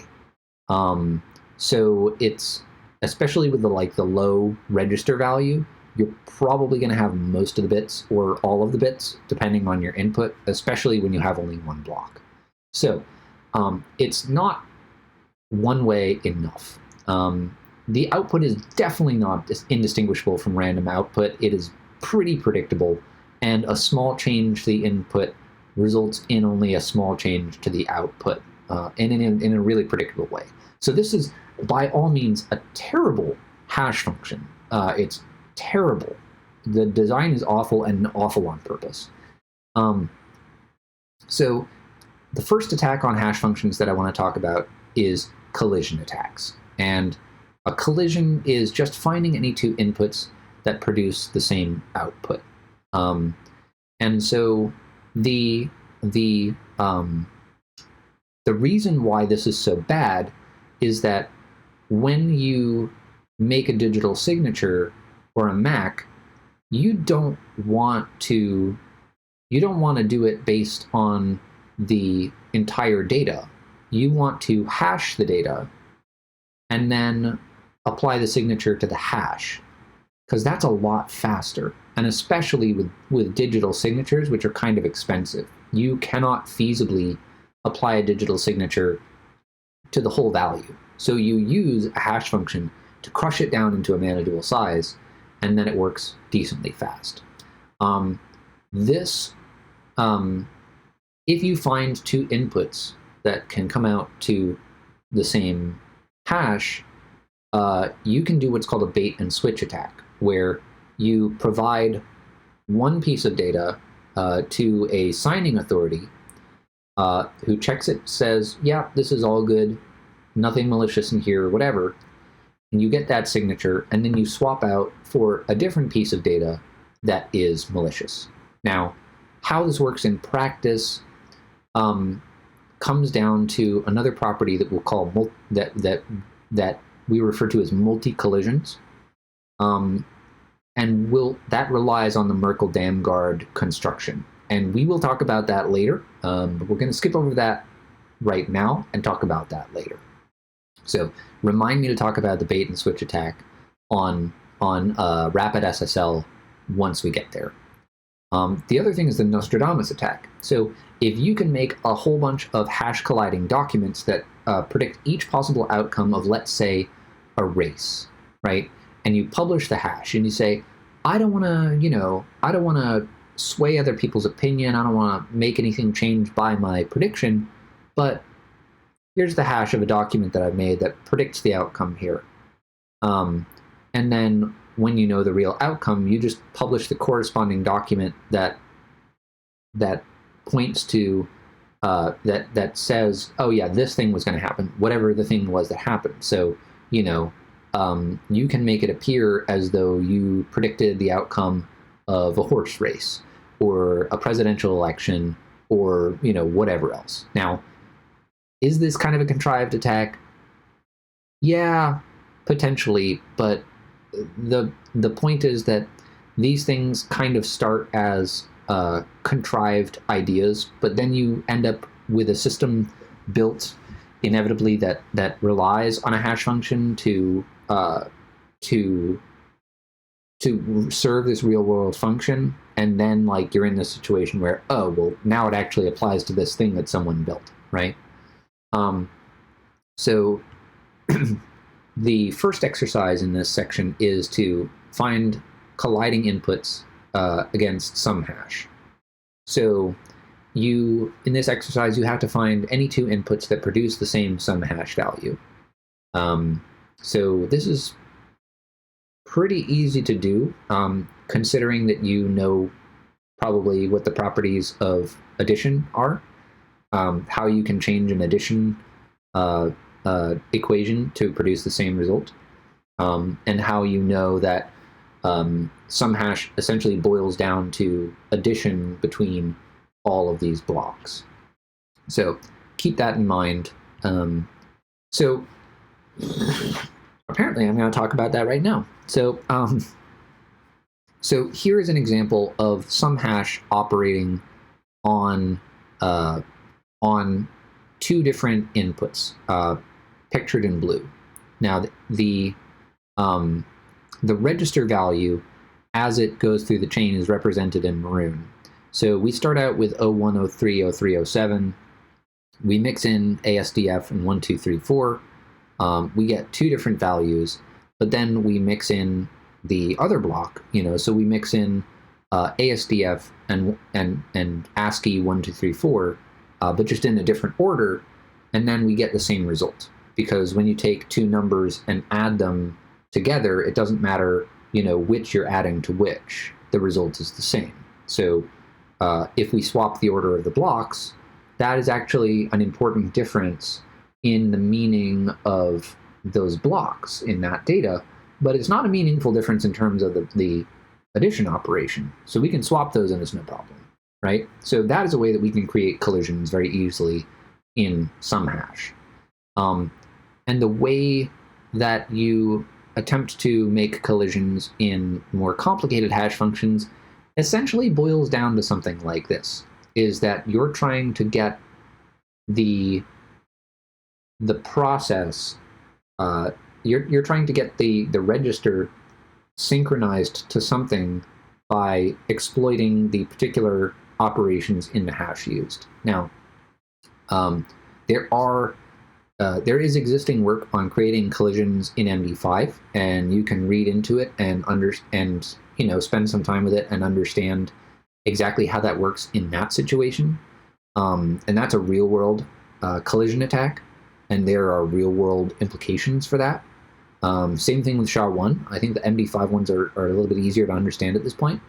But take a look into that if you're interested. But this is on a very basic, baby's first level, how something like that happens. So the pigeonhole principle, I've alluded to this a couple times now, but hash functions are inherently vulnerable to collisions. And there's this principle called the pigeonhole principle, which says that if you have a hash function or something else, some function that outputs n possible values, and you give it n plus 1 values, distinct values, you are guaranteed to get at least one collision, because you have to, because your output space is smaller than your input space, and once you exhaust your output space, you have to have a collision. That you just have to. So like if you had a sock drawer with red socks and blue socks, and you take out one sock, whatever color it is, another sock, whatever color it is, and then a third sock, you are guaranteed to have a matching pair of socks, whether they're red or blue. By the third sock you take out of your sock drawer, if you only have red and blue socks, you're going to have a matching pair between those three socks that you took out. So the birthday paradox also comes into play here. We already covered that in chapter 2, but just to go over it, when you have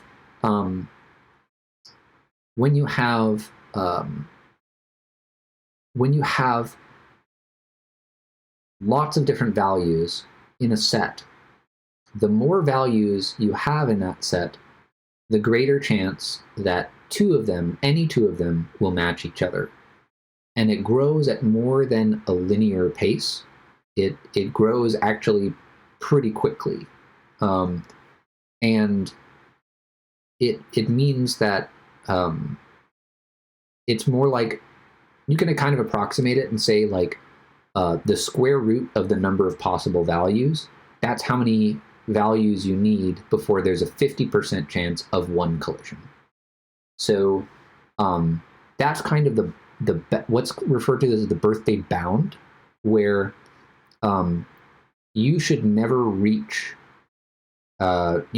produce, if you can't have even a single collision, you really want to consider this birthday bound of like, how many outputs can you have without a collision? Like this is what your limit is kind of like square root is 50%, and you probably want well below that. So if you want to learn more about the birthday paradox, the Wikipedia page is actually pretty good, and it goes into some pedantic detail about how to figure out the birthday paradox, but it has some good approximation calculations in there. And also in chapter 2, I give a pretty good approximation equation that's actually pulled from that Wikipedia page. So Mark Stevens did some work on collision attacks against MD5, and as of right now, if you have just a personal laptop, you can get a copy of HashClash and produce your own MD5 colliding data just pretty easily. So this is pretty cool. Also, birthday collisions against some hash. Some hash is only 32 bits, which means if you give it 2 to the 16 random inputs, you have a roughly 50% chance that you'll get a random collision.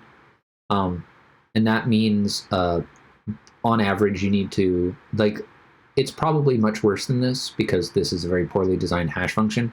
But if you just put in random inputs, you will have, statistically speaking, a 50% chance of one collision after 65,536 inputs, which is not very much at all. So even if there were no problems with some hash other than its output size, it would still be bad because it just has such a short output.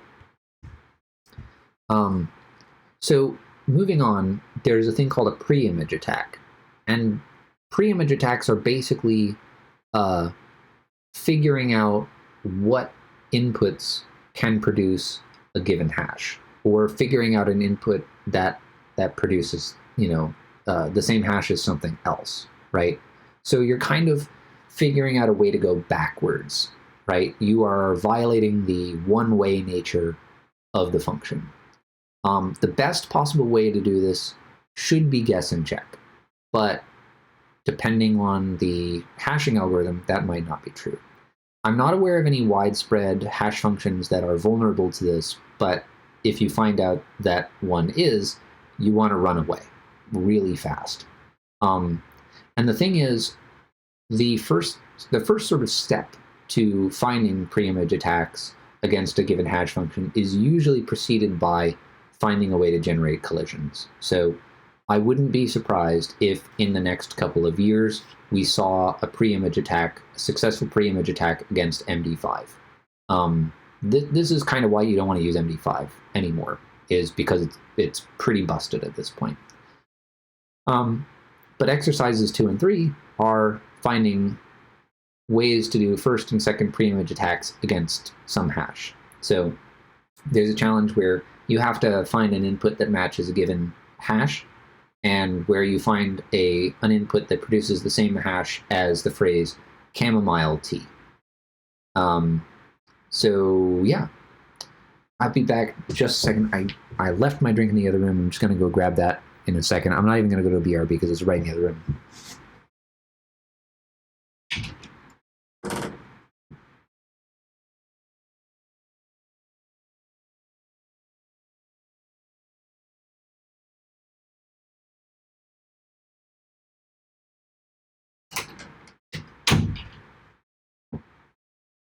All right. So, password hashing. Quenching thirst not allowed. Yeah. Oh, my throat is getting very dry. Staying at home a lot has made it so I don't talk as much. So I'm really starting to feel it.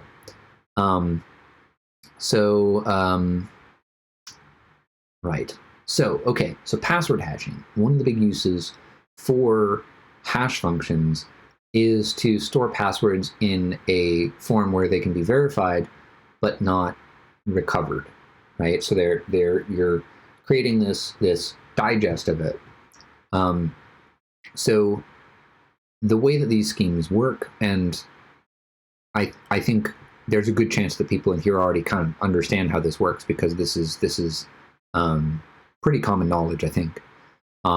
But you hash a password that you receive and verify it against a stored hash of the password. And so with a password hashing scheme, you don't want to use a hash function straight as it is, because that's not actually what they're designed for. There are variations on hash functions that it works well, but hash functions are made to run quickly. So this isn't actually ideal for password schemes. So let's talk a little bit about hash cracking. So you take a list of inputs, or whether possible or probable. So whether you're just saying, I'm going to generate every number from 0 to not, every number from 0 to 1 million, or from, I'm going to generate every possible phone number, that's brute force, versus a dictionary attack where you say, I'm going to generate I'm going to take every word in the dictionary and try that, or every list of known phone numbers, or something like that. You hash each one with the hash function and then check the output. Now, this is something that's always going to be possible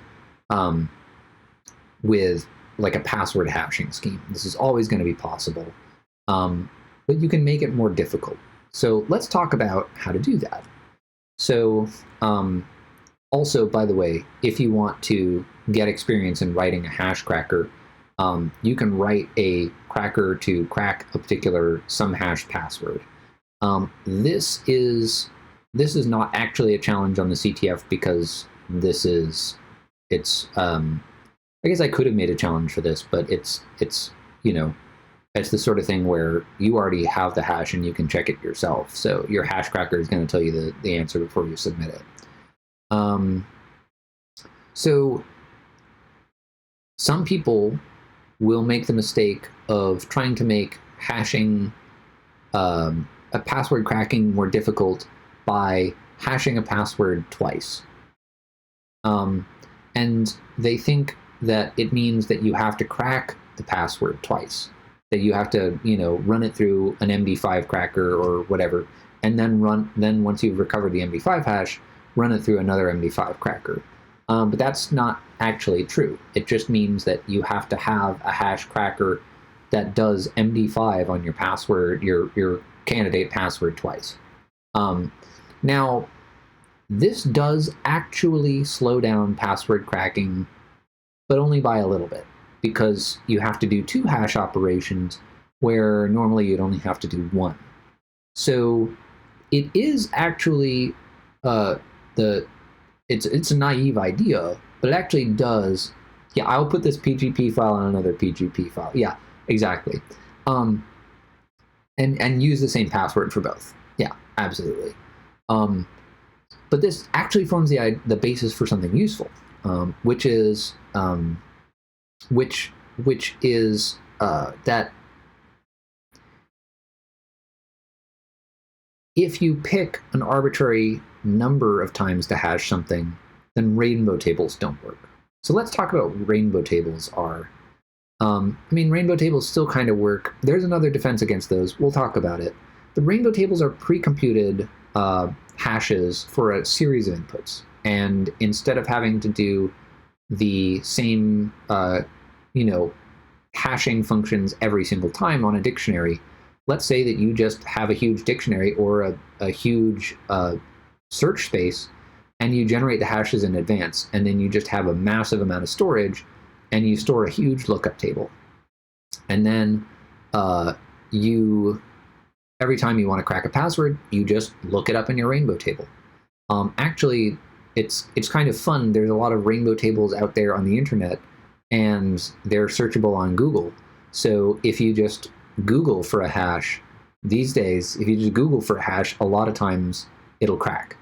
So Google is like almost kind of the replacement for rainbow tables these days, as long as you don't care about like telling Google what your hash is, and by extension, if it actually cracks the password. So the defense against this attack, the main one is using salts and peppers. So a salt is a random value that you generate at the same time you generate a hash. And you take that secret value and you mix it in either with XOR or concatenation or whatever, it doesn't actually really matter, with the password. And then you store the salt in plain text next to the password hash. And you know that when you get a password from the user, you mix it in with the salt in the way you did before and hash it, and it should come out to the hash that you've got on disk, right? Now, that's cool because Now a rainbow table isn't going to work because you would need to generate a rainbow table for your dictionary, but also for every possible salt value. And so if you're choosing like 32 character long salts, rainbow tables just aren't going to work anymore. Now, this doesn't actually slow down password cracking. So if you're not using rainbow tables and you're just password cracking, this doesn't actually slow you down very much at all. It's a very, very minimal reduction in your efficiency. It's a very small amount of overhead. There's also the idea of a pepper. So a pepper is a single value, random value that you mix into every hash operation, and it's stored like in the application code or in a vault somewhere, right? So what this means is if you crack if you break into the database and you get the contents of the database, okay, great, you get the salted hashes, but now you need to break into the web application to get the secret value to even try cracking. So that is a pepper. Now, if you get access to the pepper, okay, yeah, cracking is back on again, right? And if you do something stupid like put the pepper in the same database as all the salted hashes, well, then yeah, it doesn't do anything. You can use both. Now, the other advantage to using a salt is that you can't crack in parallel. When you're doing password cracking against just bald MD5 against, let's say, 1,000, 10,000, 100,000 hashes, every time you generate a hash, you can look. Peppers will often still be labeled as salts in code. Yeah, absolutely. Yep. People sometimes misunderstand the point of a salt and use a pepper instead. What they've actually created is a pepper, and they label it as a salt. It has its own benefits and drawbacks. But if someone's popped your server and gotten your pepper, then it's kind of useless. If somebody's popped your server and has your salts, yes, they can still crack, but here's the thing, is that you need to try hashing every value in your dictionary for every single password hash that you're trying to crack, versus being able to run through your password dictionary once and then compare it to every single hash in your list. So it's pretty effective, right? So with a pepper, you can still crack in parallel, whereas with salts, you can't. So using both of these together, pretty cool. But you still have these really, really fast hash functions. So thinking back to our naive solution of, well, let's just MD5 it twice. Well, that's not actually that good. But if you use some hash function a ton of times, well, that's different.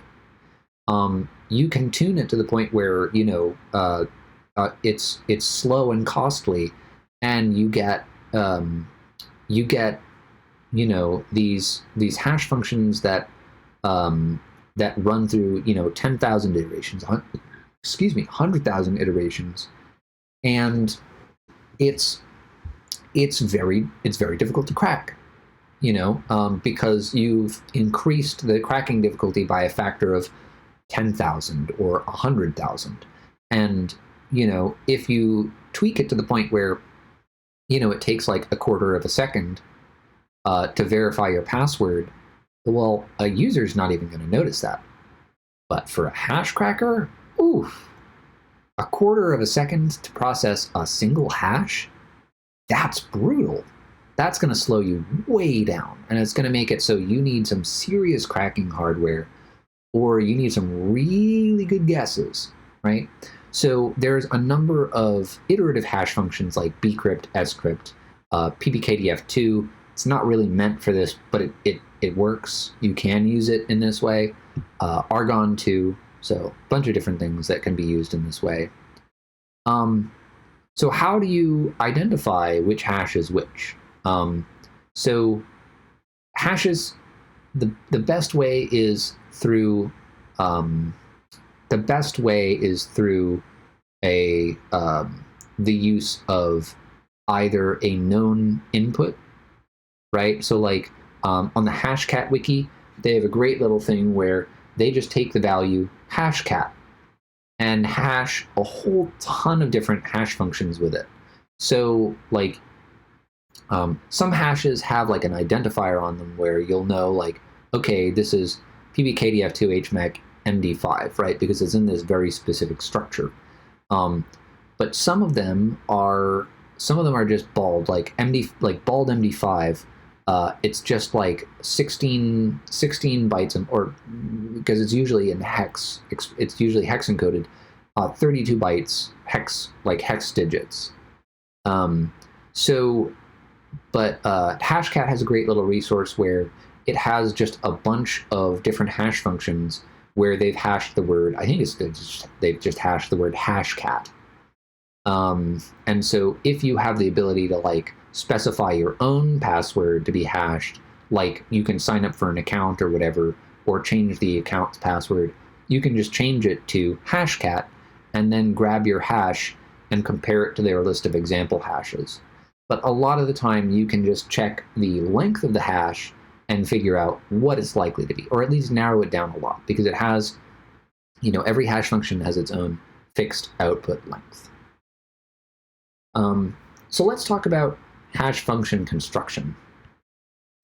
So I mentioned Merkle-Damgard. I got ahead of myself. I do that. You start with a register holding the constant value. You split the input data into chunks, the thing you're hashing into chunks. Mix or compress each chunk into and with the current value of the register, and then the register then takes on that value.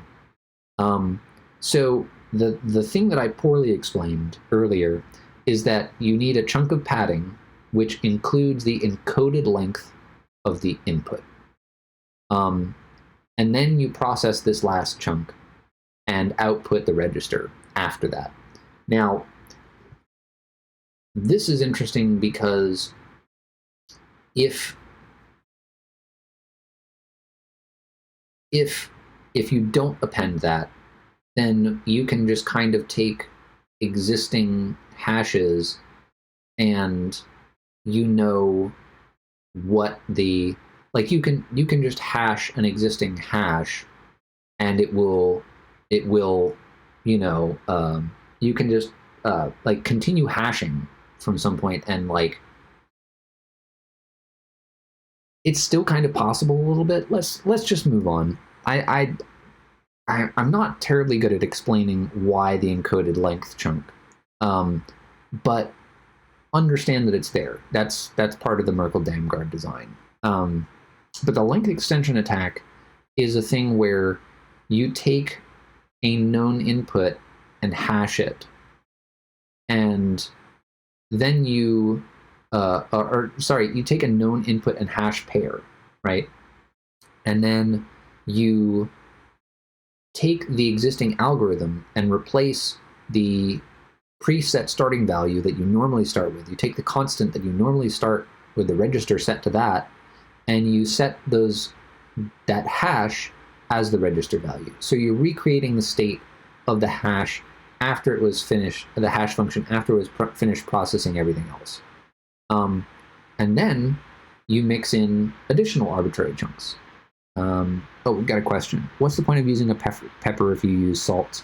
Well, the point of using a pepper if you use salts is that if, let's say that you have a bunch of salted hashes in a database, and you have a pepper that's stored in your application code, and someone gets access to the contents of your database using, let's say, a SQL injection attack, or maybe just a direct attack on the database software, like it's out of date, it's got some known vulnerability, whatever.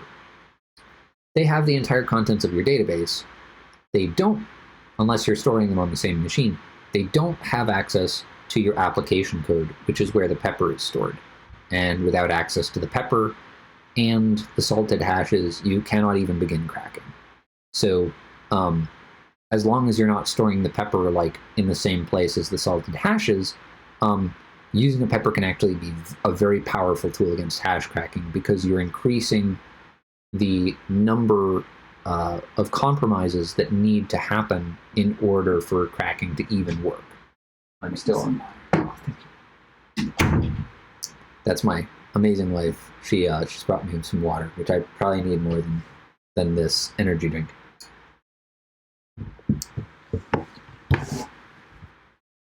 Okay, so with a length extension attack against Merkle-Damgard hashes, which is most of them, you take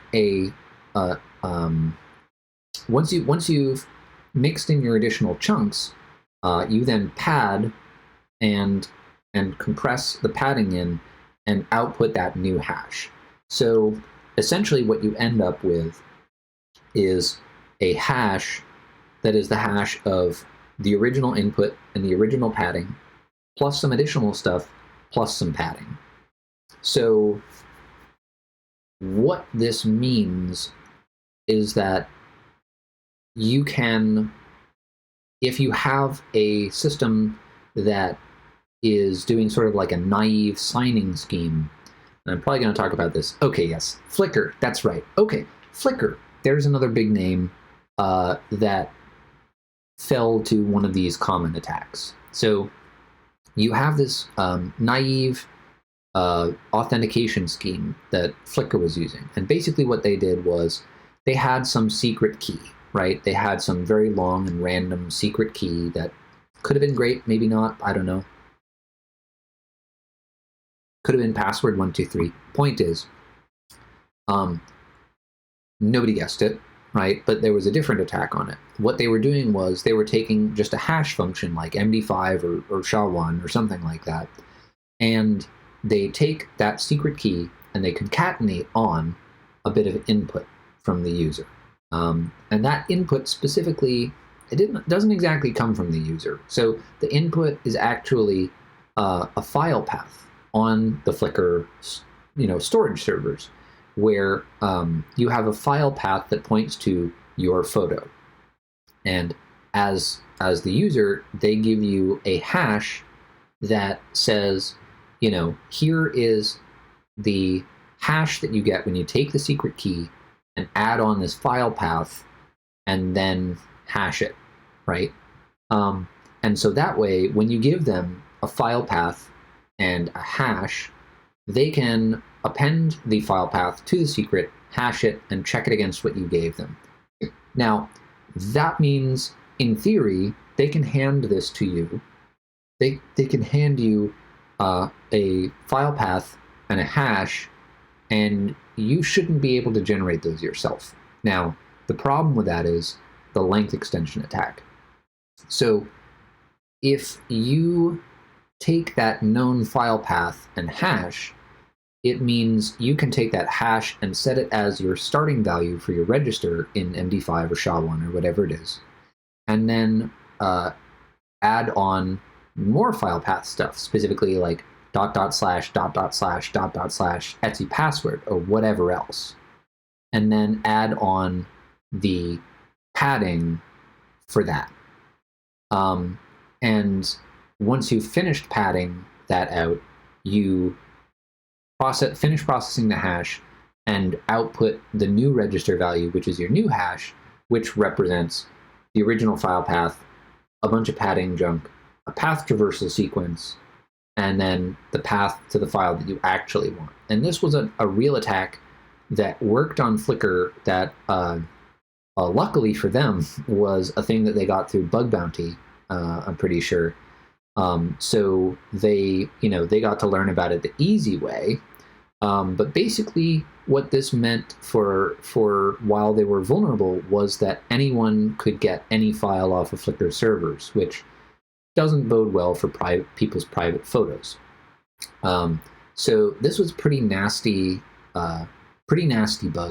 And if you want to try your hand at doing a similar thing, you can execute a length extension attack against some hash. Now, the length extension attack works against all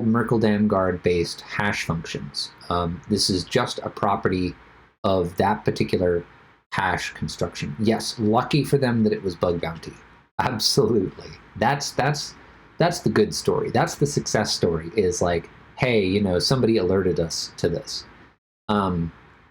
So now I want to talk about something called multi-collisions. Oh, and by the way, the length extension attack that works against Merkle-Damgard, that's just a thing against Merkle-Damgard. So that's MD5, SHA-1, etc.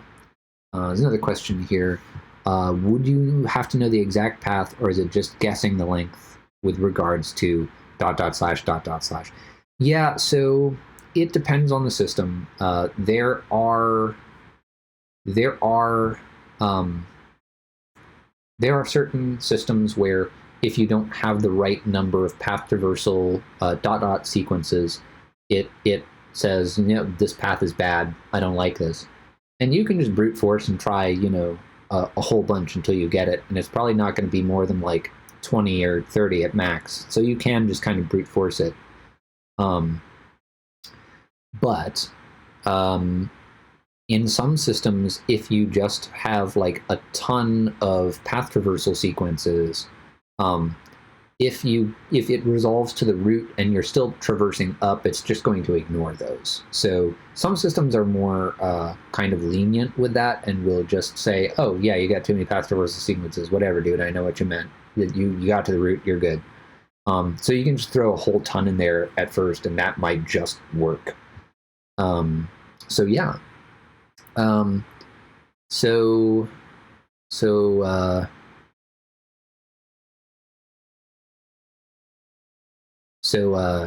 So that's sometimes you can just do that. So there's this thing called multi-collisions, and multi-collisions is kind of, pun intended, an extension on the length extension attack. So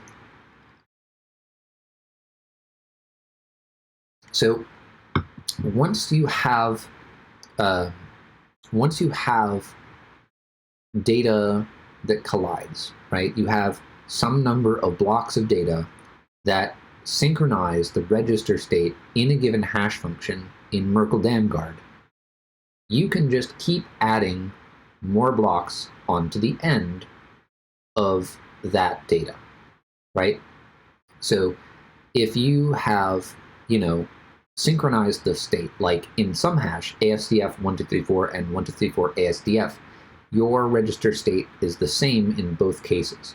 And if you add the same piece of data to both, whatever it is, those two pieces of data are going to continue to collide. And this is the property that we refer to as multi-collisions. So you forgot about the chat delay. Right on. Yeah, sorry about the delay. It's not something that I get to control because I'm not important enough to Jeff Bezos yet. So you just keep adding on chunks of data to the end of both, the same data to the end of both, and the hashes will continue to be synchronized, because when you think about it, you're just starting with the same register value from that point on, and you're adding the same data. So it absolutely should collide. There's no reason for it not to. So if you have two pieces of colliding data in any Merkle-Damgard-based hash function, and you add the same thing to both, they continue to collide. Now this is pretty cool. And what this means is that if you have just any colliding data, then you can add an arbitrary suffix to both of your choice. Now here's where things get interesting, going back to our bait and switch attack that we talked about earlier on. Now, when you submit a certificate to be signed by a certificate authority, they're going to make a hash of it and sign the hash, as long as it's all good, right? What somebody figured out you could do against a once it was clear that you could do like collisions with MD5, so they figured out that you could get sort of state of MD5 to collide after a certain point. So you have these prefixes, the first part of the certificate request, which then they got to synchronize at some point, and then they generated colliding. They generated colliding blocks of data. So you have the same certificate.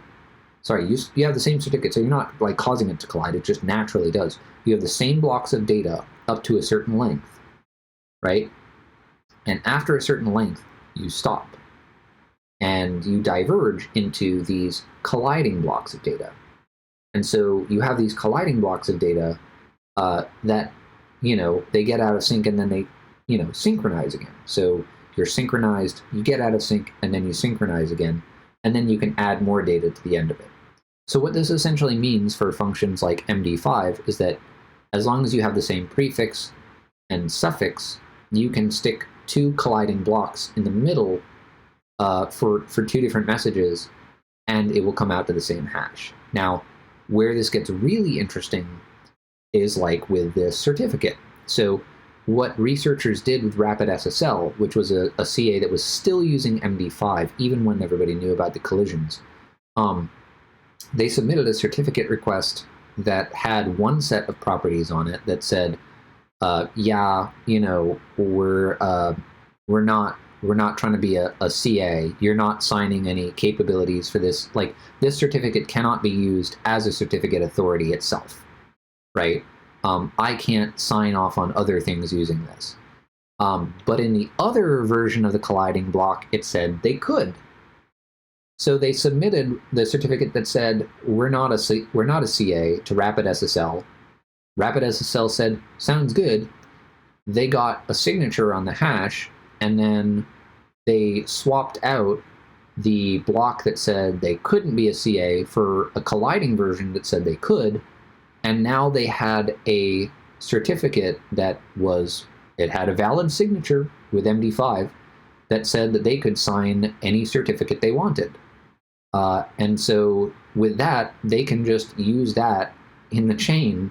They can just say, this is the signing CA, this is the sub CA, and here's our certificate signed by that for google.com. So basically they got CA powers by exploiting the multi-collision properties of Merkle-Damgard in conjunction with the collision bugs in MD5. Really cool piece of research. Completely broke TLS, at least for any CA using MD5. So RapidSSL stopped using MD5, and so did everyone else. That was a big turning moment when they proved that you could do that. But this is how they did it, is they used multi-collisions. So fun stuff. So there is an exercise on the CTF where you can create multi-collisions against some hash, but I think that this is more fun to do just in your terminal with something like MD5 or SHA-1. So something that you can do, and I promised you that you could create two SHA-1 colliding files that were different than the Google PDFs. What you can do is go to shattered.io and get those SHA-1 colliding PDFs, and then append the same data to both of them, and you can get a different SHA-1 collision based on the Google SHA-1 colliding PDFs. So that's fun. So you could, in theory, use this to create a different kind of file, like, I guess you could probably use it to create a zip file, or depending on your RAR parser, you might be able to make a RAR file where you have two different RAR files that are the same, that have the same SHA-1, but they are different files, So there's a lot of different things you could potentially do with multi-collisions just based on having any two chunks of data, like the colliding PDFs from Google, that collide, that SHA-1 collide. So if you want, you can take just some message or something and cat it on to the end of both the SHA-1 colliding, the shattered.io PDFs, and you can see they still SHA-1 collide. So this is just a general purpose thing that can be done. My voice is dying. Just a general purpose thing that can be done against Merkle-Damgard-based hashes. So, all right, I think that is okay. That's the end. So, are there any questions about really about any of it? Because this is the end. We've reached it. We got there together, chat.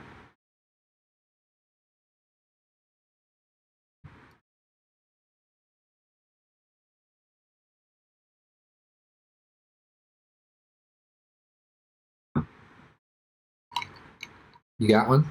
Okay, shoot.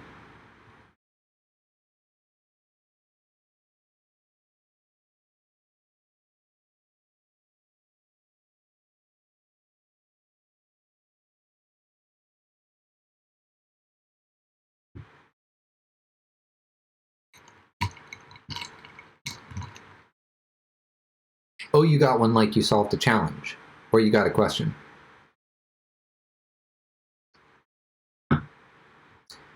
You're welcome. Thank you for showing up, and thank you for asking questions in chat and playing the CTF. Okay, so dumb question. Feels like a dumb question, but what happens with a collision exactly? They sound super bad, but what's the consequence? No problem. No problem. So not a dumb question, actually a great question.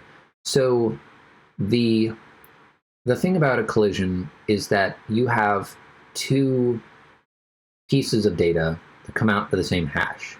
Now, if you are trusting that you can't do this, if you are trusting that you can't swap out one value for another, and that a hash is representative of just one piece of data, like in the case of signing certificates, because you're not signing the data itself, you're signing the hash of the data.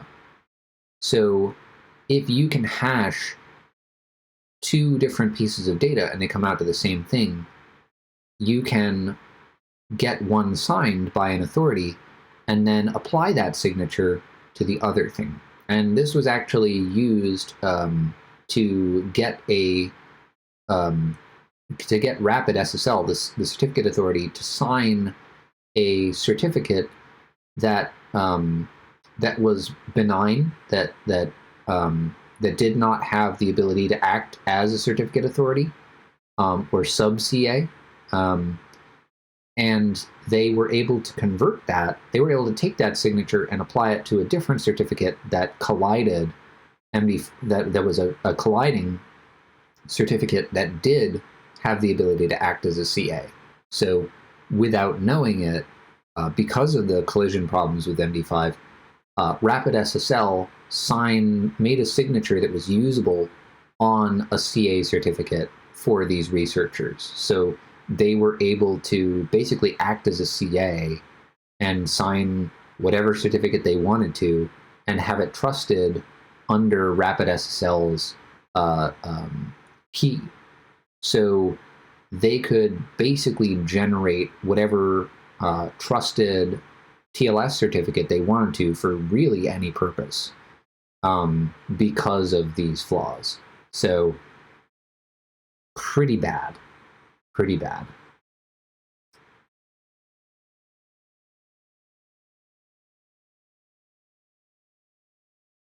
Yeah, so collisions in the real world, it's very, very dependent on the situation. But ultimately, the problem is that when you're doing verification based on a hash, which is pretty common, collisions become a very big problem because you can swap out one piece of data for another. Collisions are absolutely why we don't use MD5 anymore. Collisions are why we shouldn't still use SHA-1, but people do. But yeah, collisions are bad.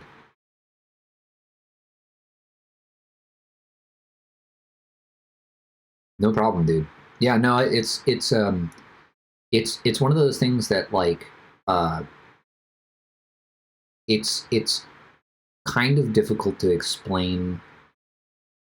The worst thing is like when you find this problem with a client and you have to explain to them why MD5 is bad and why they have to stop using it, and you can't give them like an exact an exact reason why. You kind of just have to point to other things, and they're like, well, what does it mean for what about us though? And you're like, well, it you know, it's not great. And part of the reason is that like even if it's not a problem today, being able to generate collisions in MD5 means we're not far off from pre-image attacks, which once you're at the point of pre-image attacks, you've pretty much everything's broken. So anyway, so if there are no more questions, well, that's it. And so if you have questions on the challenges, what would be a good function for anonymizing data in a way that cannot be reversed? If you want to take private data and store it in a way that cannot be converted back to the original data, it could be used for counting the size of a population. I'm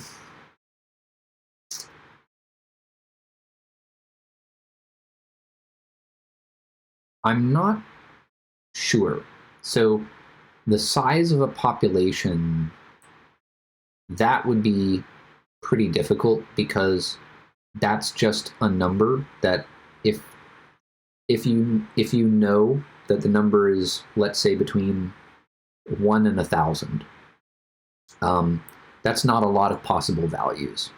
And a hash function would not, what I can say right off the bat is that a hash function alone would not be good for that, because, you know, you can just try hashing all the numbers from 1 to 1,000 and you would have your answer pretty quick if someone had that hash.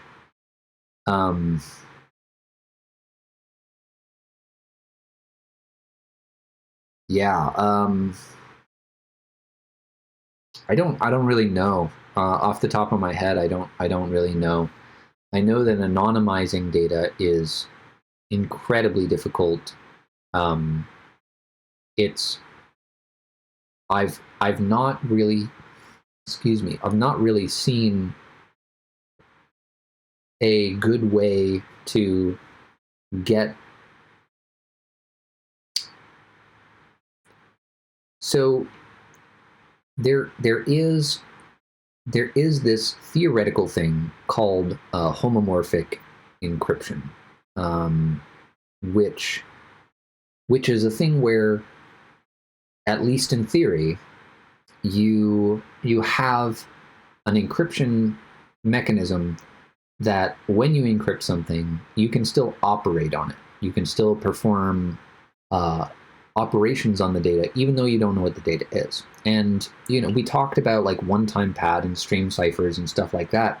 And so in a sense, you have partially homomorphic encryption in something like a stream cipher, because you can XOR the data, right?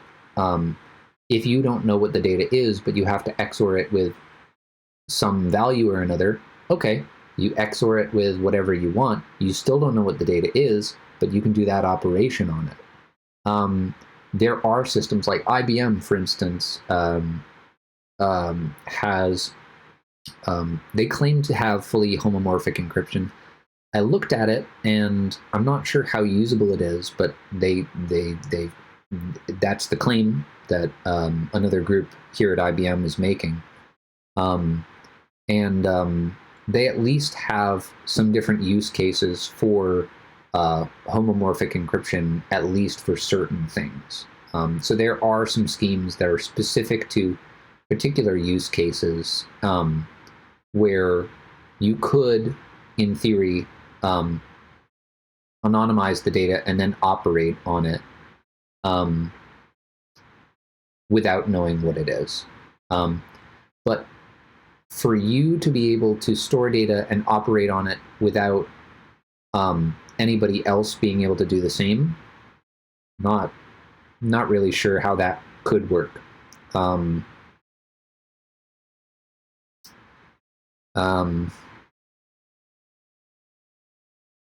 Yeah, that's an interesting problem to think about, though. I'm not really sure how you would solve that problem. In theory, hashes are unique, right? Even though you might argue that you can generate more things to hash than possible hashes with any possible hash function. Yes. So hashes, it's what's called collision resistance. So it should be a relatively well distributed output.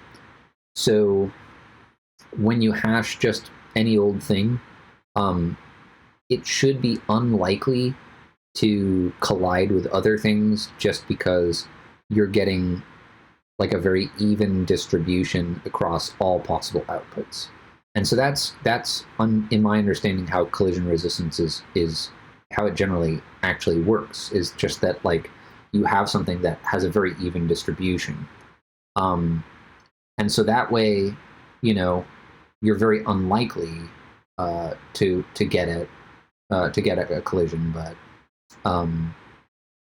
you will eventually, because of the pigeonhole principle. Like if you generate enough hashes that you literally cannot, like if you have more hashes than possible unique hashes, then you're gonna have a collision.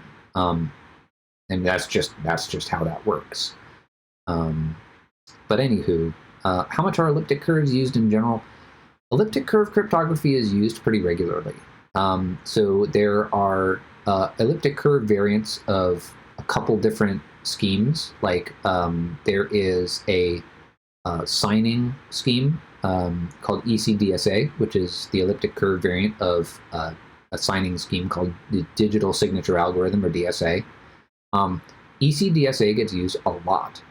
In a future sort of chapter of this workshop, I do want to talk about elliptic curves and some of the things around that. I want to talk about like signature algorithms and stuff too. There's some nasty stuff with things like ECDSA and DSA as well. It's not actually down to the elliptic curves. But ECDSA is a pretty commonly used signing algorithm. And then there's elliptic curve Diffie-Hellman, which is a pretty similar thing to Diffie-Hellman, and it just uses elliptic curves instead of like modular exponentiation. Yeah, elliptic curves are used pretty frequently.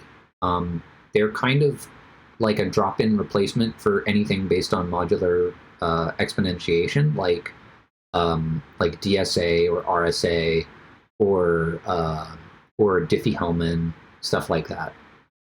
So they're pretty commonly used.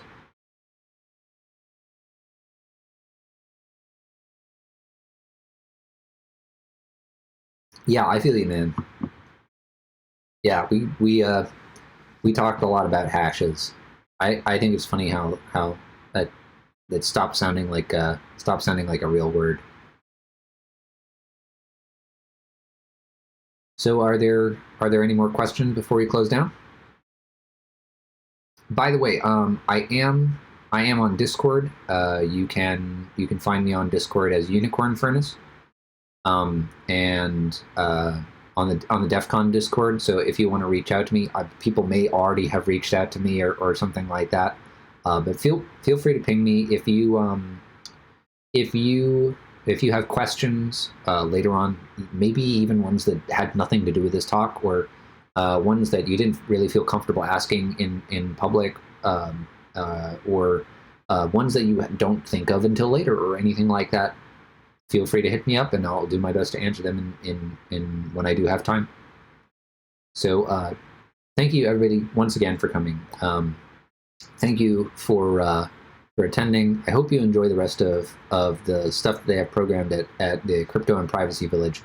I'm going to go ahead and raid the Crypto and Privacy Village Twitch channel. If you're not already following that, you might be interested in some of the other stuff that's going on there.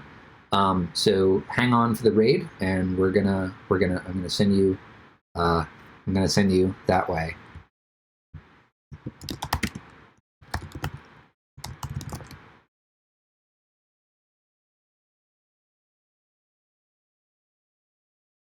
Yeah, thanks for coming, y'all. I appreciate it. I want you to go forth and break some cryptography and make it so that you know people can start making new mistakes and stop making the old tired ones. All right, I'm hitting the raid button. Say hi for me.